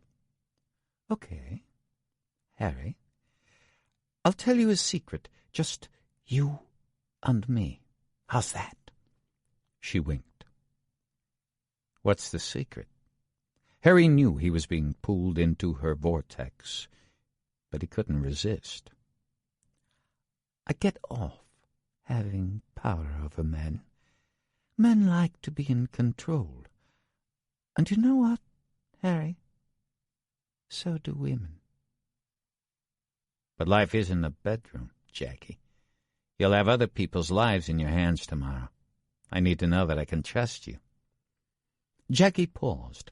She licked her lips like a cat, reflexively, till they were glistening. She wasn't trying to be sexy, but she couldn't help it. Have you ever had an affair, Harry? None of your business. Sure it is. You're asking about my sex life. Why can't I ask about yours? She had a point. Yes, I've had an affair. Several, as a matter of fact. I'm not proud of it, but it's a fact. And what did you like about it? Having an affair, I mean. The sex. Precisely. And did it make you a worse intelligence officer? Did it harm your performance? No, I never let that happen. I always ended it before it got sticky. Precisely. Again. Okay, Harry, one more question. Do you think I'm stupider than you? I mean, do you think that I would get so involved in shagging a middle-aged man, a man who pops a pill to get a hard-on, that I would let it get in the way of my mission? Do you think I would let it affect my ability to protect my brothers Hakim and Marwan, or my determination to bring that Iranian boy back safe? Harry was silent. Do you? Because if you do, you should fire my pretty pink ass right now. Otherwise, let me do my job. Harry studied her. She was a predator, crouching across from him, ready to spring, her cheeks red with the blood of indignation and force of will, her every muscle taut and ready. In truth, he could not imagine a person more prepared to go into a danger zone and come out alive. He rose from the couch. He wanted to give her a hug, but resisted the temptation and instead shook her hand. I trust you. Do your job. Bring them home. Get it done. Chapter 31. Ashgabat, Turkmenistan. The sun came up bright over the Kopat Mountains the next morning, its rays glinting off every trace of water on the barren range. Adrian Winkler rose before dawn to coordinate the operational planning. He was sitting at the computer in his villa, studying maps and overnight cables. He seemed to have recovered from his fall into paganism and was once again doing the job of an intelligence officer. After an hour of discussion with Harry and Atwan, the insertion team agreed on the basics of a plan. They would travel east by helicopter to a point near the border post at Sarags. Atwan's men had already been dispatched there to make the necessary contacts and payments. A gentleman from the Turkmen Ministry of Interior, who had long been on Atwan's payroll, was installed in the villa, working with a technician to forge Iranian visas and the permission card from the International Visitors Office. Molavi wouldn't need a passport. he would be hidden in the vehicle carrying the others. It was Adrian who proposed the travel legend. Mashhad was a holy city, and so the team would enter the city as pilgrims. Marwan and Hakim were both Muslims who spoke Arabic and a bit of Farsi. They would be believable flotsam in the stream that flowed into the sacred city. Jackie would have to go as one of their wives, wrapped in chador and veil, and as silent and untouchable as a good Muslim would wish his wife to be. Jackie dyed her hair and eyebrows jet black. When she returned in costume, a black form, shapeless and invisible, Adrian appraised her. "Damned effective cover," he said with a trace of a smile. They hadn't known where in Mashhad to find the Ardabil research establishment, but information came in overnight from Vauxhall Cross that identified the location. It had been hiding in plain sight all these years. The facility was a few kilometers north of the city, on the road to a little town called Tus. Soon there was a small avalanche of digital information. Satellite photographs, maps of the adjoining area, GPS coordinates for finding the place, even a list of nearby hotels. Now they needed an appropriate vehicle. Atwan's headman in Sarax found an old Mitsubishi minivan that plied the border regularly, taking in pilgrims and bringing out smuggled carpets and precious metals. The driver had a secret compartment under the rear seat of the van, well used for smuggling people and contraband in previous trips. Karim Molavi would go in the secret compartment. Atwan's man emailed a photograph of the van. Dirty, dusty, its dashboard filled with Islamic bric-a-brac and its hood and hubcaps decorated with spangly gold ornaments that made it look like a one-vehicle circus parade. The driver, a reliably corrupt man who had done business with Atwan's local operatives for years, would take the three pilgrims and the stowaway across the border into Iran and along the main road for the short 3-hour journey to Mashhad. He would wait there, and then, when the work was done, bring them out again. Getting in was the easy part. They all understood that. The heart of the operation would be Karim Molavi's contact with his friend Reza. The young Iranian scientist rose after the others. His eyes were bright, and his face had lost the stress lines of the day before. It was the sweet, soft color of honey in a glass jar. He asked for a breakfast of meats and cheese and rye bread, like he used to eat in Heidelberg. The German food was a special taste of freedom. Harry walked in as the breakfast dishes were being cleared. He needed to have his talk with Karim. It was on their fragile bond that the mission rested. "I need your help," Harry began. "Of course, sir. I promised you yesterday that I would help you." "Yes, I know. But now it's the next day, and it's more complicated. I have a plan. It's a very important one, not just for you and me, but I think maybe for the whole world. If you say no, I will understand." "Whatever it is, I am ready," said Molavi. Harry loved his unblinking bravery, but the Iranian didn't know what the stakes were yet. Harry didn't have time to sugarcoat the pill. "It's dangerous. You would have to go back to Iran." Karim looked away. That was the one thing he didn't want to do. He turned his gaze back toward Harry. "If I go back, they will kill me. I am, what do you say? An enemy of the state now. I was very happy to get out. It is a great deal that you ask." "I know. I would not ask you unless it was important. The most important thing." "It is about Mashhad, isn't it?" "You are too clever for my secrets. You're right. It is about Mashhad. It's about sabotaging the backup equipment there, so there's nothing else left." Karim continued to look at Harry. He was still a young man, so innocent of the world. "What do you think I should do?" "I am uncertain. What is right?" Harry averted his gaze. That was the worst question the Iranian could ask, the hardest. But he knew the answer. A lifetime of training told him there was one button to push with this young man. His stomach hurt when he thought about what he was going to do. His head hurt. It was never enough just to do your job. You had to pull others along with you. You had to make them do things you knew in your head and your gut they shouldn't do. The words formed on his lips. It made it worse that he knew so intuitively how to manipulate this boy. "What would your father tell you to do?" said Harry softly. "That is the way you should decide." Kareem started at the words. He put his hands to his face and bowed his head. When he looked at Harry again, there was a gleam of moisture in his eyes, which he wiped away. "My father would tell me to go back.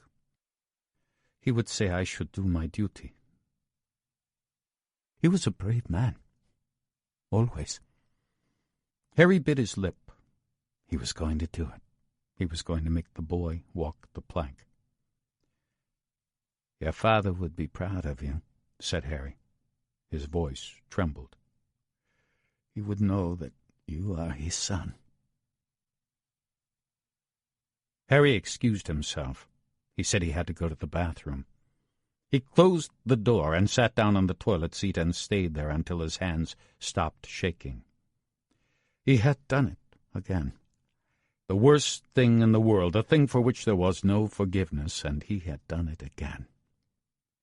They say the biggest mistakes we make in life are the ones we make with our eyes wide open, the ones where we know what we are doing and decide to do it anyway. But if it was a mistake, he had no choice but to make it. "How will we do it?" asked Kareem. There was a sharpness in his eyes, but it was hard to say whether it was from fear or excitement. "We can get you back in. That's the easy part. We have made the plans. But you have to do the hard work. If we get you to Mashhad, do you think you could visit your friend Reza and get inside the laboratory where you used to work?" Kareem pondered a moment. He didn't want to answer too quickly and boldly, and then not be able to deliver. "I think so," he said. "I have all my passes, even the one I used before in Mashhad. I brought them out, and the guards will remember me, and my friend Reza can meet me." "Reza won't think that it's strange that you're coming to Mashhad, and that you want to visit the laboratory?" Kareem shrugged. "Iranians think that everything is strange, and nothing is strange. It would surprise him if I was in Mashhad and didn't come to see him. And what will I do when I am there?" "Nothing," said Harry. "You just carry this in your pocket." He handed him a device that looked like something between a small brick and a fat cell phone. "What is it?" asked the Iranian. Harry knew it would be easier for Kareem if he didn't know what he was carrying, but he had told enough lies. "It can change the way a computer operates," said Harry. "It has a powerful pulse that burns some of the chips and connections inside. It's like a taser, if you know what that is. It has been calibrated very precisely to do its work. You need to be with your friend Reza when he logs in. You need to lay the jacket down so that the device is resting on the computer processor. That's the hard part.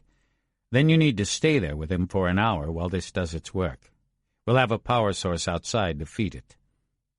"Do you think you can do that?" "Probably. Reza is proud. He will want to show me what he's been doing. If I tease him a bit and tell him that we are doing all the hard work at Tawhid, he will have to show me. That is the weakness for every scientist, sir. We must show our colleagues how smart we are." Kareem had Reza's phone number in his Palm Pilot, and they debated whether to call him in advance. Harry thought that would be too risky, but Jeremy from the Ashgabat station said the SIS knew how to use a GSM relay inside Iran to make it appear that a call was coming from there, so they decided to phone Reza. No sense in risking their lives for a clandestine rendezvous in Mashhad with a person who was away from the city.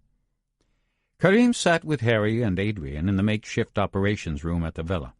Antoine was out of sight. Harry had insisted on that.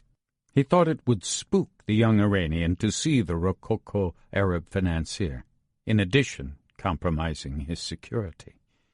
But the technicians had done their work.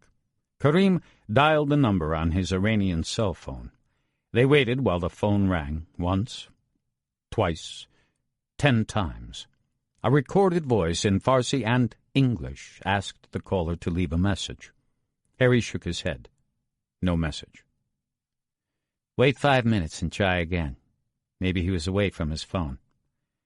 Karim tried a second time, and again there was no answer. The air went out of the room. Wait 30 minutes, said Harry. They tried to busy themselves, looking at maps of Mashhad and pondering where they would stay the night if they had to. Karim had the phone cradled in his hand. Eventually, Harry looked at his watch and nodded. Last try. Reza answered on the third ring. He had recognized Karim's number. He was delighted to hear from his old friend. You could hear the noisy enthusiasm through the little earpiece of Karim's phone. Karim said that he was coming to visit his relatives in Mashhad, the cousin whose family he had lived with back when he worked at Ardabil Research Establishment. He would be in Mashhad the next day. Could he come see Reza at the laboratory? Rast Miki? Answered Reza. Are you serious? Yes, Karim said. He was already en route. He would arrive the next day in the early afternoon. He proposed that they meet at Ardabil at 2. Man bastam, said Reza. I'm there. It was too boring in Mashhad. All the old friends had gone. Just bring your pass, he advised Karim. He would tell the guards. Adrian talked with his team that night.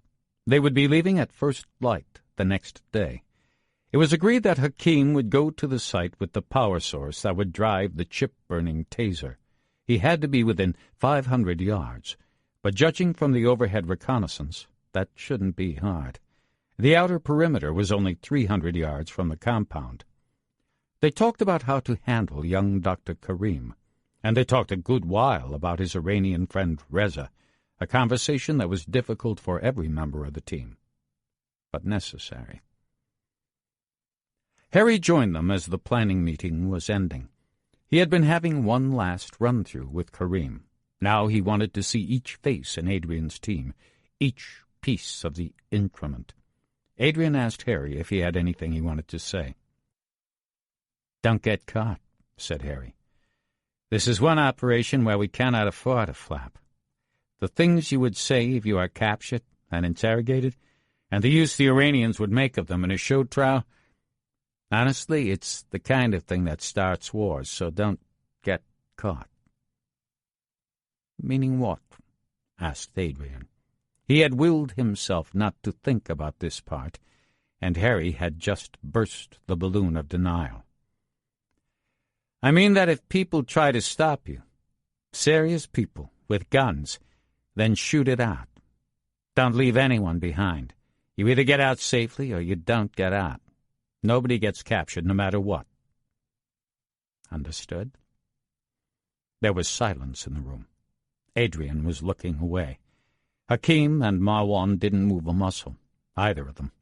There was a keen look in their eyes, like hawks that had sighted their prey and could not see anything else. It fell to Jackie to respond. Harry had been right, in the end. She was the strong one.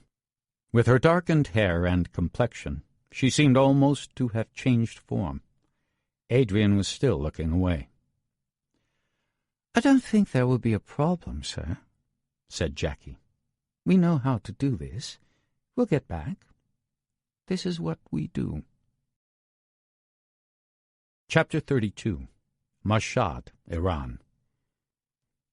The helicopter trip from Ashgabat took just over an hour. The craft followed the main highway east and then banked south over ragged farmland ruined by decades of Soviet monocrop agriculture. Adrian and Harry had come along, each for a different reason, wanting to be waiting at the other side of the border when the team came out. Both men sat in harness in the chopper, wrap-around sunglasses shielding their eyes from the sun and wind. Nobody said much on the trip. Their focus was inward. Karim was dressed in dirty coveralls that cloaked the black suit he would wear to the laboratory. Jackie, Hakim, and Marwan were dressed in the modest pilgrim garb they would wear into Mashhad. Weapons and other gear were packed into 2 bags. The Mitsubishi minivan was waiting in a garage on the Turkmenistan side of Sarag's. The driver stood beside the van wearing a round Turkmen hat that stood atop his head like a brightly colored pork pie. He had a wispy beard and high cheekbones, a Mongol face of the steppes. He had been paid some money already by Atwan's man, enough so that he was attentive as a house dog. Hakim and Marwan approached him, miming the splayed feet and bad backs of men who had lived in the sun. Jackie followed submissively behind them, shrouded in black. All 3 had a protean ability to change shape and deportment. They could become whatever they had to be. The driver spoke a little Arabic. Hakim spoke a little Turkish, and Marwan a little Farsi, so they managed to say enough that they understood each other. Karim Malavi, the special cargo, was the last to arrive. He had been talking outside with Harry, having a few last words before the journey. He was dressed in a floppy cotton hat and his rough coveralls. The driver hadn't been given any explanation for who this mystery passenger was, and he didn't ask. Dressed as he was, Karim might have been a foreign worker smuggling himself to the west to look for work. The driver raised the back seat, revealing the compartment where Karim would ride during the 3-hour trip.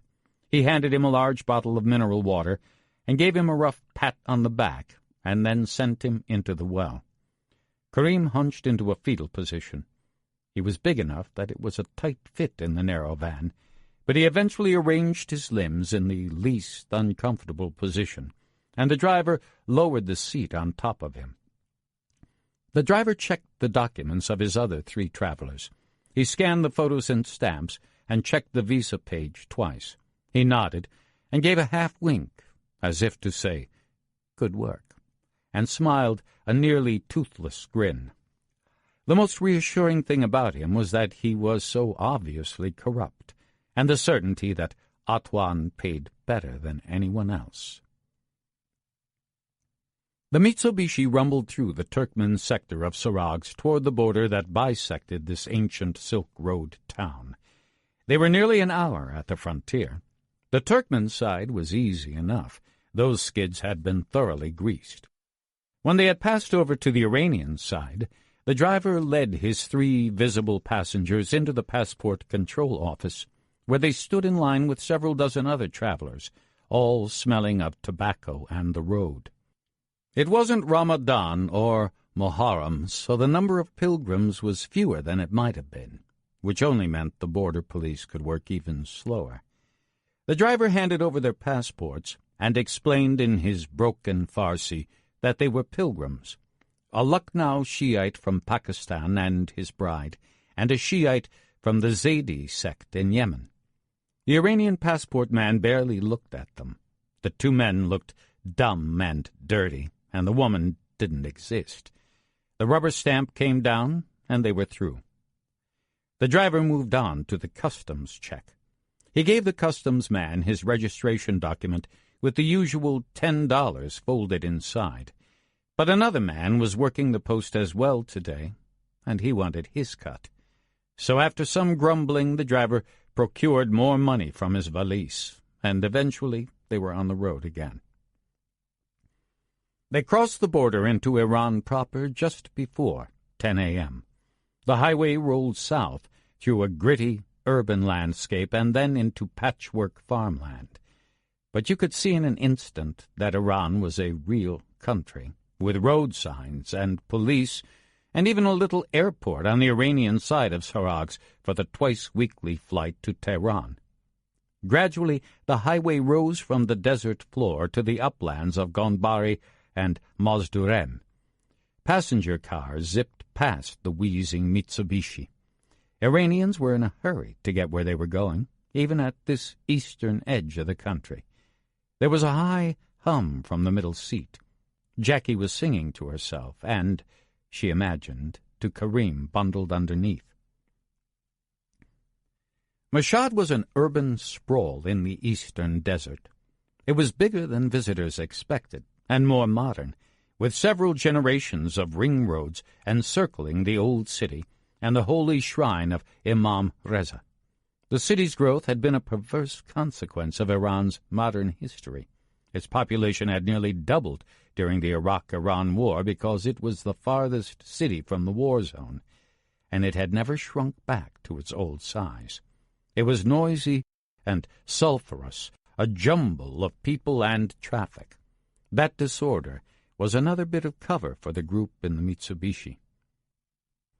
They took the eastern bypass and headed north until they reached a cloverleaf interchange called Gaem Square.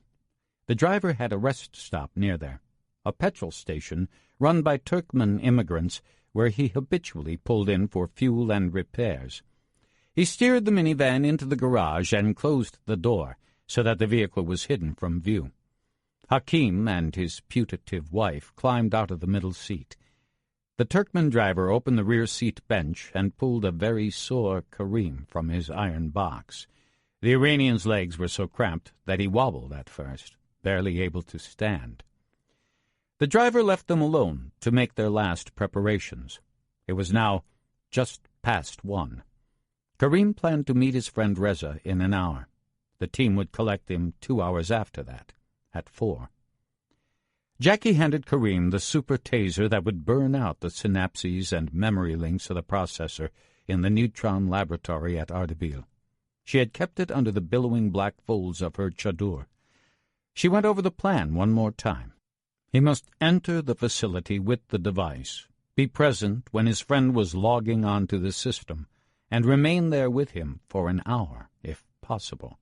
He should lay down his jacket so that the device physically touched the computer processor in the laboratory. Marwan would be outside the facility, driving the chip-burning taser with a battery-powered unit that was now hidden in a dirty canvas bag hoisted over his shoulders. Hakim and Jackie would check in as husband and wife at a pilgrim hotel that would be their escape place.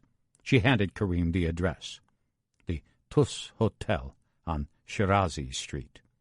After they got the room, she and Hakim would return with the driver in the Mitsubishi van and wait at a park just south of the ring road, near Ardabil Research Establishment, until Karim emerged around 4.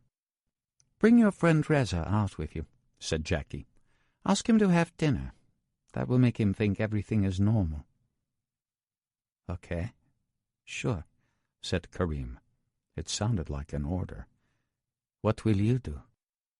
She was always smiling with confidence, but for just an instant she had an odd look on her face.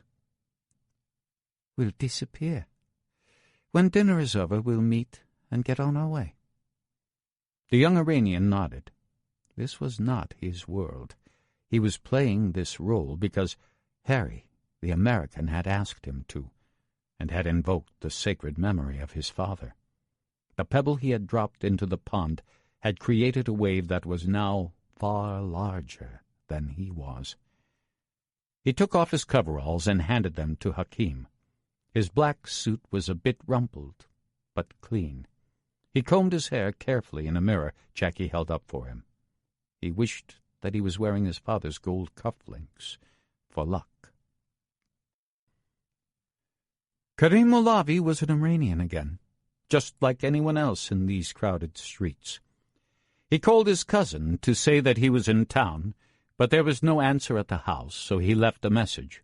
Then he called Reza to say he was on his way. The young scientist sounded happy. He proposed that they have dinner together later and talk about the old days. Reza said he had a girlfriend at last. Maybe they could meet her after dinner. Karim was pleased. Perhaps this would all be easier than he thought. In and out and away to a new life. Chapter 33. Mashhad, Iran. The fast green train from Tehran to Mashhad took 12 hours. A solitary traveler had reserved one of the 4 bunk compartments in first class. He lay on his bed, fully clothed, as the train sped overnight across the mountains that gird northeastern Iran. Open beside him was an Arabic translation of "The World is Flat" by Thomas Friedman, with notations in the margin. The man slept fitfully, awaking from time to time to relight his opium pipe and then drift back into a hazy region of consciousness that was not quite sleep. Outside his door, a guard kept watch through the night. The conductors on the train were frightened of the guard, and even more so of the man inside the compartment. Al-Majnun, the crazy one, had a rendezvous in Mashhad. He had made the mistake of allowing danger to accumulate, of permitting a threat to the project to continue unimpeded until it became so dangerous that it could destroy the enterprise itself. That was the difficulty of moving subtly and alone, as was his practice. Sometimes events moved so quickly that you could not keep up with them. You became so swaddled in secrets that you could not move a muscle. That could not happen in this case. If he failed here, even his own fearsome powers of violence would not protect him. The train arrived in Mashhad in early morning. The crazy one descended from the carriage, carrying a Tumi briefcase that contained 2 lightweight automatic pistols, of different makes and vintages. He was dressed in a black suit over a black merino wool sweater. He wore a cloth cap and sunglasses that partially hid his face, but in the glint of the morning the scars were red and visible. It was a face that seemed to have been constructed with a putty knife, with little bits of flesh not quite adhering to the template of bone. It needed more skin, or less. There had been another recent surgery, and so little tissue left to work with. The bodyguard made to follow, closely at first, but Al-Majnun waved him away. He walked with a stoop and a stutter of the legs that was not quite a limp. He was agile for all that. The legs moved in quick little steps, the body pitching forward at a slight angle, the briefcase tight against his side. He left the station and headed out onto Azadi Street, where he found a taxi. He placed a call to a contact in Tehran, and then another call, and then he wrote down an address in a tiny notebook little bigger than a deck of cards, which he kept in the pocket of his coat. He told the driver to take him to the Iran Hotel on Andarzga Street, close by the shrine of Imam Reza. A colleague he had dispatched urgently from Tehran the day before was waiting for him there. The bodyguard followed in a second taxi. Mehdi Esfahani sat at his table in the hotel restaurant, stroking the prickly hairs of his goatee. He wondered if the time had come to shave it off, to go without any sort of facial hair, as some of the bolder young officers at the Etelat were doing. The waiter brought his eggs, sunny side up. He closed his eyes. Perhaps, with no mustache and a new haircut, he would look like George Clooney. Through the window he could see the green dome of the great mosque of Gohar Shad in the sacred precincts of the old city. He had received a call from Al-Majnun the day before back in Tehran, instructing him to travel by air to Mashhad. "The hour has come," Al-Majnun had said. The great conspiracy was ripening and about to burst visibly to light. The interrogator should take a room overnight at the Iran Hotel and wait for him at breakfast. He should tell no one at the Etelat, and he should come armed. The interrogator had booked the hotel room and the flight by himself, but he was uncomfortable. Al-Majnun frightened him. He had done as the Lebanese operative had demanded, from the moment a few months before when they had first glimpsed a hint of this penetration of the inner secrets of the project. And he had not briefed his superiors in on his work, as Al-Majnun insisted. The Lebanese operative was the secret arm of the leader himself. They wrote poetry for each other. So it was whispered. They were in the last inner chamber of the black box that was the ruling mechanism of Iran. To refuse his orders would be a deadly mistake. But still, Mehdi was a careful man. He never left everything in one basket, so he had kept a log of his activities. And before he left for Mashhad the previous day, he had sent a note to his top boss, the Revolutionary Guard officer responsible for security of the entire nuclear program, saying that he was going on an operational mission to Mashhad, and that if he did not return for some reason, someone from the Etalat-e-Sepah should enter his office and remove a dossier that explained a secret and most sensitive investigation he had been conducting at the personal request of the leader's special advisor. Al-Majnun would expect as much, surely. No man goes on an operation where he has been instructed to bring a firearm without protecting himself. Mehdi was waiting for the crazy one, but he was startled nonetheless. The Lebanese crept up, approaching from behind so quickly that he escaped Mehdi's peripheral vision. The interrogator felt a hand on his shoulder, and then he turned suddenly to see that ghastly, doughy face. Al-Majnun sat down. The sunglasses concealed his eyes, but even so he looked different than the last time Mehdi had seen him. If he hadn't known to expect him, he could not have been sure that he was the same man Mehdi had met before. But that was the way with Al-Majnun. He was a jinn, a black ghost of the spirit world, more than a normal man. "The worst has happened," said Al-Majnun in a hoarse whisper. "The foreign spies are in our midst. They have their hands at our throat. Today's the day that we will expose them and cut them out." Mehdi nodded. He had known from his first encounter with the Lebanese operative that he would some day find himself in a place like this with the target in his sights. Al-Majnun would not fail. He had the scent in his nose from the first. He would follow it across the planet, but he would track it down eventually. And Mehdi was his chosen partner. He wanted to call his boss at the Etalat, more to make sure he got credit than to protect himself. "Who is it, General?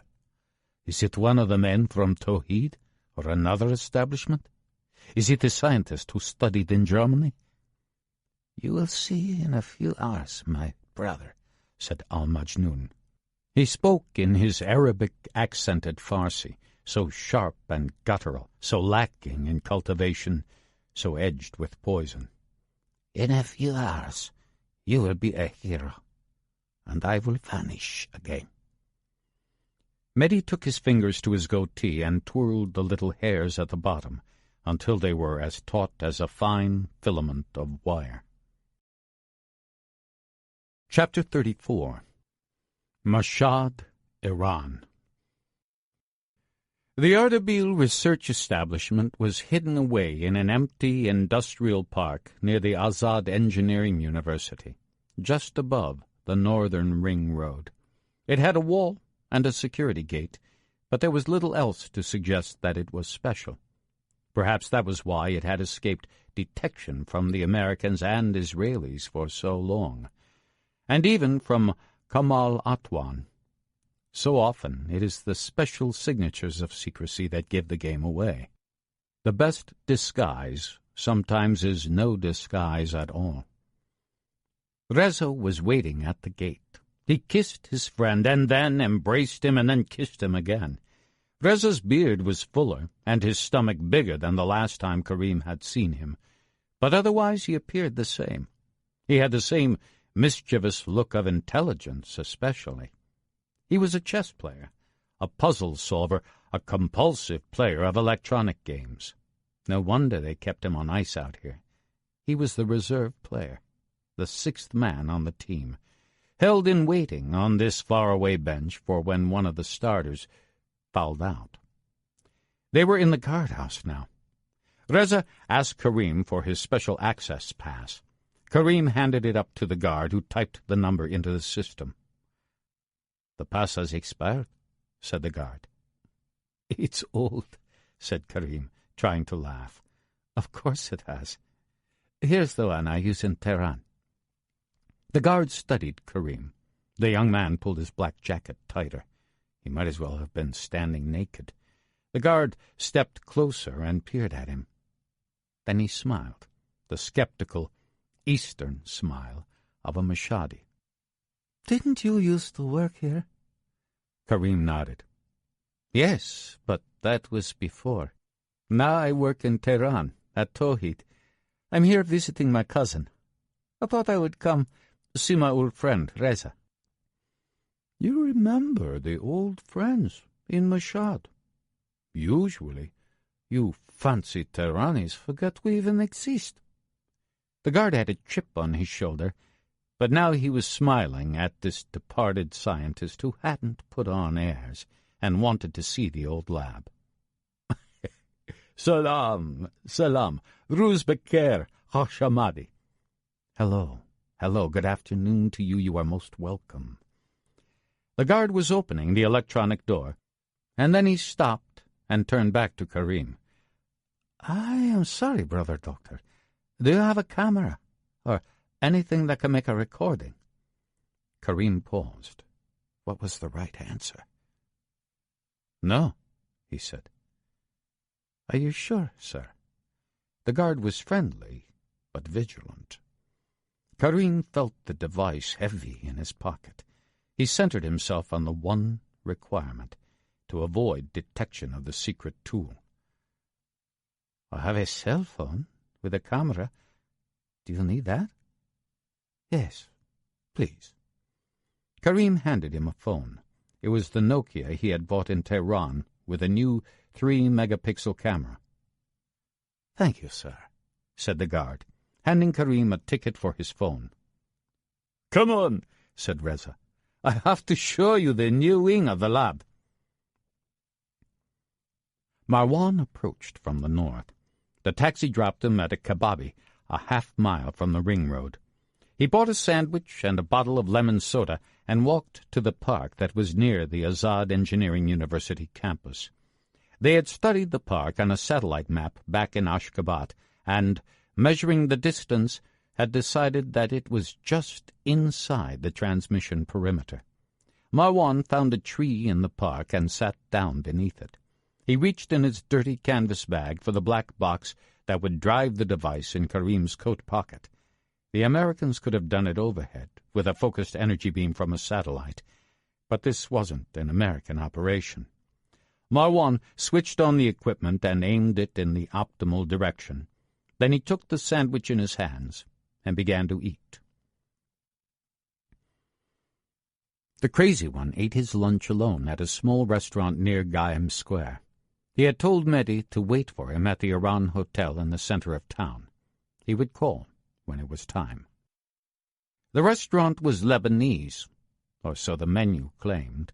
He ordered a tabbouleh salad with no onions, hoping that it would be easy on his stomach.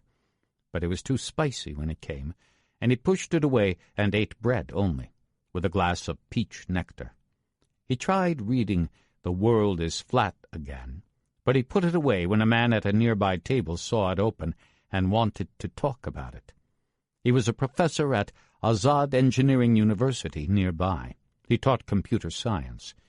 He thought Thomas Friedman was the best writer in the world. Al-Majnoon didn't answer the man. The computer scientist looked once into the Lebanese man's face, and then looked away, frightened, and returned to his seat a few tables away.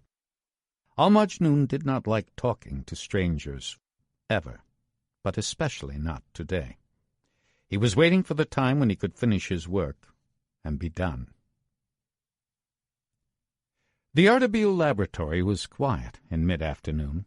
Some of the researchers had left for lunch. Others were at their desks, playing computer games. As in government labs around the world, people were passing the time waiting to go home. Reza escorted Karim down the corridor to the neutron research area where they had once worked together. The door was locked electronically and marked with signs in Farsi warning against entry by unauthorized visitors. A security officer sat at a metal desk just outside. He was reading the football scores in the local newspaper, but when he saw Reza and Karim, he snapped to attention. The guard was glowering. His mustache was twitching from side to side. Didn't Reza know that no visitors to this part of the lab were allowed? Karim studied his face. He thought he recognized him from the old days. "Ali?" he asked. "Is that you? Don't you remember me? The boy from Tehran who kept blowing the fuses?" The guard stopped twitching and stroked his beard. "Dr. Karim," he ventured. "You have come back?" "Just for a day. I'm here to see Reza and my family, and then I go home." The guard ventured a smile. "Al Shoma Shatora? And how are you?" "Kubam. Shoma Chatori." Karim returned the greeting, and they wished each other good health. "Can he come in?" asked Reza. "Of course, we know him. He has to sign the book." He pushed a book toward Karim, who signed his name and his pass number. They walked into the forbidden space, past the little office Karim had once used. The exterior wall had once been just past his cubicle, but now it had been extended. There was a door, but it wasn't locked or guarded. This was the new wing Reza had been talking about. "Come on, Karim." His friend tugged at his arm. "You've got to see this." Inside the new wing, on a table in the center of the room, was the precious neutron generator. The metal was still shiny, and it looked as if it had just recently been uncrated. It was a small cylindrical object, no longer than a foot. At one end was a thick metal casing with a hole where the explosive trigger was inserted.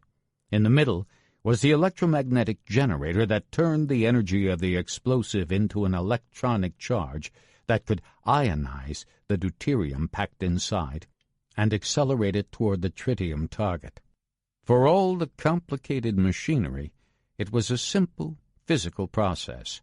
The deuterium-tritium reaction produced a surge of neutrons, which could then bombard the plutonium core of the bomb and initiate the fission reaction.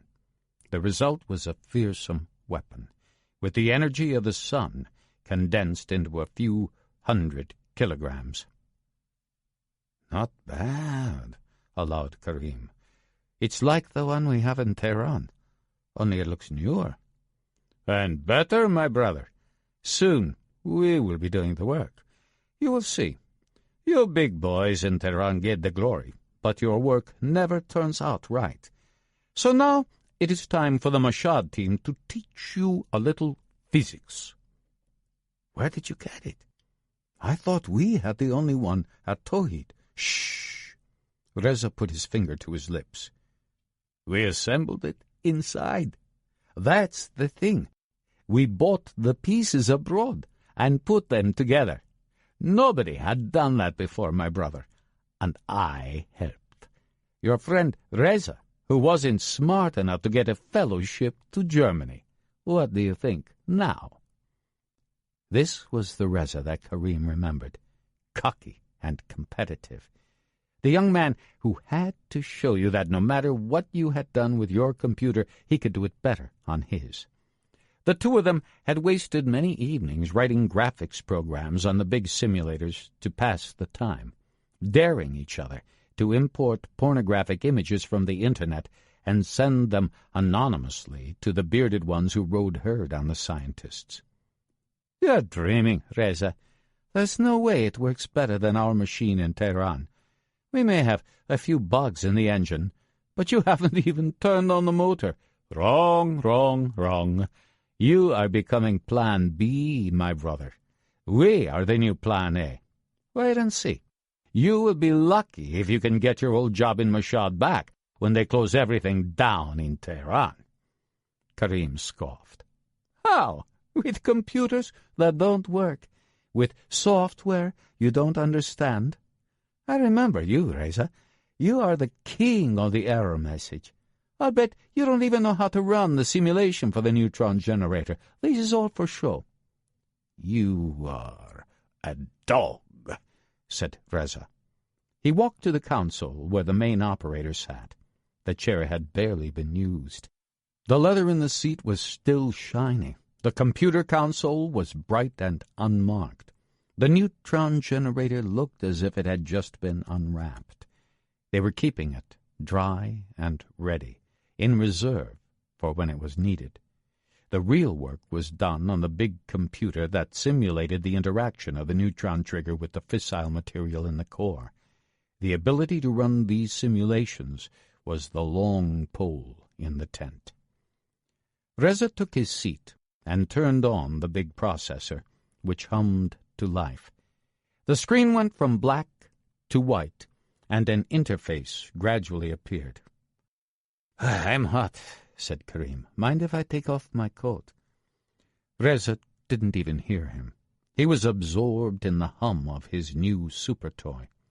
Karim laid the black jacket down on the case of the processor. A login display had appeared on the screen.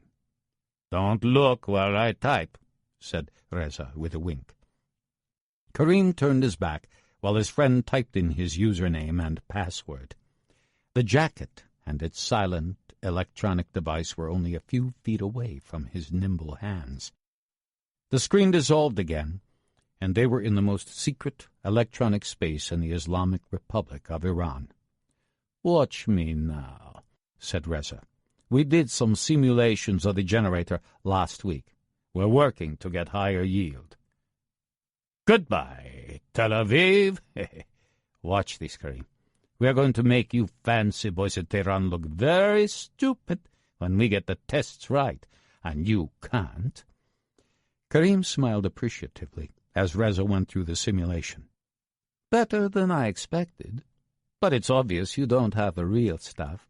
You're still subcritical. This will fizzle, brother, I promise you. You don't have the full package." "You are so arrogant, Karim.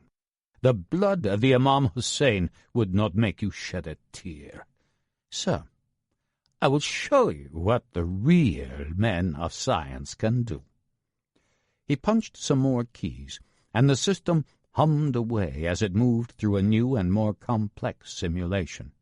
For every trick Reza knew, Karim asked about another one that he didn't. Eventually, Reza even gave way at the terminal so Karim could show him some features of the equipment Reza hadn't understood. Karim looked at his watch. More than 50 minutes had passed since they began working the machines and battering. The few other workers in the lab had drifted away, happy enough to let the whiz kids play their games. Karim proposed one more test to see if Reza really had the right stuff. It was a protocol for boosting the deuterium-tritium mixture to get more neutrons in a vastly larger explosion. In truth, it was one of the things that had failed repeatedly in Tehran. Reza attempted the maneuver, but now he really was out of his league, and Karim couldn't get the machine to perform the requested sequence either. "It's the machine's fault. Just like in Tehran, something doesn't work." "No, Karim. The machine is never wrong. At least the homegrown Mashhad machine of brother Reza, the genius of the world. I know, it's your fault. You know it's your fault. Why don't you admit it?" Karim took a last glance at his watch and reached for his jacket. "I love you, brother," he said, "and someday you will come help us with the real machines, the big machines, up in Jamaran. But right now, I am tired. I have all the miles between Mashhad and Tehran in my bones. What do you say we go out and get a meal?" Reza lowered his voice. "And later, maybe some home brew? I have a new source. This stuff Tastes like Russian vodka. I'm not kidding you, Karim. The best. I live up in the hills, all alone. Nobody around. No one will see us. The besieged wouldn't dare come looking, even if we were holding an orgy. Quiet, said Karim. His friend's boasting made him nervous. They traversed the long gallery of the new wing and then passed back through the locked door. Karim signed out on the guard's pad. Old Ali gave him a grateful kiss goodbye on both cheeks for just remembering his name. At the main gate, Karim picked up his Nokia. He shook that guard's hand, too, to thank him. He said he would be back soon. The sun was low in the sky now. Reza asked Karim where he wanted to eat. There was a new restaurant on Khayyam Boulevard called the Silk Road. It was very tasty, and not just the food. Pretty girls from the engineering university liked to hang out in the coffee bar. Reza beckoned for his friend. These Tehranis were too arrogant. They breathed all that smog every day, and it made them dizzy. They thought they knew all the answers. Chapter 35. Mashhad, Iran. The two Iranian scientists walked together out of the Ardabil compound. A soft, late-afternoon breeze was blowing in from the farmlands, bearing the fragrance of saffron and the other exotic spices for which the region was known. Students were leaving the university campus across the way, cascades of them, the boys and girls walking in separate clusters. The women were so slim and fine. You could see their shapes as the breeze blew their cloaks tight against their hips and bust. "Mashhad Gers Rock," said Reza in English. Karim looked up and down the street until he saw a dirty Mitsubishi bearing the glittery trappings of a shared taxi. It was moving slowly toward them, and then stopped, about 50 yards away. He tried not to stare at the van. He was so close to being done. He needed only to keep moving. He put his arm around Reza's shoulder, not so much from affection as to bind himself to the other man a little while longer, until his job was finished. Reza's car was in the parking lot next to the Ardabil compound. It was a new Peugeot, not one of the Iranian knockoffs, but a real French Peugeot. That must be a token of official affection. They had tried giving Karim cars over the years, and vacation apartments on the Caspian, and special coupons to import consumer electronics products, but he had always refused. That had been part of why they trusted him at Tawhid, because he appeared to be a scientist only, a man who had joined the program not for the perquisites, but for the intellectual challenge of the work. Reza drove south toward the Silk Road restaurant where he had booked a table. It was in the Homa Hotel, near the center of town. The late afternoon traffic was heavy, but it was going the other way toward the suburbs. Karim didn't speak much. Reza popped a cassette into the music system. The percussive sound of R. Kelly filled the car. Reza turned up the bass and began nodding his head in the way he thought a rapper would. Every time the singer said the word motherfucker, Reza would repeat it loudly because it sounded cool. The little Mitsubishi van from Sarag's, carrying its 3 pilgrims, followed behind, the car stopping and starting in the traffic, and the driver cursing in Turkmen at the Persian assassins at the wheels of the other vehicles. They were heading to the city center, too, it seemed. Doubtless to the pilgrim shrines of the Haram-e-Motabar. A third vehicle had been waiting as well outside the Ardabil research establishment. It was a black Paykan, hired for the day from the Iran Hotel. The driver of the car would have been recognizable to passengers who had traveled on the overnight Green Express from Tehran. He had kept watch through the night outside one of the first-class cabins, never moving once.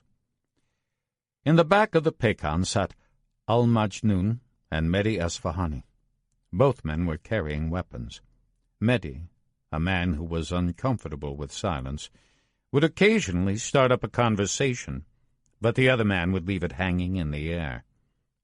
His face was dead still, scanning the guardhouse of the Audiobook research establishment in the middle distance.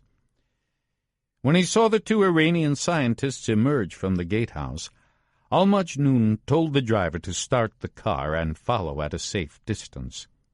Mehdi peered toward the window and then pulled back.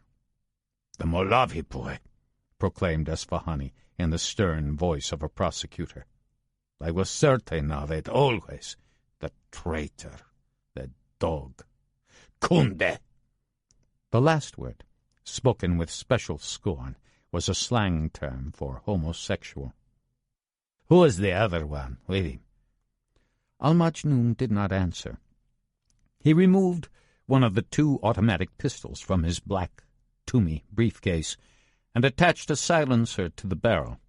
He tucked the gun inside the belt of his trousers and then folded himself into the recess of the back seat while the driver followed his prey toward Khayyam Street and the Homa Hotel. Karim and Reza ate a light dinner at the Silk Road. Reza wanted to pile on course after course to show off, but his friend said he wasn't very hungry.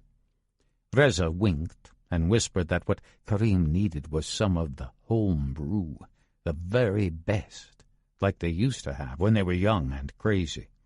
He wouldn't take no for an answer, and Karim realized that he wouldn't mind something to dull the ache in his legs before the long ride back across the border.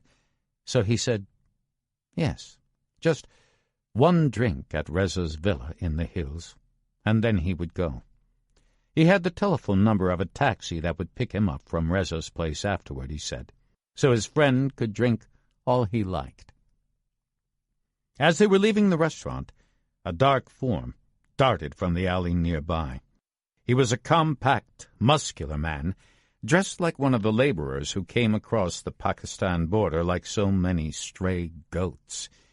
As he neared Reza, he lurched toward him with his arm outstretched and bumped him on the upper arm. Reza cried out in pain. He reached for his wallet to make sure that he hadn't been robbed and then cursed the man, who had disappeared around the corner. "Ah, that hurt! It stings, too, like he stuck me with something. The bastard! This country won't be safe for good Persian people anymore. What did he do?" He was rubbing his shoulder where he had been bumped. Karim was frozen in place. He had seen the man's face just after he pushed into Reza, and he had recognized it. It was the face of the Pakistani operative Hakim, who had helped bring him out of Iran. "Should I call the police?" asked Reza, still rubbing the bruise on his arm. "What do you think?" Karim hadn't moved. He sensed what was happening, but he would not allow the true picture of it to take shape in his mind. "No police," said Karim. "Let's go to your place. You'll be okay." "I need a drink, bro, and maybe a hoe," babbled Reza in English, trying to sound like a rapper again. But already his voice was weaker. Reza drove his Peugeot north again, toward the suburbs above the university. His driving was erratic. He would speed up and slow down at the wrong times, like an old lady, and other cars were honking at him. After 20 minutes, Reza apologized that he was feeling a little faint, and Karim drove the rest of the way to Reza's home. It was a villa in the hills above the city, with a bit of land around it, a reward to Reza for his service to the program. Reza directed Karim into a darkened driveway. He leaned against his friend's shoulder as they walked up the path and toward the house.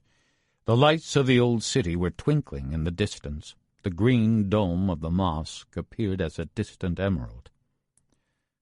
"You need to lie down," said Karim. He could feel his friend's body going limp as the paralysis set in. There were tears in Karim's eyes as he laid Reza down on the couch. He brushed them away. His friend's breathing was becoming shallower, and he was beginning to whimper like a dog that wants attention, How could this be happening?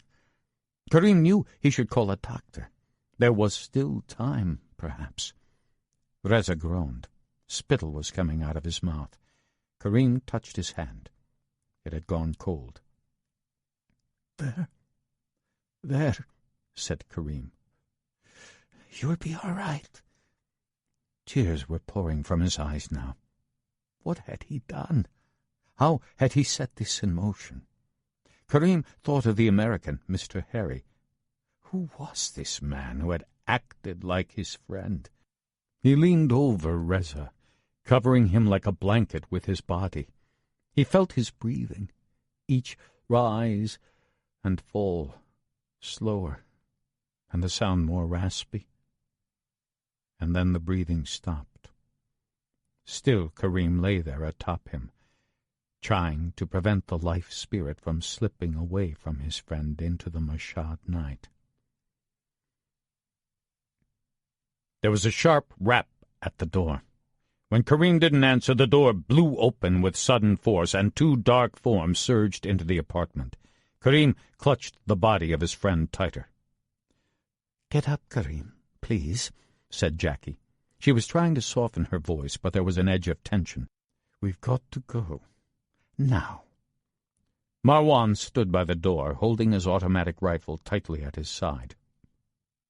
"You killed him!" wailed Karim. "I trusted you. He was my friend. What did he do?" "I will explain it later. We have to go now. The car is downstairs. Come on." She pulled at him, but Karim was a large man.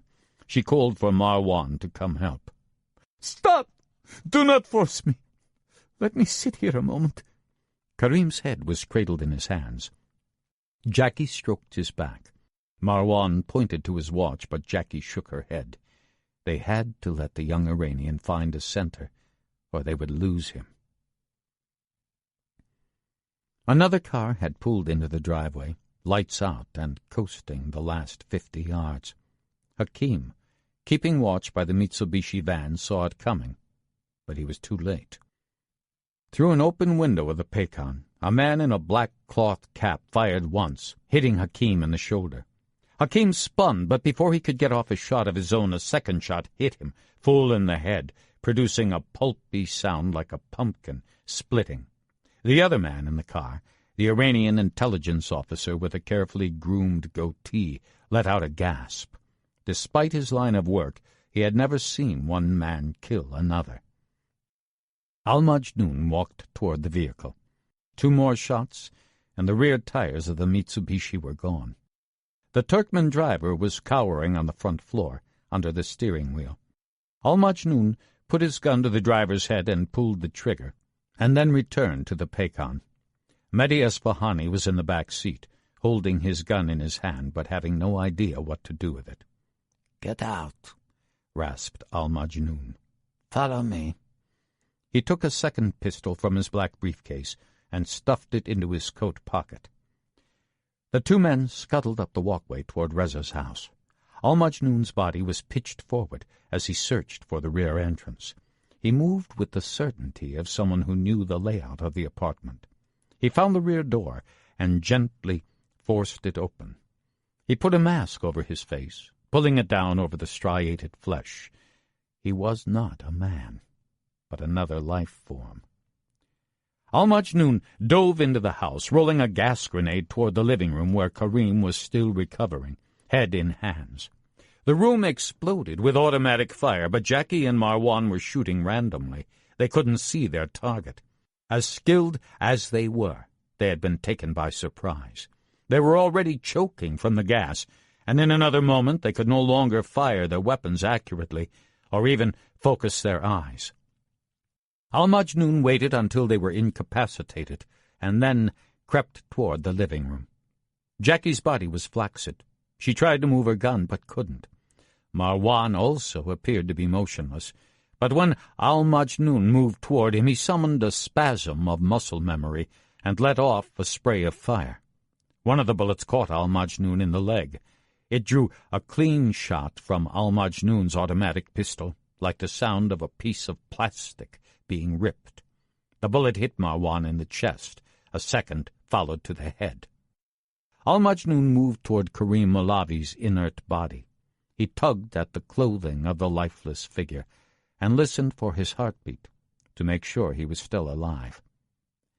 Mehdi had lurked outside, but now Al-Majnun called for him to enter the house.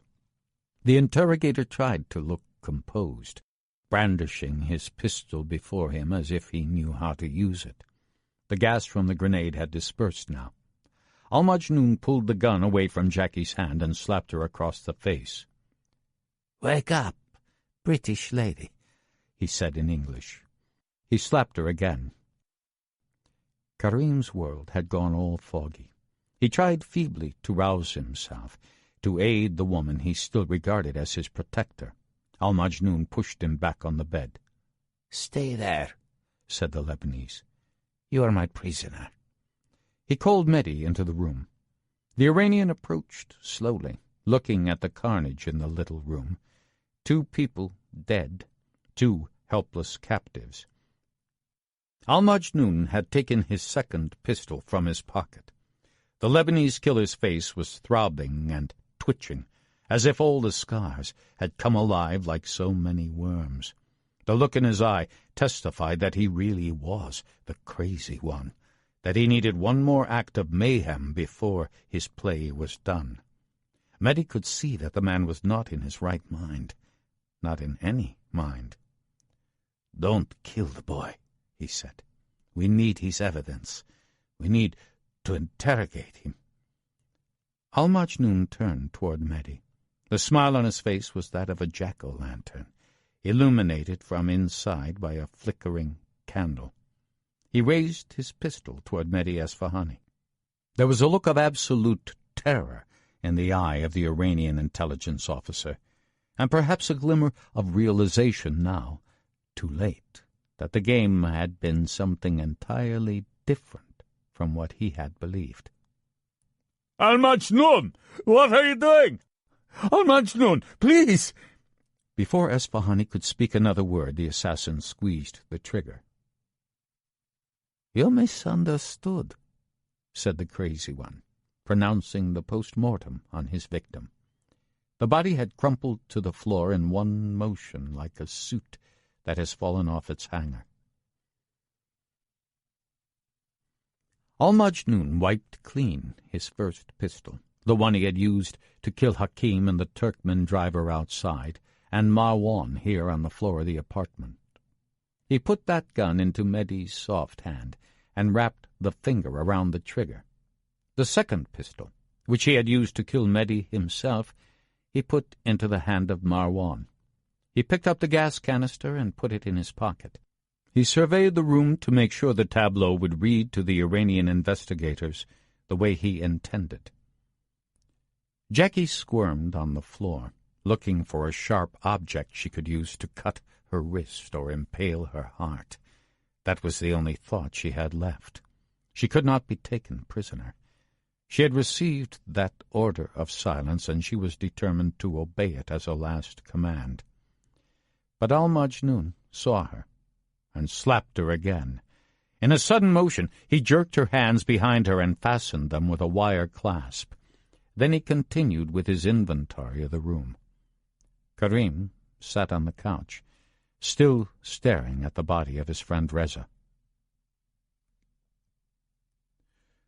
"What are you going to do with us?" said Jackie quietly. All she had left were words, to barter or provoke, or at least to comprehend. "Let you go," said Al-Majnun. "I don't understand." "Of course you don't. You're not supposed to." Jackie looked at the Lebanese man. The face looked like a composite of old surveillance photographs. It was an identikit drawing in which the pieces didn't fit. She had been trained for everything but this.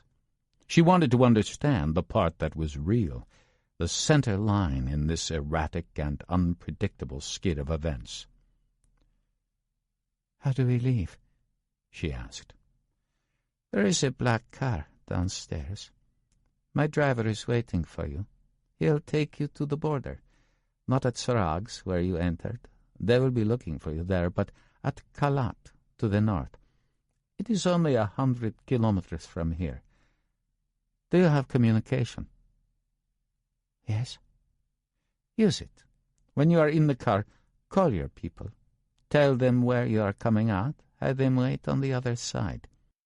It is not an official border crossing, but the smugglers know it. My driver will take you to the other side. He has a gun. If they try to stop him at the border, he will shoot.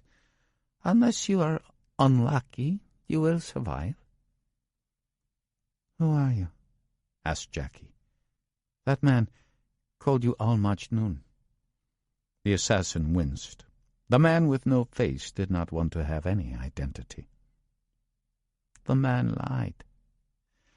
I have no name, because I do not exist. I could have killed you and this boy, but I gave you life. Now it is time for you to go. He cut her hands loose and pushed her and Karim Molavi out the door of the villa toward the waiting car. She and the young man had no choice but to do as they had been instructed. If they waited here, they would surely die. If they went in the car as this madman proposed, they might live. They went down to the Mitsubishi. Jackie was sickened by the sight of Hakim. The pool of blood around his body had begun to congeal. Insects had already found the wound on his head and were feeding on the blood and tissue. Inside the van, the poor driver had bled across the little kilim pillow he had used as a seat rest, the pool of blood seeping into the back of the van. Jackie began retrieving any items that might identify her and the other two as British agents, but Al-Majnun pulled her away. When she resisted, he pointed his gun not at her, but at Karim, and she relented. "I am saving you," said the Lebanese. "I want you to escape." "Why?" asked Jackie. Al-Majnun did not answer. The two got in the back seat of the Paykan. Al-Majnun said a few words to his driver to make clear that the delivery of these two to the border was now his only mission. Then he closed the door. The car turned sharply in the driveway and sped away, headlights extinguished. Al-Majnun took one more tour of the bloody array at the villa, and then made a call on his phone. A car arrived 10 minutes later. Al-Majnun slumped, exhausted, into the back seat. He reached into his black bag and removed his pipe. He kneaded a ball of opium carefully into the pipe and fired it with his butane lighter, drawing the smoke into the lungs and the blood and the head. The car sped away in the night, and Al-Majnun floated away to a place where he truly had no name and no mission. Chapter 36. Kalat, Iran. The black sedan rumbled north, up a long mountain valley toward Kalat. The moon was now full, bathing the landscape in an ivory half-light. The switchbacks and rocky hills all danced with shadows of the clouds, cast by the moonbeams. Karim was asleep. Finally. Jackie was trying to stay awake. She had combed her darkened hair and put on the chador to veil her face. She was shaking underneath the black garment, fluttering like a moth stuck on a pin. There were a few cars out on the road, but no cops. Eventually, someone in the neighborhood would call the Mashhad police, and they would be summoned. There had been too much noise at the house. Then, as the police began to realize what all these bodies meant, a desperate hunt would begin. But maybe by then they would be across the border. After they had been driving a half-hour, Jackie took her GSM phone and called the operations room in London. The call was routed to Adrian at Sarags, who was awakened from a dead sleep. "We're coming out," said Jackie. Her voice was in a dead register of exhaustion. "Not the way we came in, but another way. It's called Kalat. It's due north from Mashhad, up in the mountains. It's not a border crossing, but we're going to crash it. Wait on the other side. Darling, he said. He wasn't supposed to talk that way, but he could not help himself. Shut up. Did you get the exfil point? Calotte, he repeated. What time? I don't know. Probably just after dawn. Her voice was heavy with fatigue and sorrow. Are you all right? No. I have lost 2 people. Dead? Yes. Adrian groaned. Oh, I'm sorry. The boy is alive. He's with me. Did it work? The thing? I don't know yet. I can't tell. It all turned to shit. Are you okay? What the fuck is going on, Adrian? Who was Al-Majnun? Adrian didn't understand the question and asked her to repeat it. She said a few words and then stopped. She had been talking too long. The phone connection wasn't secure. There wasn't time for Adrian to explain now, even if he knew the truth. She repeated the name of the place where she would be coming out and ended the call. The road rose toward Calotte. The town was topped with cliffs that were a natural fortress. The forces of the Persian warrior Nader Shah were said to have retreated here into the rocks to escape the hordes of the Turkmen conqueror Tamerlane. The driver had slowed. He was looking for his bearings. A rosy gleam behind the eastern hills signaled the coming dawn.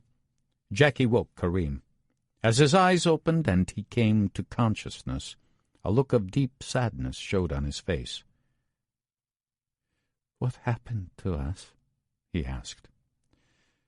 "Why were all those people killed? Who was that man? Why are we still alive?" He was too sleepy not to say what he felt. "I don't know," she answered. "I just want to get you out of this place. That is the only way that any of this will make any sense. So please, trust me a little longer, even though I don't deserve it." They passed through the little town center. There was a police station. The lights inside were on. Why were they up so early? The driver muttered a curse in Farsi. It was the first word he had spoken during the trip. The border was ahead, up a narrow road through the high hills. The driver proceeded past the rock-ribbed houses that lined the road, the residents coming awake. From a mosque toward the north end of town they could hear the tinny, amplified call to the Fajr prayer at dawn. The driver peered at the road ahead and then jammed on the brakes. There was a roadblock on the main route, 100 yards distant. The figures of the policemen were indistinct in the dim light, but the barrier across the road was large. The driver cursed again. He backed up 30 yards to a turning and took the fork to the left. It was a narrow road, half dirt and half asphalt, and the Paykan shimmied and fishtailed on the rough surface. He was moving toward the high ground that would lead to the smugglers' routes that were drawn in his mind. Jackie looked off to her right. They were even with the roadblock now. She hoped the police at their barrier might not care about the car on the side road. She thought that perhaps they had passed safely, but in the next moment she heard a siren and saw that a police cruiser had set off from the barrier, and then a second one. "Go, you fucker!" Jackie screamed at the driver. But he didn't need encouragement. He gunned the car up the steepening slope, spinning out once as he rounded a bend, but otherwise keeping the car under control. The 2 police cars were behind them now on the side road. They were both Mercedes sedans, bigger and faster than the Paykan. Every 20 seconds, the pursuers gained another 10 yards. The black Paykan spun around a high curve and neared the summit of the ridgeline. The border must be ahead. Either that or the road would come to a dead end and they were finished right there. But the driver seemed to know where he was going. He was talking to himself now in a staccato chatter of Farsi.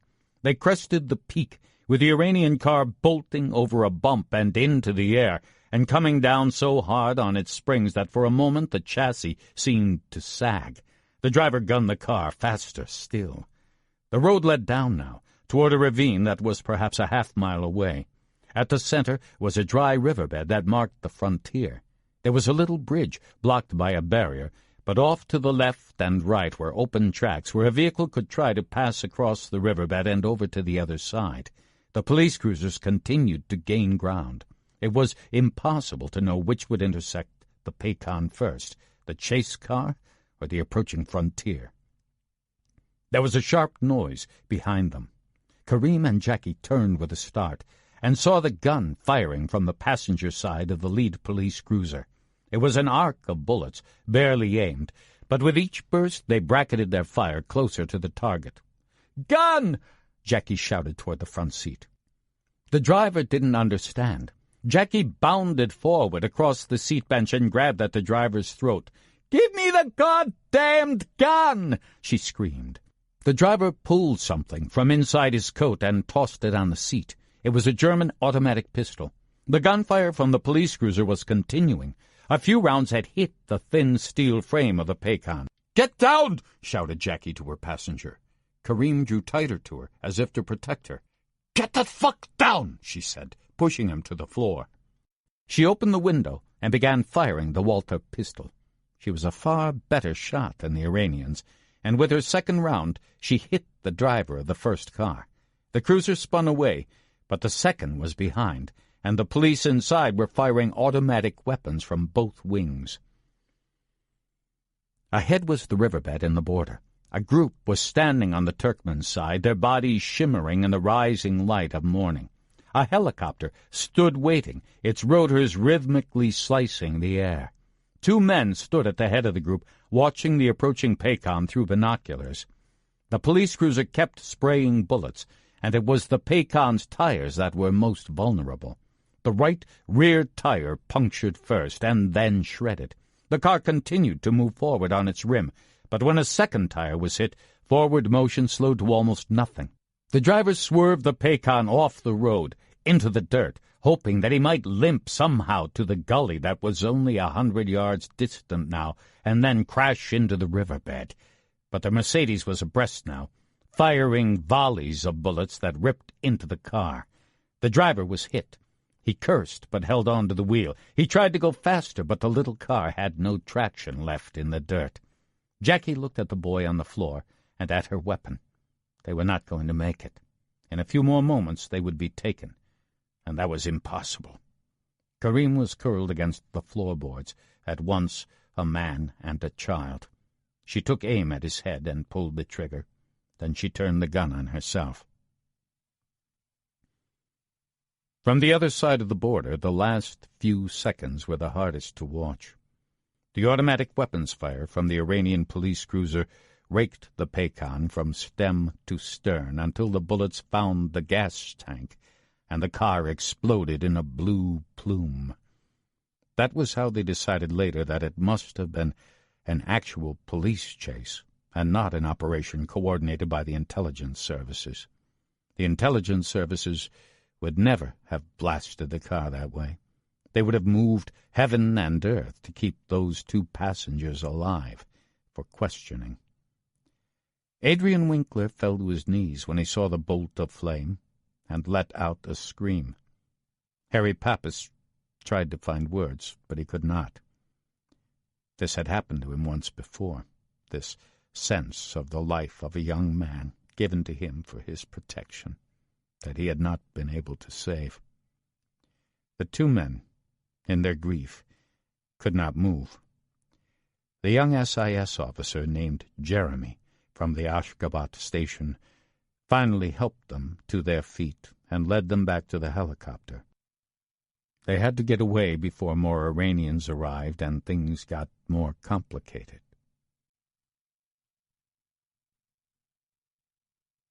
Chapter 37. London. They flew back to London in a cabin of sorrow and failure. The deadness of loss was all they felt in the first hours. Kamal Atwan had already left Turkmenistan when their helicopter returned to Ashgabat. Pressing business back in London, he said. But he had left a second plane at Adrian Winkler's disposal at the airport, fueled and ready to go.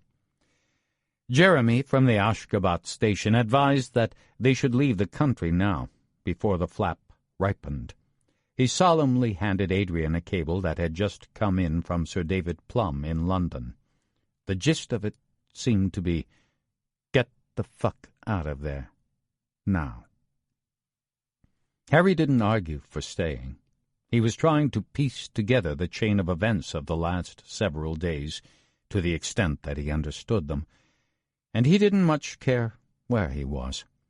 He was feeding on a private rage, a loathing that included every one and everything around him, but most especially himself. The plane was a Gulfstream G5, Atwan's personal jet for entertaining friends and clients. It was appointed like a flying salon, with a black leather interior and gaudy gold fixtures. The bathroom had a full-length window. The attendant was a well-endowed woman from the north of England who served drinks leaning in toward the passengers so that her bosom was in their face. Adrian seemed to know the plane. After they took off from Ashgabat, he went back into the aft cabin and had the attendant make up the bed. The sheets were black silk, and there was a mirror on the ceiling. He offered the bed to Harry, who refused, so Adrian closed the door and tucked himself in. Harry sat in the deep leather of the armchair and closed his eyes. He didn't want to sleep, but to think. The story was there, in his hands, but he couldn't read it. All he had were questions. How had 4 of his people died in Mashhad? What had surprised the well-trained team from the Increment? Why had their original escape plan been abandoned? Where had Jackie gotten the black Paycon that had nearly reached the border? Who was driving the car? He had seen Jackie's face through his binoculars, but the driver was a stranger. And what had happened in those final moments before immolation? He had seen Jackie shoot at something on the rear floor before she put the gun to her own head. Who had been the target of that first shot? It must have been Kareem. If so, did that mean he had been successful in his mission at the Ardabil research establishment, or that he had failed? And the Iranians? How long had they known that this operation was coming at them? Had the operation been compromised from the beginning? Harry hated to admit that possibility. It shamed him. But with so many dead bodies, he could not exclude it. And what was Kamal Atwan's role? That was the part of this story Harry understood least. He had been the essential facilitator of every transaction in this process. He had acted with the assurance of a man running his own intelligence service, and he had delivered everything he had promised. But the end product had been a disaster. What had Harry missed? What could have helped him to foresee the disaster that had befallen his team when it took his agent, Kareem Molavi, back into Iran? Had he killed the boy? Through his own inattention? Harry let Adrian sleep for 2 hours, and then woke him up. He brought a cup of black coffee with him back to the aft cabin. "We need to talk, brother," he said. "Wake up." "I'm busted up, Harry," the British officer answered groggily. "I loved that woman. I took some pills. I need to sleep. Let's talk in London." "Get up." Harry handed him the coffee. "I mean it. I need some answers before we land. This whole thing is going to blow, and I want to know what the fuck has been going on." Adrian groaned and took the coffee. He knew that Harry wouldn't leave him alone until they talked. The American had a pliable exterior, but he didn't bend on things that mattered. The British officer wobbled back to the aft lavatory, decorated in a plush red fabric, He brushed his teeth and splashed some water on his face. When he emerged, Harry made him finish the coffee and then gave him a second cup. "Is this plane bugged?" began Harry. They were sitting next to each other in the aft compartment. The bed had been packed away. "Fucked if I know," said Adrian. "Probably." "Then talk in my ear and I'll talk in yours. This is for us, not your business partner." Adrian winced. "Ease up, Harry. I've got my whole career coming down on my head. If this comes out wrong, I'm destroyed." "So what? My career is wrecked too."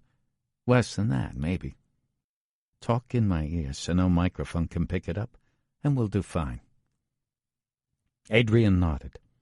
Harry leaned toward the other man's head and spoke in a whisper. "Jackie called you to tell you she was coming out another way, right? You told me she called." "Correct," he whispered. "She said we should go to Kalat. She made me repeat it. What else did she say?" Adrian paused and closed his eyes, then leaned back toward Harry and whispered again. "She said she had lost the 2 boys. She said Kareem was with her, alive, and they were coming out." "What else? Did she explain? Did she say what had gone down in Mashhad, why there was a change of plans?" "Nothing. It was a short conversation. She was afraid it would be insecure. She wanted to get off the phone." Harry pulled back. His eyes were flashing. He spoke loudly, almost in a shout. "I don't believe you, Adrian. That can't have been all. Tell me the goddamn truth. What else?" He grabbed the other man by the collar and pulled his head toward him. "Nothing," Adrian croaked. Harry slapped him hard across the face. "You are a lying piece of shit, Adrian. Tell me the truth. It was an operational call. It was routed through London. You think we can't intercept and decrypt that? You're out of your mind.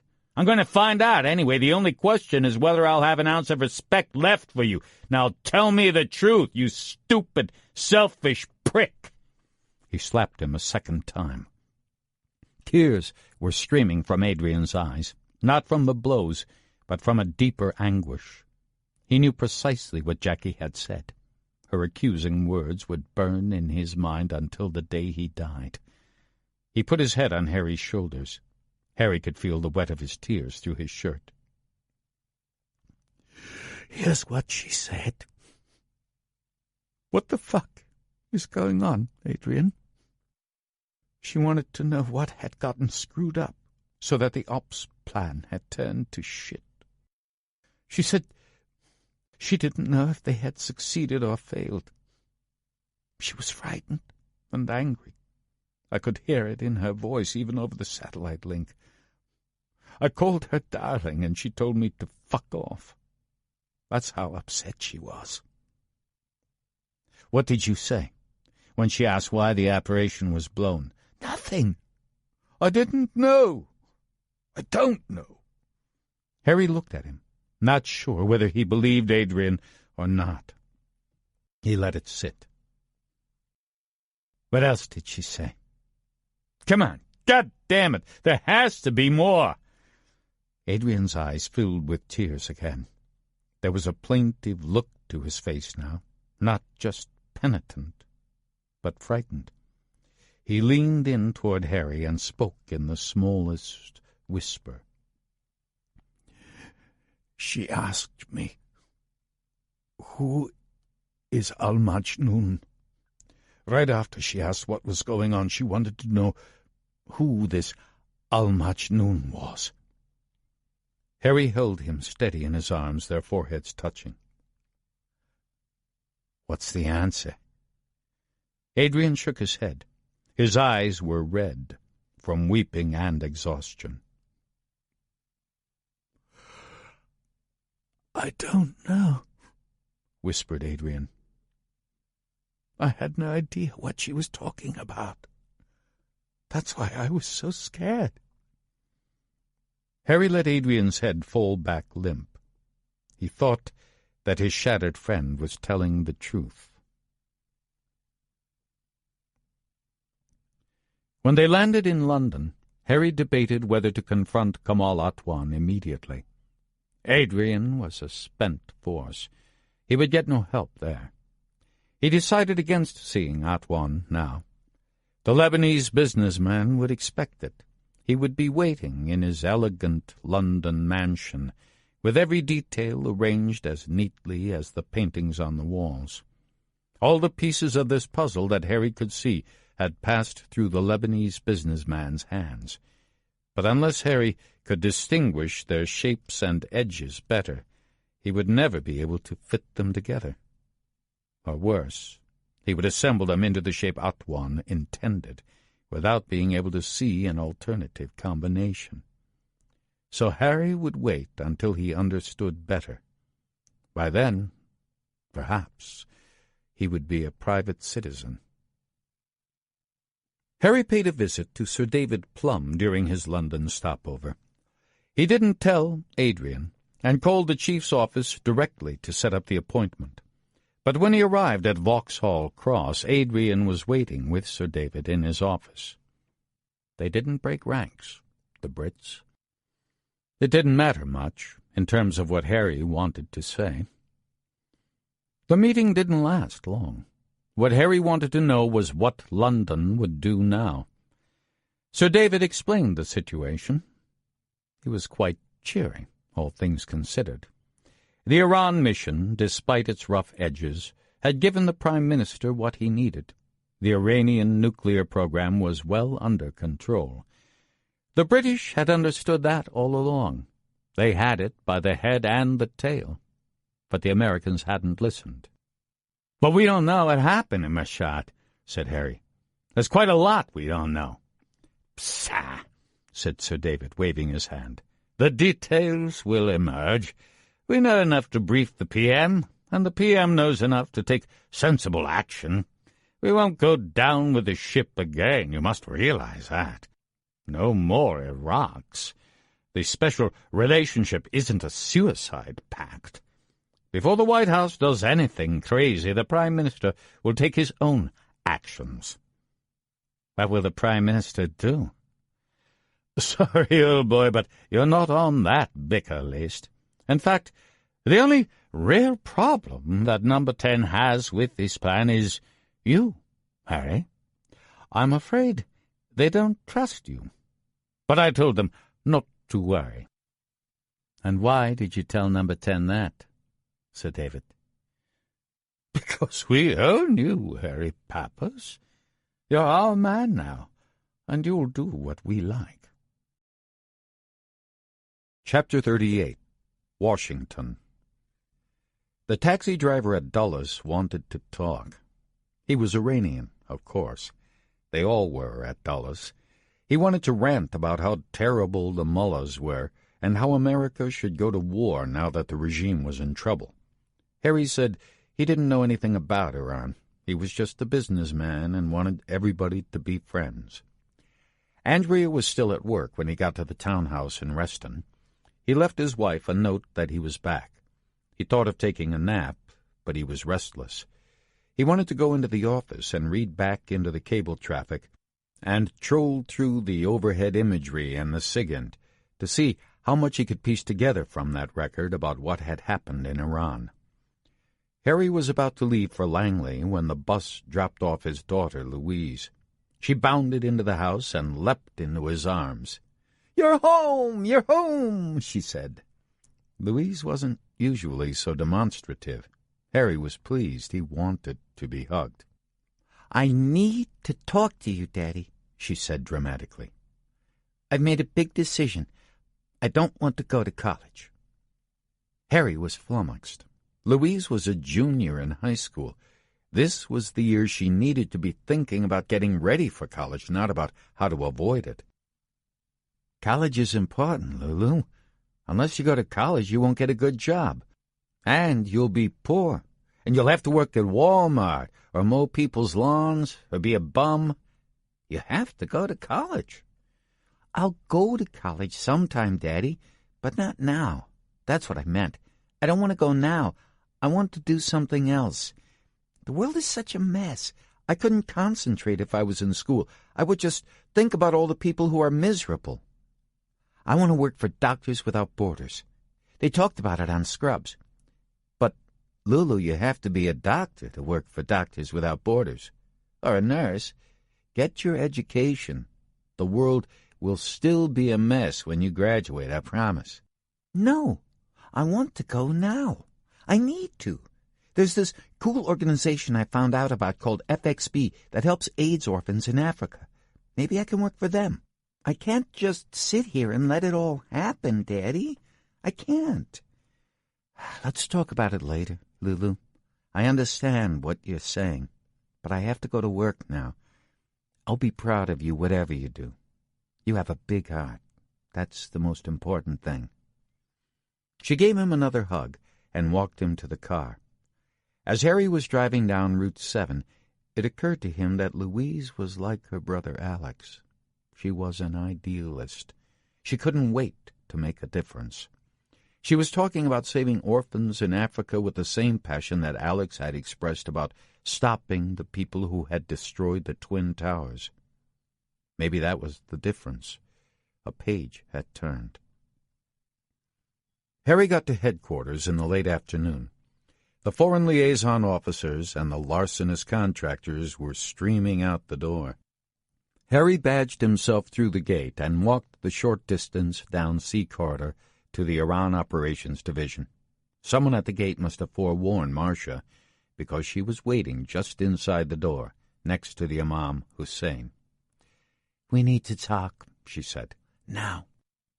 "Not yet. Let me read into the traffic and run some traces. Then I have to see the director, tonight or tomorrow, sometime." "No, sir. You do your reading, but then you see me. And don't go near the 7th floor until we've talked.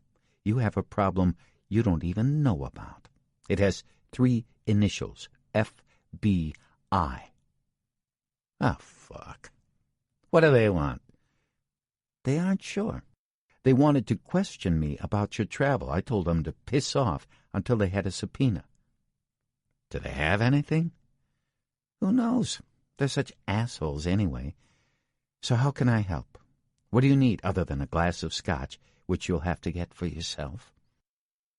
I need good intelligence about Iran, especially now. Make sure I have all the Iran traffic over the past week. Then call all the liaison officers in town who know anything, and tell them I need their best current stuff, immediately. Have them pulse their people back home, no matter how late it is. And tell NSA I need special one-time access to the raw Iran SIGINT, whatever has been translated. If anyone squawks, tell them I personally will make sure they get sent to a listening post in Okinawa. What else? You said traces? I want you to run every database you can for the name Al-Majnun. That means the crazy one in Arabic, so presumably he's an Arab. But he's in Iran. Or at least I think he is. I know what Al-Majnun means, for God's sake, Marcia muttered, walking away. Maybe I even know who he is. Not that you would care, but let me check my sick, alcohol-poisoned memory to make sure. Any other demeaning requests? Call the National Reconnaissance Office. Tell them I want a TiVo Mashad, 48 hours ago. Harry went into his office and closed the door. He logged on to his computer and began searching the cable log. He wanted to lay down for himself a picture of the cards that were visible in the intelligence reporting they already had. The U.S. intelligence community didn't know much about Iran, but it knew a little, and its liaison partners knew more. If there was commotion within the security establishment of any foreign nation, it usually left some electronic or physical markings that could be captured and analyzed. The agency's own reporting was thin. How could it be otherwise? They had one good source in the Iranian nuclear program, and now he was dead. Harry found one report that had come in 2 days ago from the station in Dubai. They were running an agent who was a member of the Ministry of Intelligence. He picked up talk from people who had access to real secrets. The header on the cable was "Shake-up coming in Tehran," It reported Iranian corridor gossip that heads would be rolling soon in the Revolutionary Guard's intelligence because of a big screw-up there. The station chief, wanting to show how smart he was, had played down the rumor as sibling rivalry, noting that MOI officers were always forecasting doom for the Rev Guard. But Harry had reason to take the report more seriously. He messaged Dubai to call a crash meeting with its source to see if they could pull more. Next, Harry checked the foreign liaison file, which had gotten a little fatter in the past few minutes since Marcia sent out her whip. Multiple sources were reporting that there had been some unusual gatherings in Tehran the past few days. The Turks had a source who claimed that the head of the Ministry of Intelligence had been summoned to the Supreme Leader's compound by the National Security Advisor. A Mossad agent within the Syrian Mukhabarat, who happened to be on a trip to Iran, reported that there was a panic within Rev Guard intelligence over the disappearance of one of their senior officers involved in security of the nuclear program. The Iranians feared that the officer had defected to Israel. "No such luck," said the Mossad representative in Washington. The most intriguing report had come in that day from a Russian intelligence officer planted in an IAEA inspection team that was visiting Iran for yet another discussion of inspection procedures.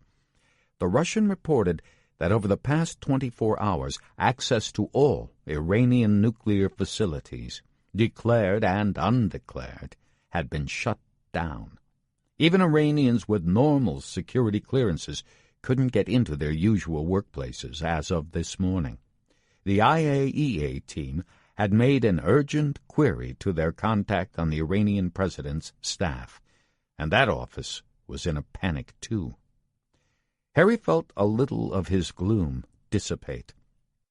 Something bad had happened inside the Iranian nuclear program. They were trying to figure out how bad. Senior people were being summoned. Scientists' access was blocked. Even the Iranian president was nervous. A shitstorm was rising in Tehran. That was promising. Okay, so what did he know? What had to be true, no matter what had happened on the way to that deadly fireball across the riverbed at Kalat? He knew that even if the operation in Mashhad had been a total washout, the Iranians would be scrambling. A scientist in their nuclear program was dead. By now, they would have identified Karim Molavi's body in that burnt-out car. Probably they wouldn't be able to identify Jackie from what was left of her body, and the identities of the other two members of the Increment team were probably covered too, unless the Brits had been sloppy. So the Iranians wouldn't have proof, but they were paranoid enough to guess at the truth. Their scientist had died trying to escape Iran with foreign intelligence agents. He had been recruited as a foreign spy. Everything he had touched was contaminated, and they couldn't be sure how far the stain spread. They had to suspect that the worst had happened. Their nuclear program had been penetrated. The Iranians would have to take action quickly. Harry knew he wouldn't see it outright, lit up in bold. They were too careful for that. But he would see shadows as people moved to protect other parts of the nuclear program that had suddenly come under suspicion. He would hear echoes of voices, summoning people for interrogation, calling them back from posts overseas where they were vulnerable. That was what he would look for, the aftershocks. Harry dug into the NSA file. The messages were queued in a way that made them hard to search, so he called in Tony Retto, one of his smart kids, and asked him to set a filter that captured anything that involved a sudden recall of personnel or change in status within the past 48 hours. It didn't work at first, but Retto made a phone call to a friend at NSA and played around with the search parameters until he had something for Harry to look at. And you could see it when you put in the right keywords, just looking at the list of intercepts that came up. They were pulsing their system. Frankfurt, London, Dubai, Beirut. They had code breaks for only some of the traffic, but even where they couldn't read it in plain text, the traffic analysis suggested that key people, known members of Iran's secret establishment, were being pulled out of their normal positions and brought home. On a hunch, Harry called the cyber geeks at the National Counterterrorism Center and asked them to do a quick check of all passengers who had traveled to Tehran from Europe the past 2 days. Get the names and match them up with any known intelligence, security, or defense people. It came back in an hour, and it confirmed what the SIGINT had indicated, that a lot of very senior people were being called home in a hurry. Marcia stuck her head in the door. Harry could smell the cigarette smoke on her clothes. She really wasn't supposed to do that, but it wasn't a night in which he wanted to enforce the rules. "It's getting late," she said. "You should eat something." "I'm not hungry. Go away." "Tough shit, Harry. I've brought you something anyway from the cafeteria. It's not very appetizing, but that's life." She handed a tray through the door and dropped it on Harry's desk. It was a bowl of pea soup and a cheeseburger. Harry ate it all, gratefully. What about Ashgabat? The Iranians had to be mobilizing there. They would have found the Mitsubishi van that had crashed the border and the dead Turkmen driver. They wouldn't learn much, but they would realize that Molavi had been smuggled into the country from Turkmenistan before the botched attempt to exfiltrate him. That would scare Tehran all the more. They would pull whatever chains they had in the Turkmen capital to figure out what had gone down. Harry phoned the chief of the CIA's 2-person station in Ashgabat, a woman named Anita Pell. It was already early morning there, but she sounded as if she had been awakened from a deep sleep. Poor Anita. He hadn't informed her that he had been in Turkmenistan, and he didn't do so now. What would he tell her? He had gone there as an operative of a foreign power, Great Britain. Harry asked Anita Pell to call her liaison officer in the Turkmen Security Service right now and request any information they had about unusual Iranian activities the last few days. "And wake him up?" Anita Pell sounded shocked. "Yes," Harry said, "wake him up now, and go see him as soon as he'll receive you. Send anything you get as soon as you get it." Harry felt sorry for her. She had been the only officer to bid for Ashgabat when it came open last year. Her husband had run off with his secretary 8 months before, so she said yes. Turkmenistan had been a nice, easy nap until this moment, when all the shit in the world had come down on her head. 2 hours later, Harry had his Ashgabat file. The chief of the Turkmen security received Anita Pell himself. That was a first. He reported highly unusual activity at the Iranian embassy. The lights had been on all night the past 2 nights. The Turkmen guards posted outside said people had been coming and going constantly, and that the Iranians were burning documents inside the compound. What's more, the Iranian consulate on the Turkmen side of the Sarag's border crossing had been working non-stop, too, and several dozen Iranian security officials with diplomatic passports had come across the border 2 days ago, questioning their contacts on the Turkmen side. "The Turkmen want to know if they can help," Anita explained on the secure phone. "The chief was very agitated. He said something big went down on the border a couple days ago. He seemed surprised that I didn't know anything." "What's there to know?" Harry answered sweetly. "Don't humiliate me, Harry. I don't deserve that. What's going on?" "Stay tuned. It will all become clear. Either that or it won't. But however it plays out, you're going to need some help. I'll send you one of my kids tomorrow." Anita Pell protested that she didn't require any assistance, thank you very much, but she sounded relieved, nonetheless, that she would be getting some. Harry wanted to be on the ground in Mashhad. That was impossible, obviously. The CIA had precious few sources in Tehran, let alone eastern Iran, but thanks to technical coverage he was able to get pretty close. His advantage was that he knew what to look for. He had the coordinates of the Ardebeel research establishment, and it was easy enough for the cartographers to do a quick fix on where it was, just above the Northern Ring Road. The imagery was there.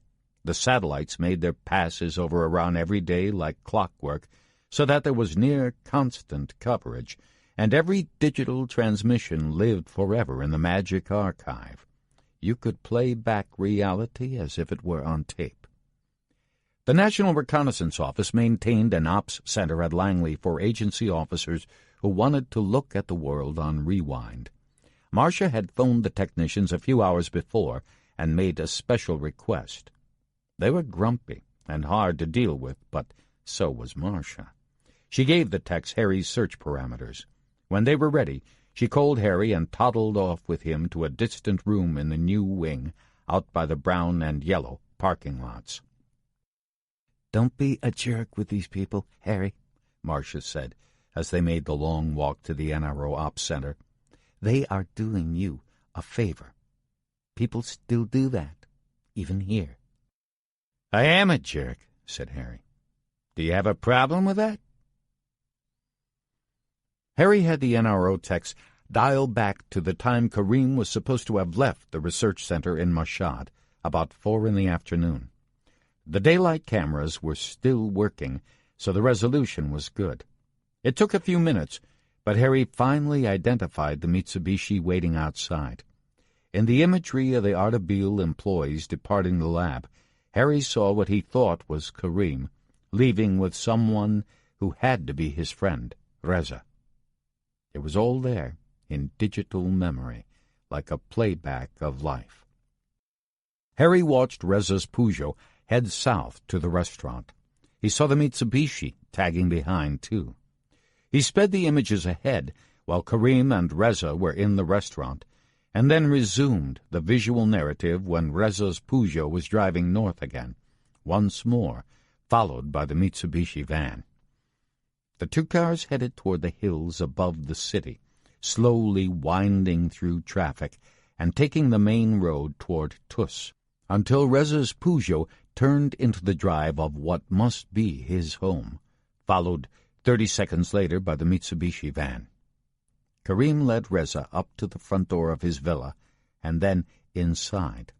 A bit later, a lithe figure that had to be Jackie went into the house with a second operative, leaving behind the third man, it looked like Hakim, to keep watch outside. And then it all went haywire. A black sedan pulled into the drive. You didn't see it at first, because it wasn't showing any headlights. The first sign was the bright spark of a weapon being fired, and then the dreadful sight of Hakim falling, shooting as he went down. Night had fallen now, and the infrared images were harder to read, but you could see enough to understand what had happened. The shooter got out of the black sedan and swiftly executed the poor Turkmen smuggler who had been unlucky enough to be hired for this pilgrim journey. Then the shooter stutter-stepped to the villa, followed by a second man. Who were they? What had brought them to this place? Had the Iranians been following Kareem all along, with Harry too blind to see their footprints?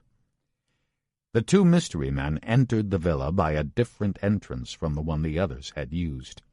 A half-minute later, there was a flash of light from the building, as if something had exploded inside, and later more sparks of light as if from gunshots. Harry kept muttering to himself as he watched the play unfold. It was horrifying to witness these events after the fact, without being able to affect them, or to understand fully what was happening. Eventually, two figures emerged from the villa. One looked to be Jackie, dressed in her chador, and the other was surely Kareem. Had Jackie shot her way out? What had happened to the other people inside? And then a third man emerged, following them. But no, he was leading them toward his black sedan. It was the shooter, the gimpy man who had killed Hakim and executed the Turkmen driver. He prodded Jackie and Kareem toward the sedan and waved them inside. He spoke a word to the driver, and then the black sedan was gone, beginning its journey to the border at Kalat, Harry knew. And the lone man, the shooter, was left there with what had to be 4 dead bodies. "Who the fuck is that guy?" muttered Harry. He was speaking to himself, and in truth he thought he knew the answer. But it was Marcia Hill who answered. "That's Al Majnun," said Marcia. "The crazy one." Marcia didn't want to talk about it in front of the NRO techs. She was strange that way. After a career at the CIA, she didn't really trust anyone, least of all other members of the U.S. intelligence community. So she waited until they were safely back in Persia House before she said any more. She padded to her cubicle and returned with a file folder and a pack of cigarettes. "Give me one," he said. "But you don't smoke, Harry." "I just started." "Now, tell me about Al Majnun." Marcia took a photograph out of the folder. It was a grainy shot of a man whose face looked like it had been drawn with a haphazard etch-a-sketch. "This is Al Majnun," she said. "I know it's a crappy picture, but it's the best one we have of him. Version 2.0, or 3.0, or whatever this is." She removed a second photograph from the folder. It showed a younger man, someone who, from the image in the photograph, appeared to be entirely different from the dark and disfigured man in the first shot. "This is Al Majnun, version 1.0. Or at least that's what some of my Israeli friends think. These are their photographs. His name back then in Lebanon was Kamal Hussein Sadr. He was one of the first people the Iranians pulled into what became Hezbollah. He was a wholly owned subsidiary of Iranian intelligence from that start. They used him as an enforcer. When they didn't trust one of their own people, he took care of it." "Why don't we know about him?" "Because he was killed, supposedly, in 1985 by the Israelis. They were patting themselves on the back for months. Car bomb, body blown to bits in Baalbek, so they couldn't ID him afterward. But seriously dead, everyone thought. So everyone forgot about him, except for a few skeptical SOBs at Mossad. And me." "What happened to him?" "He went to Iran in 1985 after the Israeli hit that almost got him. Personal invitation of Khomeini. So it was said, if anyone bothered to listen to the chatter, which no one did because the Israelis had killed him and the Israelis never make mistakes. But he was there. He knew he would need a new face if he was going to stay undead, so the surgeon's healing arts were applied. They put so much new skin on this guy they probably gave him a new dick, too." "Get a life, Marcia." "Bit late for that. Anyway, when you run the traces, meaning Marcia's private traces, because, honestly, honey, the main registry is useless, what you find is that Mr. Majnun kept doing special jobs. Super wet work. When a dissident faction surfaced in the Rev Guard in the early 90s and people got revolverized, guess who pulled the trigger? When Rafsanjani had a problem with the Ministry of Intelligence and a few people got knocked off, who got the call? The crazy one. But of course, he was the cleanup guy. Nobody owned him, you see, except the president's office. And check this out." She took a third photograph from her file. It showed a tidy little man with a neat beard standing in front of an airplane. In the shadows behind him was a man in sunglasses with the identikit face. "This is the president getting off a plane in Damascus. Secret trip, never announced. The Israelis got the picture. The official Mossad line was that the messed-up-looking guy in the shades was just some fixer who was traveling with the president. But my pals down in the boiler room in Tel Aviv knew better. This is Al Majnun, the leader's personal enforcer, the man who doesn't exist. And I am sorry to say, the man who took down your operation. You are one crazy old bitch. Harry leaned across the table and kissed her. Thank you. But you're wrong about one thing. I don't think Al-Majnun ran this Mashhad operation for the leader of Iran. He did it for someone else. Harry had a last, agonizing piece of the puzzle, and he didn't understand it until after midnight, when he was about ready to go home. The remaining mystery was the identity of the second man who had entered the villa with Al-Majnun, but had never left. He appeared to be the shooter's accomplice, but who was he? Was he also part of a secret cell, operating under the protection of the leader? Or did he represent other parts of the Iranian secret world? An answer surfaced in urgent liaison reports that arrived from 2 friendly services that had been apprised of Langley's hunger for fresh rumint about anything involving Iranian intelligence. The first was from the little spy service of Azerbaijan, which had a surprisingly good network, thanks to the large Azeri community in Iran.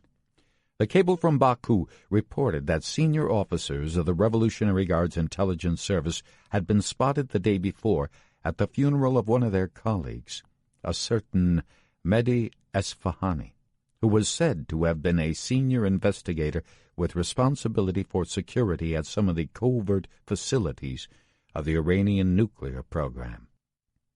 There had been a long reception afterward at the family's home. The talk was that Esfahani had died in Mashhad. The body had been flown back home in great secrecy, and that it had been riddled with bullet holes. The family had been told he died a hero's death, and a special martyr's pension had been approved. The second overnight report was from French intelligence. It, too, had a few long-standing sources within Iranian intelligence. The head of the French service, a contact of Harry's since they had been in Beirut together years ago, made a point of calling himself, even though it was just past 7 in the morning in Paris. He said he was transmitting a flash cable that might be of interest to his old friend, Harry Pappas. And indeed it was. The French reported that commanders of the Revolutionary Guard's intelligence, the Etalat-e-Sepa, had been briefed the previous day on a top-secret operation.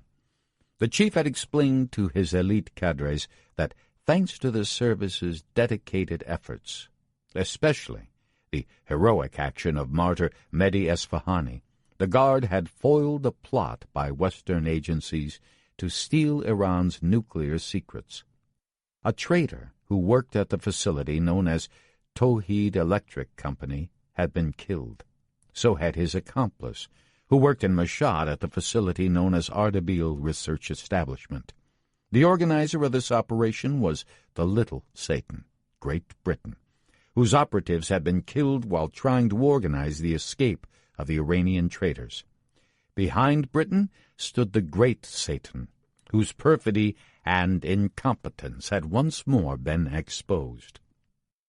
The Guard was taking appropriate action to discover any other participants in this conspiracy. Fortunately, thanks to their prompt action, the integrity of the Iranian nuclear program as a whole was certain. There it was.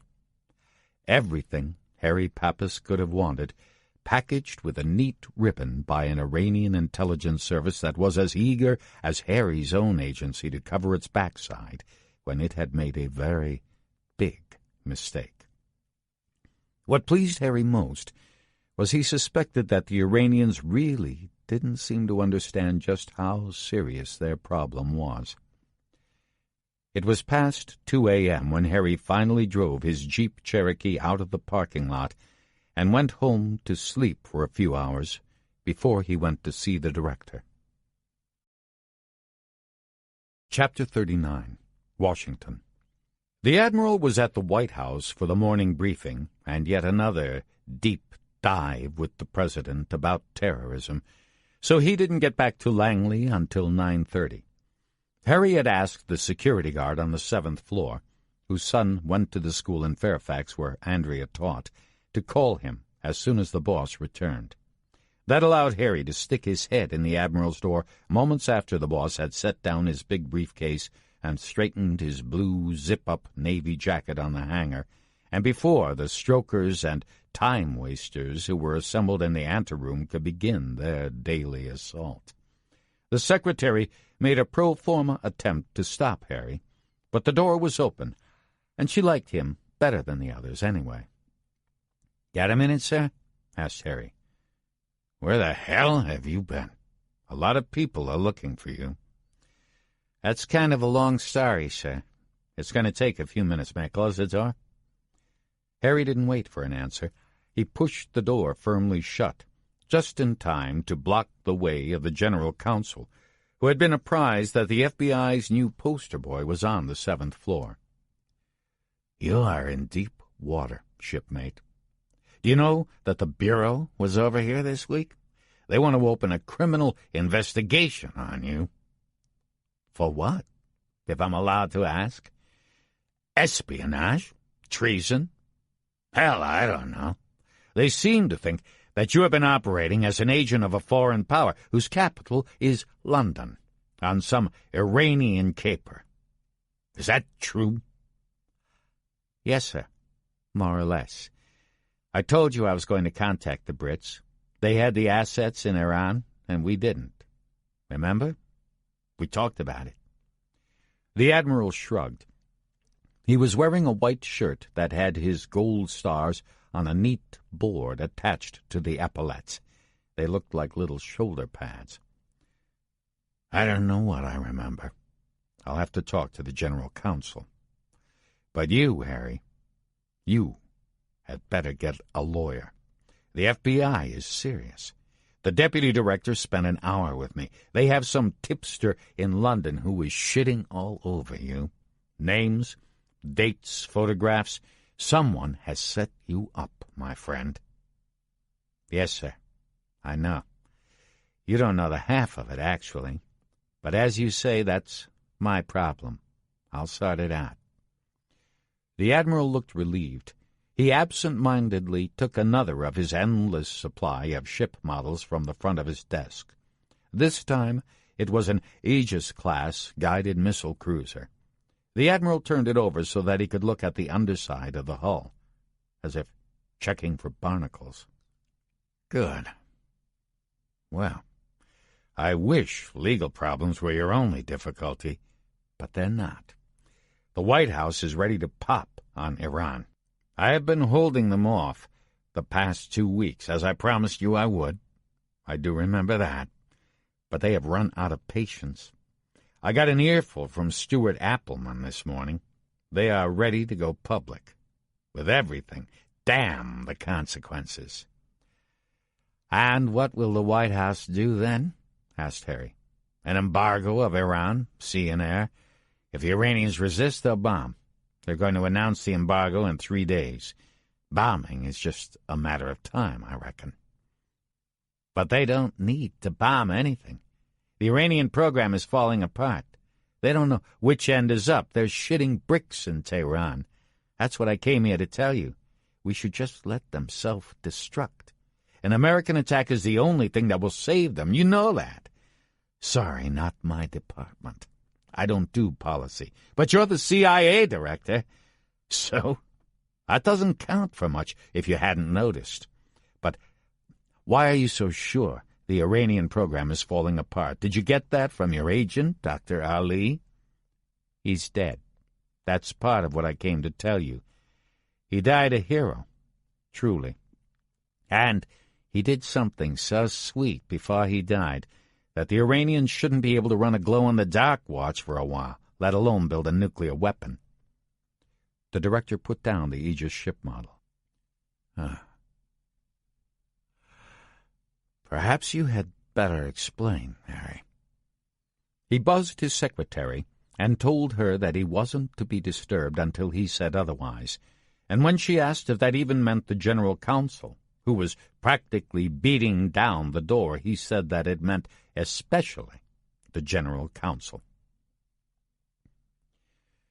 So Harry told the story of what he had been doing over the past several weeks, leaving out only the parts that would get him into irreparable legal jeopardy, and the parts involving Kamal Atwan, which he intended to handle on his own.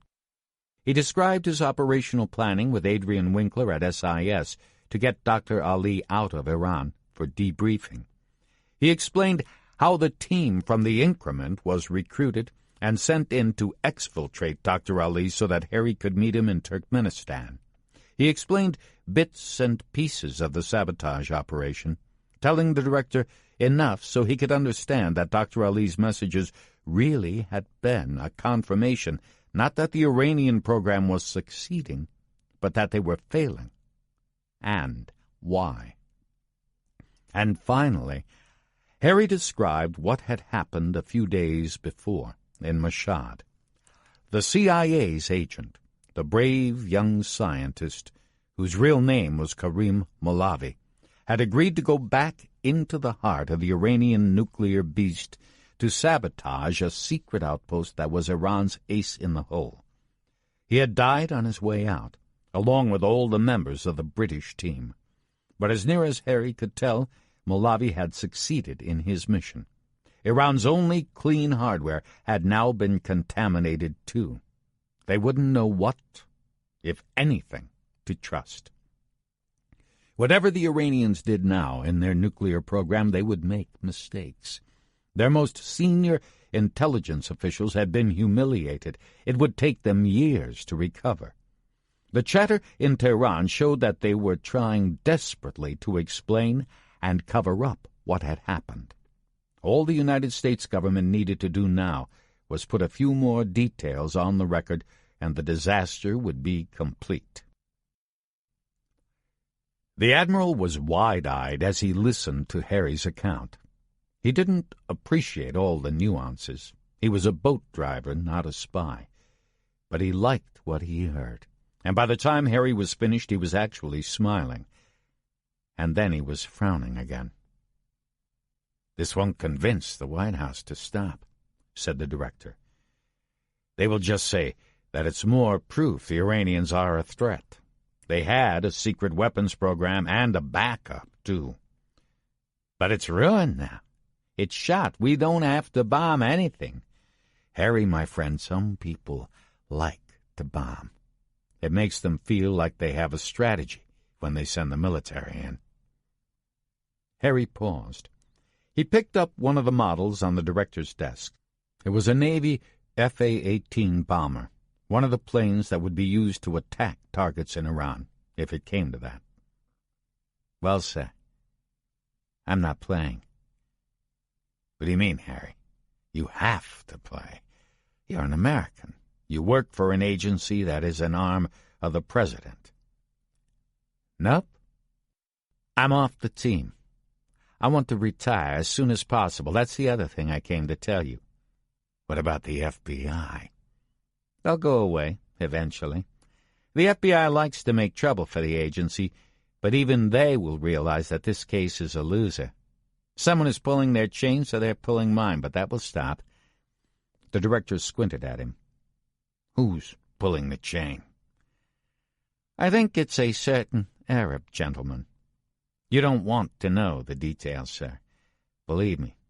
Let me worry about it. It's safer that way." The director nodded, but he was still unconvinced. "So what do you get, Harry? Do you just crawl in a hole when this is done?" "I want to retire," Harry repeated. "I've had it. I'm busted. I lost my son, and then I lost this boy. I still have time for my daughter if I'm not stupid. I don't want to do this work anymore. That's my only condition, actually. I want to retire as soon as the paperwork clears. I don't want to keep my clearances. I don't want any of it. It's over." The director shook his head. "You Greeks are weird, you know that? All the drama and then, poof, there it goes. Good seaman, though, that counts for something." Harry Pappas left the director's office and went back to the dingy first floor and Persia house. The Imam Hussein had never looked so lachrymose. His eyes were weeping blood. Harry summoned Marcia Hill and explained what he had told the director, and he told her that he would be leaving again. "And where will you be, Harry, darling, if I may ask?" "I'll be away. I have to take another little trip. After that, I'll really be away." "How really is really?" "Live at the summer house all year round, that kind of really." Marcia wagged a nicotine-stained finger at him. "You're quitting, aren't you? You miserable bastard. How dare you quit before me? That is unforgivable. After all we've been through, I at least deserve to be the one to say, 'Fuck you' first. And now I have to stay around and clean up after you. Typical." She walked back to her cubicle, muttering to herself, leaving Harry alone with the dewy-eyed martyr. After he left the office at midday to head once more for the airport, Harry placed a call to London, to Sir David Plum, direct. He reached him at his club. Harry said that the British had another 24 hours to do whatever they were planning. After that, it would be too late.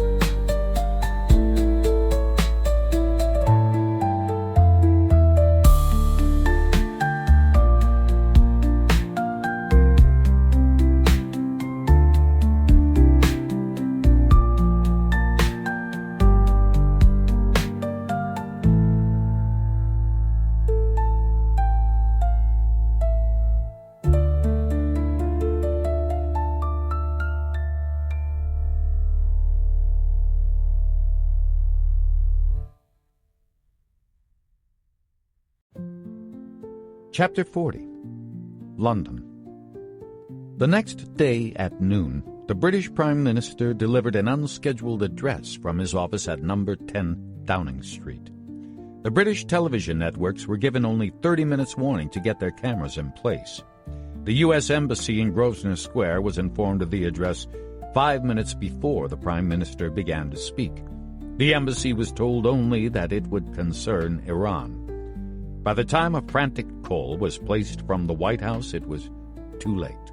The Prime Minister had begun speaking.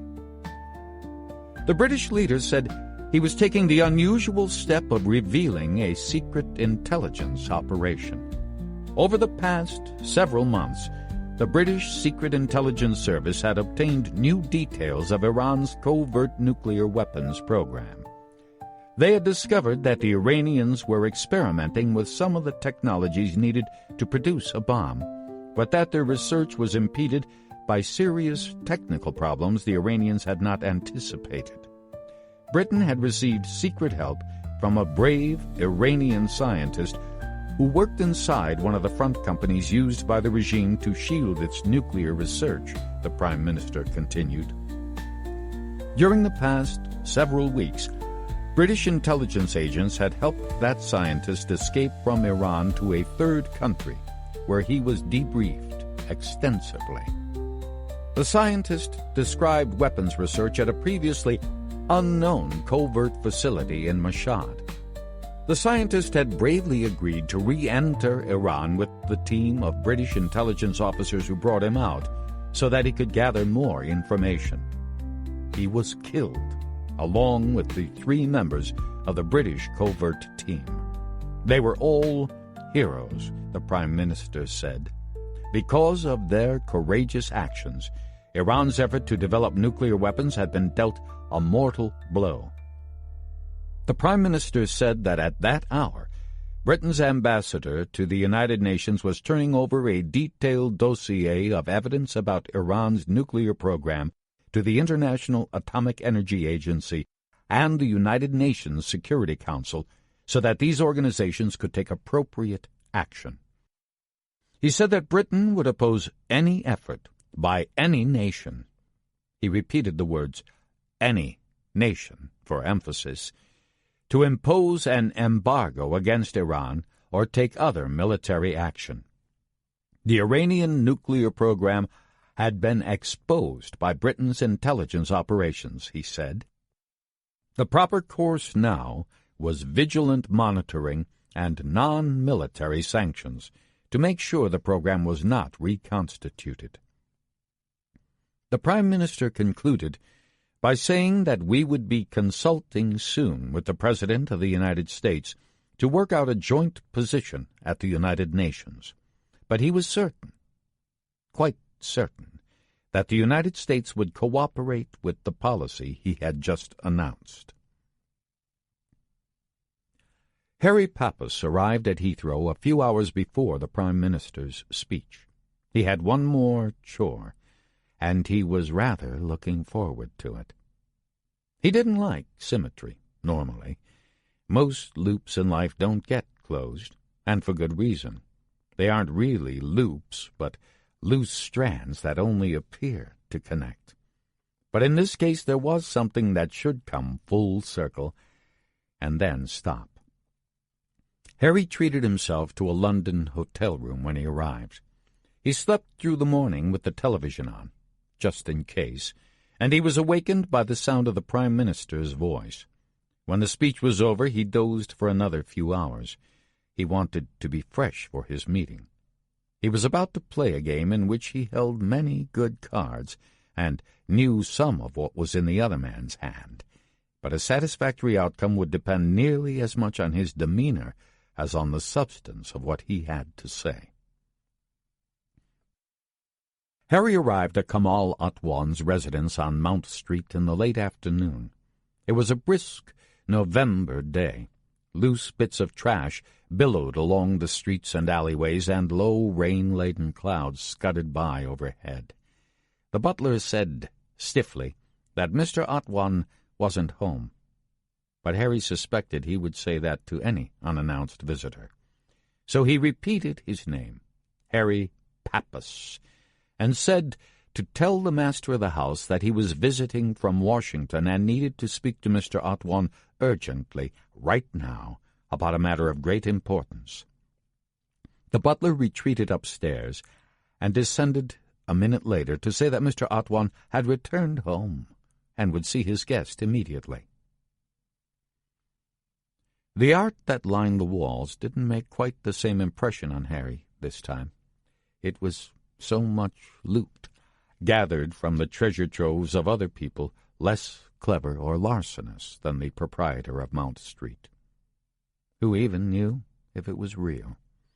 The luminous Monet painting of the water lilies that dominated the entrance hall, how could you know if it was a masterpiece, a brilliant fake, or something in between? An authentic object that had been detached from its original owner and converted to this man's personal use. Provenance was the word art dealers used to describe the ticklish problems presented by such a collection. How did you know where anything came from, and what of its putative history was real and what imagined? That was, in fact, Kamal Atwan's business, blurring those lines of provenance so that people weren't sure whether what they had was true or false. Atwan was standing at the top of the stairs. He was wearing a new double-breasted smoking jacket with rich black velvet lapels and a fine paisley print in the body of the garment. His long silver-gray hair was meticulously combed. He looked like an Edwardian dandy, a man out of time. "How good of you to call, my dear," he said, taking Harry's hand as he reached the top step. "Did you hear the Prime Minister's speech? Very bold, don't you think?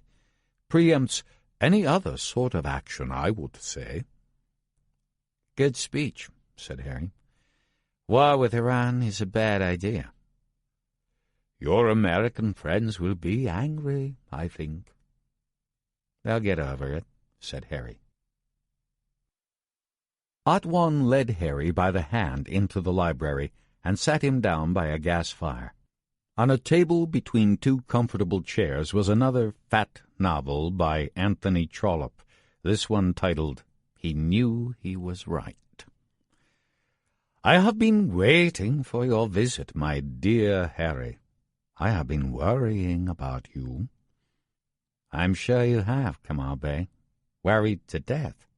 And for good reason, too. Do you know that someone has been spreading nasty stories about me to the Federal Bureau of Investigation? Can you imagine that? That someone was suggesting I had been doing secret work for the British government. Treasonous work, some people could say, under a false name."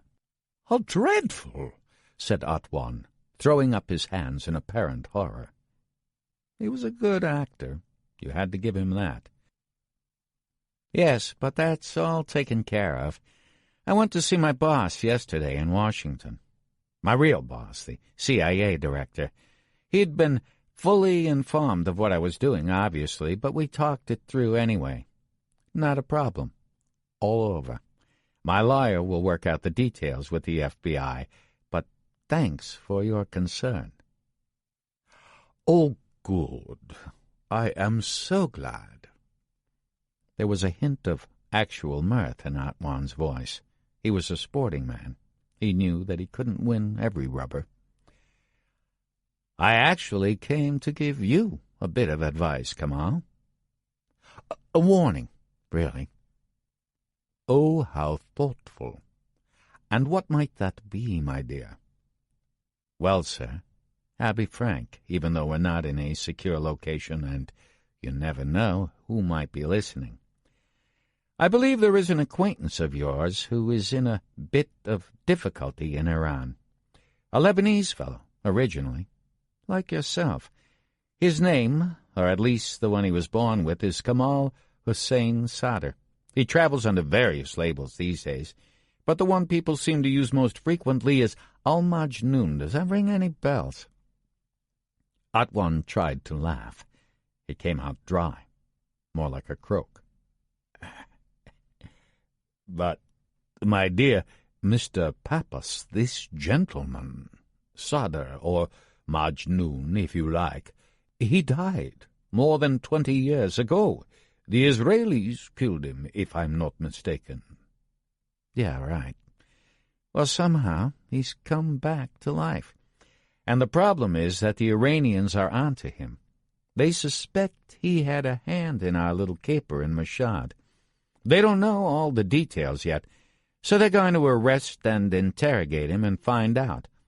Unless someone moves pretty damn quick." Atwan coughed. He was trying to conceal something, but the tension was evident. "Why should this possibly concern me?" Well, the problem is, the Iranians are going to find a little device that was smuggled into a nuclear laboratory. A sophisticated device that could melt parts of computer chips and change code, supplied by a certain Lebanese businessman who resides in London. We've picked up a lot of chatter through our technical collection, as you can imagine, and they seem to know more about you than I would have suspected. So what are you saying? What I am saying, sir, is that unless you do something pretty goddamn fast, a big pile of shit is going to land on your head. What a vulgar expression. That is unworthy of you, my dear Mr. Pappas. Perhaps, but an accurate one. But hey, what do I know? I'm just an American. I don't understand how really sophisticated people like you operate.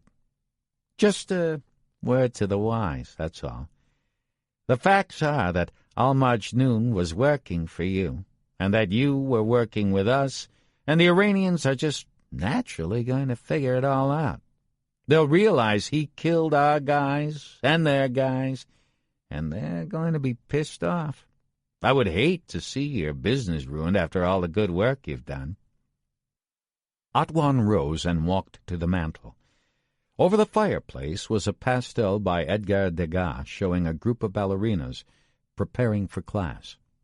Pappas wondered if it was real. The Lebanese businessman stared at the picture for a few moments, composing himself, and then returned to his chair. "And what do you propose, Mr. Pappas?" There it was, inevitably, the solicitation of a bid. Atwan was a deal-maker, first and last, and now he was looking to make a bargain. "I don't propose anything, except that you better move quickly to get your man Al-Majnun out of Iran. To London, probably, where you can keep an eye on him.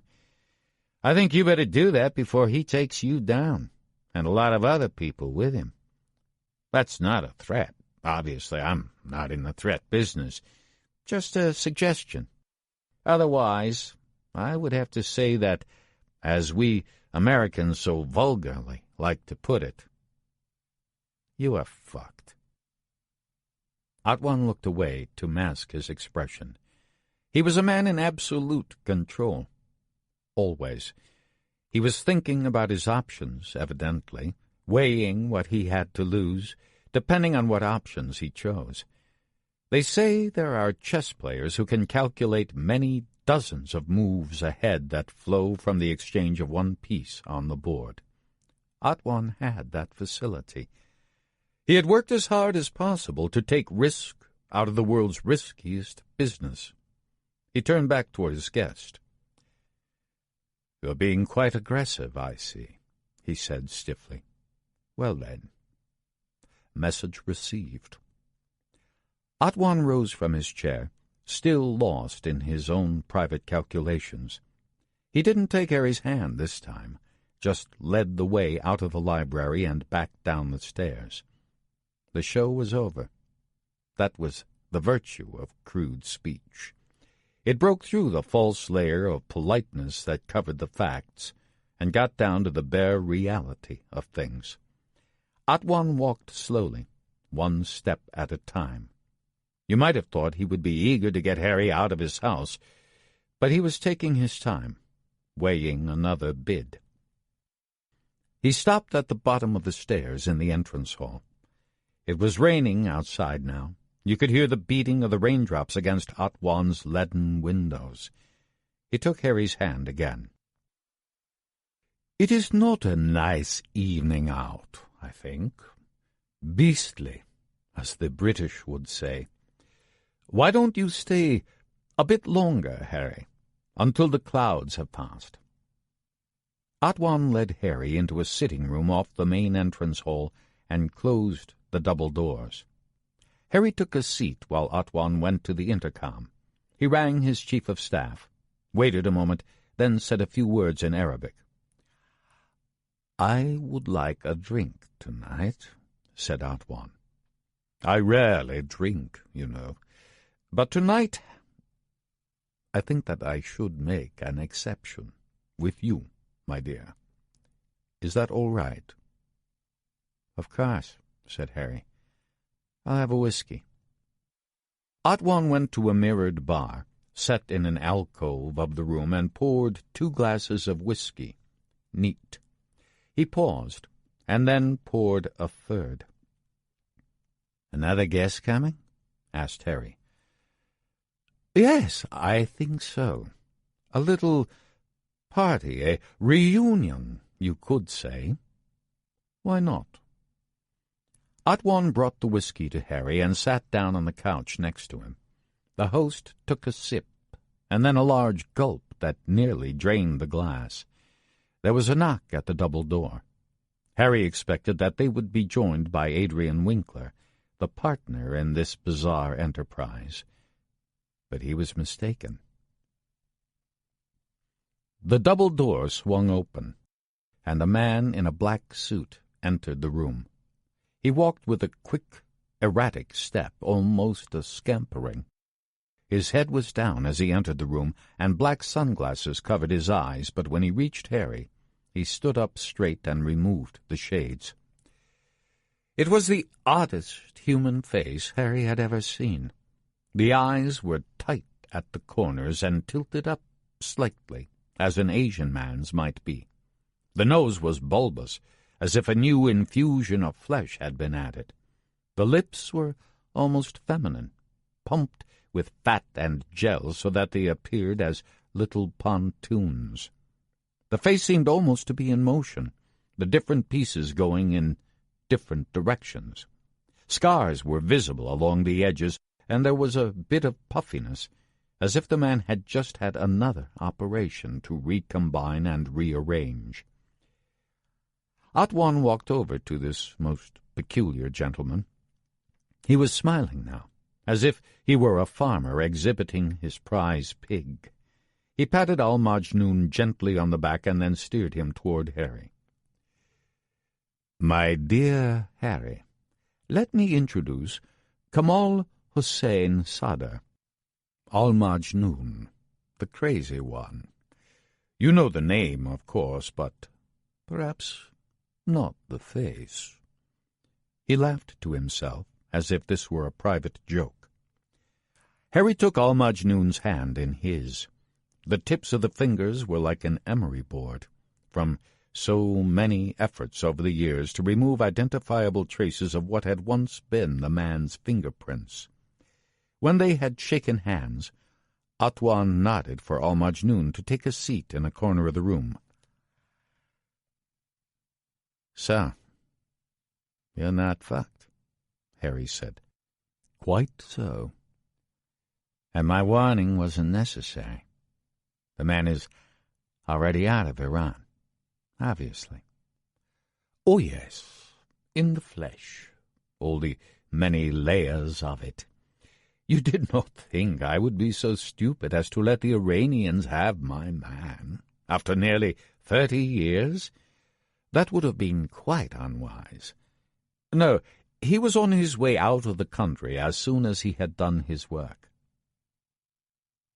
His work. Harry let that phrase fill the room and repeated it. His work, which included killing 3 British intelligence officers, I think, not to mention a brave Iranian agent. 2, my dear, only 2, unless you count that silly Turkmen driver. The others were not my fault. I made a promise to you that I would try to get your Iranian boy out of the country, and I endeavored to keep my word, truly. And I knew that our friend Adrian was bewitched with the girl, so I tried to save her, too. But not everything is possible, my dear, even when we do our best. You should know that, better than anyone. You have suffered a great loss, but it is wrong that you should blame yourself." Harry winced at the reference to his son, and he resented that Kamal Atwan presumed to give him personal advice in the presence of a hired killer. But he stayed silent. That was Harry's weapon, that he could keep the pieces together inside, even when they hurt so much that he wanted to kill with his naked hands the man standing across from him. "It's over," said Harry. "And why should that be, my dear? In our sort of world, it's never over. How can it be? The world is too ambiguous a place for endings." "The Iranians think it's over." "No, they don't. My dear Harry, I don't think you've grasped the essence of the matter. The Iranians have no idea what is going on. Listen to your famous NSA chatter, and you'll see. This man, the scar-faced man in black, was said to be an intimate friend of the leader. Do you think the mullahs can allow themselves to imagine that he was working all the while, for a foreign conspiracy? Of course not. It would bring the whole tower down. The leader himself would be suspect. Who could accept such a thought, or even tolerate it? It would destroy the regime, my dear, root and branch." "Not a bad idea," said Harry. "Oh, come now, don't be a romantic. You sound like those neo-conservatives. Poof! Let us transform the evildoers at a stroke. That is not the way the world works. It progresses from one shade of gray to another." "Bullshit," said Harry. "You want to provoke me, my dear, but you will not succeed. The truth is that we have drawn the Iranians, who so much want to see only black and white, into my grey world, where nothing is quite the way they want it to be. And in the grey, it is very hard to find your way. They'll know someone has been diddling their nuclear program, that's for sure. Well, yes, the Prime Minister has highlighted the role of that poor young man, Dr. Malavi, but they won't know how far his deception went. Some will say all the problems at Towheed were his fault, and they will overlook the bias in the equipment we have been selling them. Others will suspect the equipment, too, but they won't know how to prove it. And then there is the other facility at Mashhad. Will they suspect that or not? There's really no way for them to know. The Iranians certainly will know when they find the device Karim was carrying. Ah, yes, the device. Atwan called out something in Arabic to Al-Majnun, who rose from his chair in the corner and tiptoed across the room. When he reached Atwan, he put his hand in his black jacket and removed a rectangular object and gave it to his patron. "Do you mean this device, Mr. Pappas?" Recovering this was a major reason I decided to involve my friend Majnun in the first place. That, and to cover over any other tracks that might be left by, you will forgive the term, your tradecraft. My faithful Majnun took it from the Iranian boy's coat and planted a piece of plastic. I have learned that when it comes to details, it really is best not to leave anything to chance, or to the secret services of the United States and Britain, which is roughly the same thing. So in answer to your question, no, I do not think that the Iranians will have a clue, as you like to say. So what will the Iranians do? They're certainly not going to give up. They will keep trying. The UN will have new sanctions and the IAEA will have new inspections, but the Iranians will come back. They will make new plans, buy new equipment, and I will be there to sell it to them. Or, I would like to think, we will be there to sell it to them. I have come to admire you, Harry. Despite your Americanisms, you would make a quite suitable associate. Adrian, while he has many virtues, has gone a bit soft around the edges. But I sense you are made of stronger stuff. No fucking way, said Harry. Such an unattractive way of speaking. But it is part of your style, so I suppose I have to accept it in a prospective business partner. I am not your partner. I'm not anyone's partner. I'm out. Nobody's ever out, my dear Harry. That is another of your illusions. Sorry, Kamal, but I'm a black and white guy. I don't do gray. I'm in or out, and in this case I'm out. Atwan shook his head. You Americans really should stay at home, where these quaint monochromatic notions of yours have some meaning. I really do not think you understand our part of the world, my dear. There are no endings. Which side of the coin is heads or tails? What time is it? Where is the train going? Who can say, my friend? Who can say? Will Iran get the bomb? Not today. But there are so many tomorrows. And suppose that somehow they succeed and build the little nuclear monster. They will never know if it will work. Never. Harry had stopped appreciating the subtlety of it all. He felt something like revulsion. Why did you do it, Kamal? Why did you set this murderer, Al-Majnun, in motion? You killed people I loved. You killed brave British officers. You're the crazy one. What is wrong with you? I was protecting my investment, my dear. It is not enough to be on one side of a transaction. To be really safe, you must be on both sides.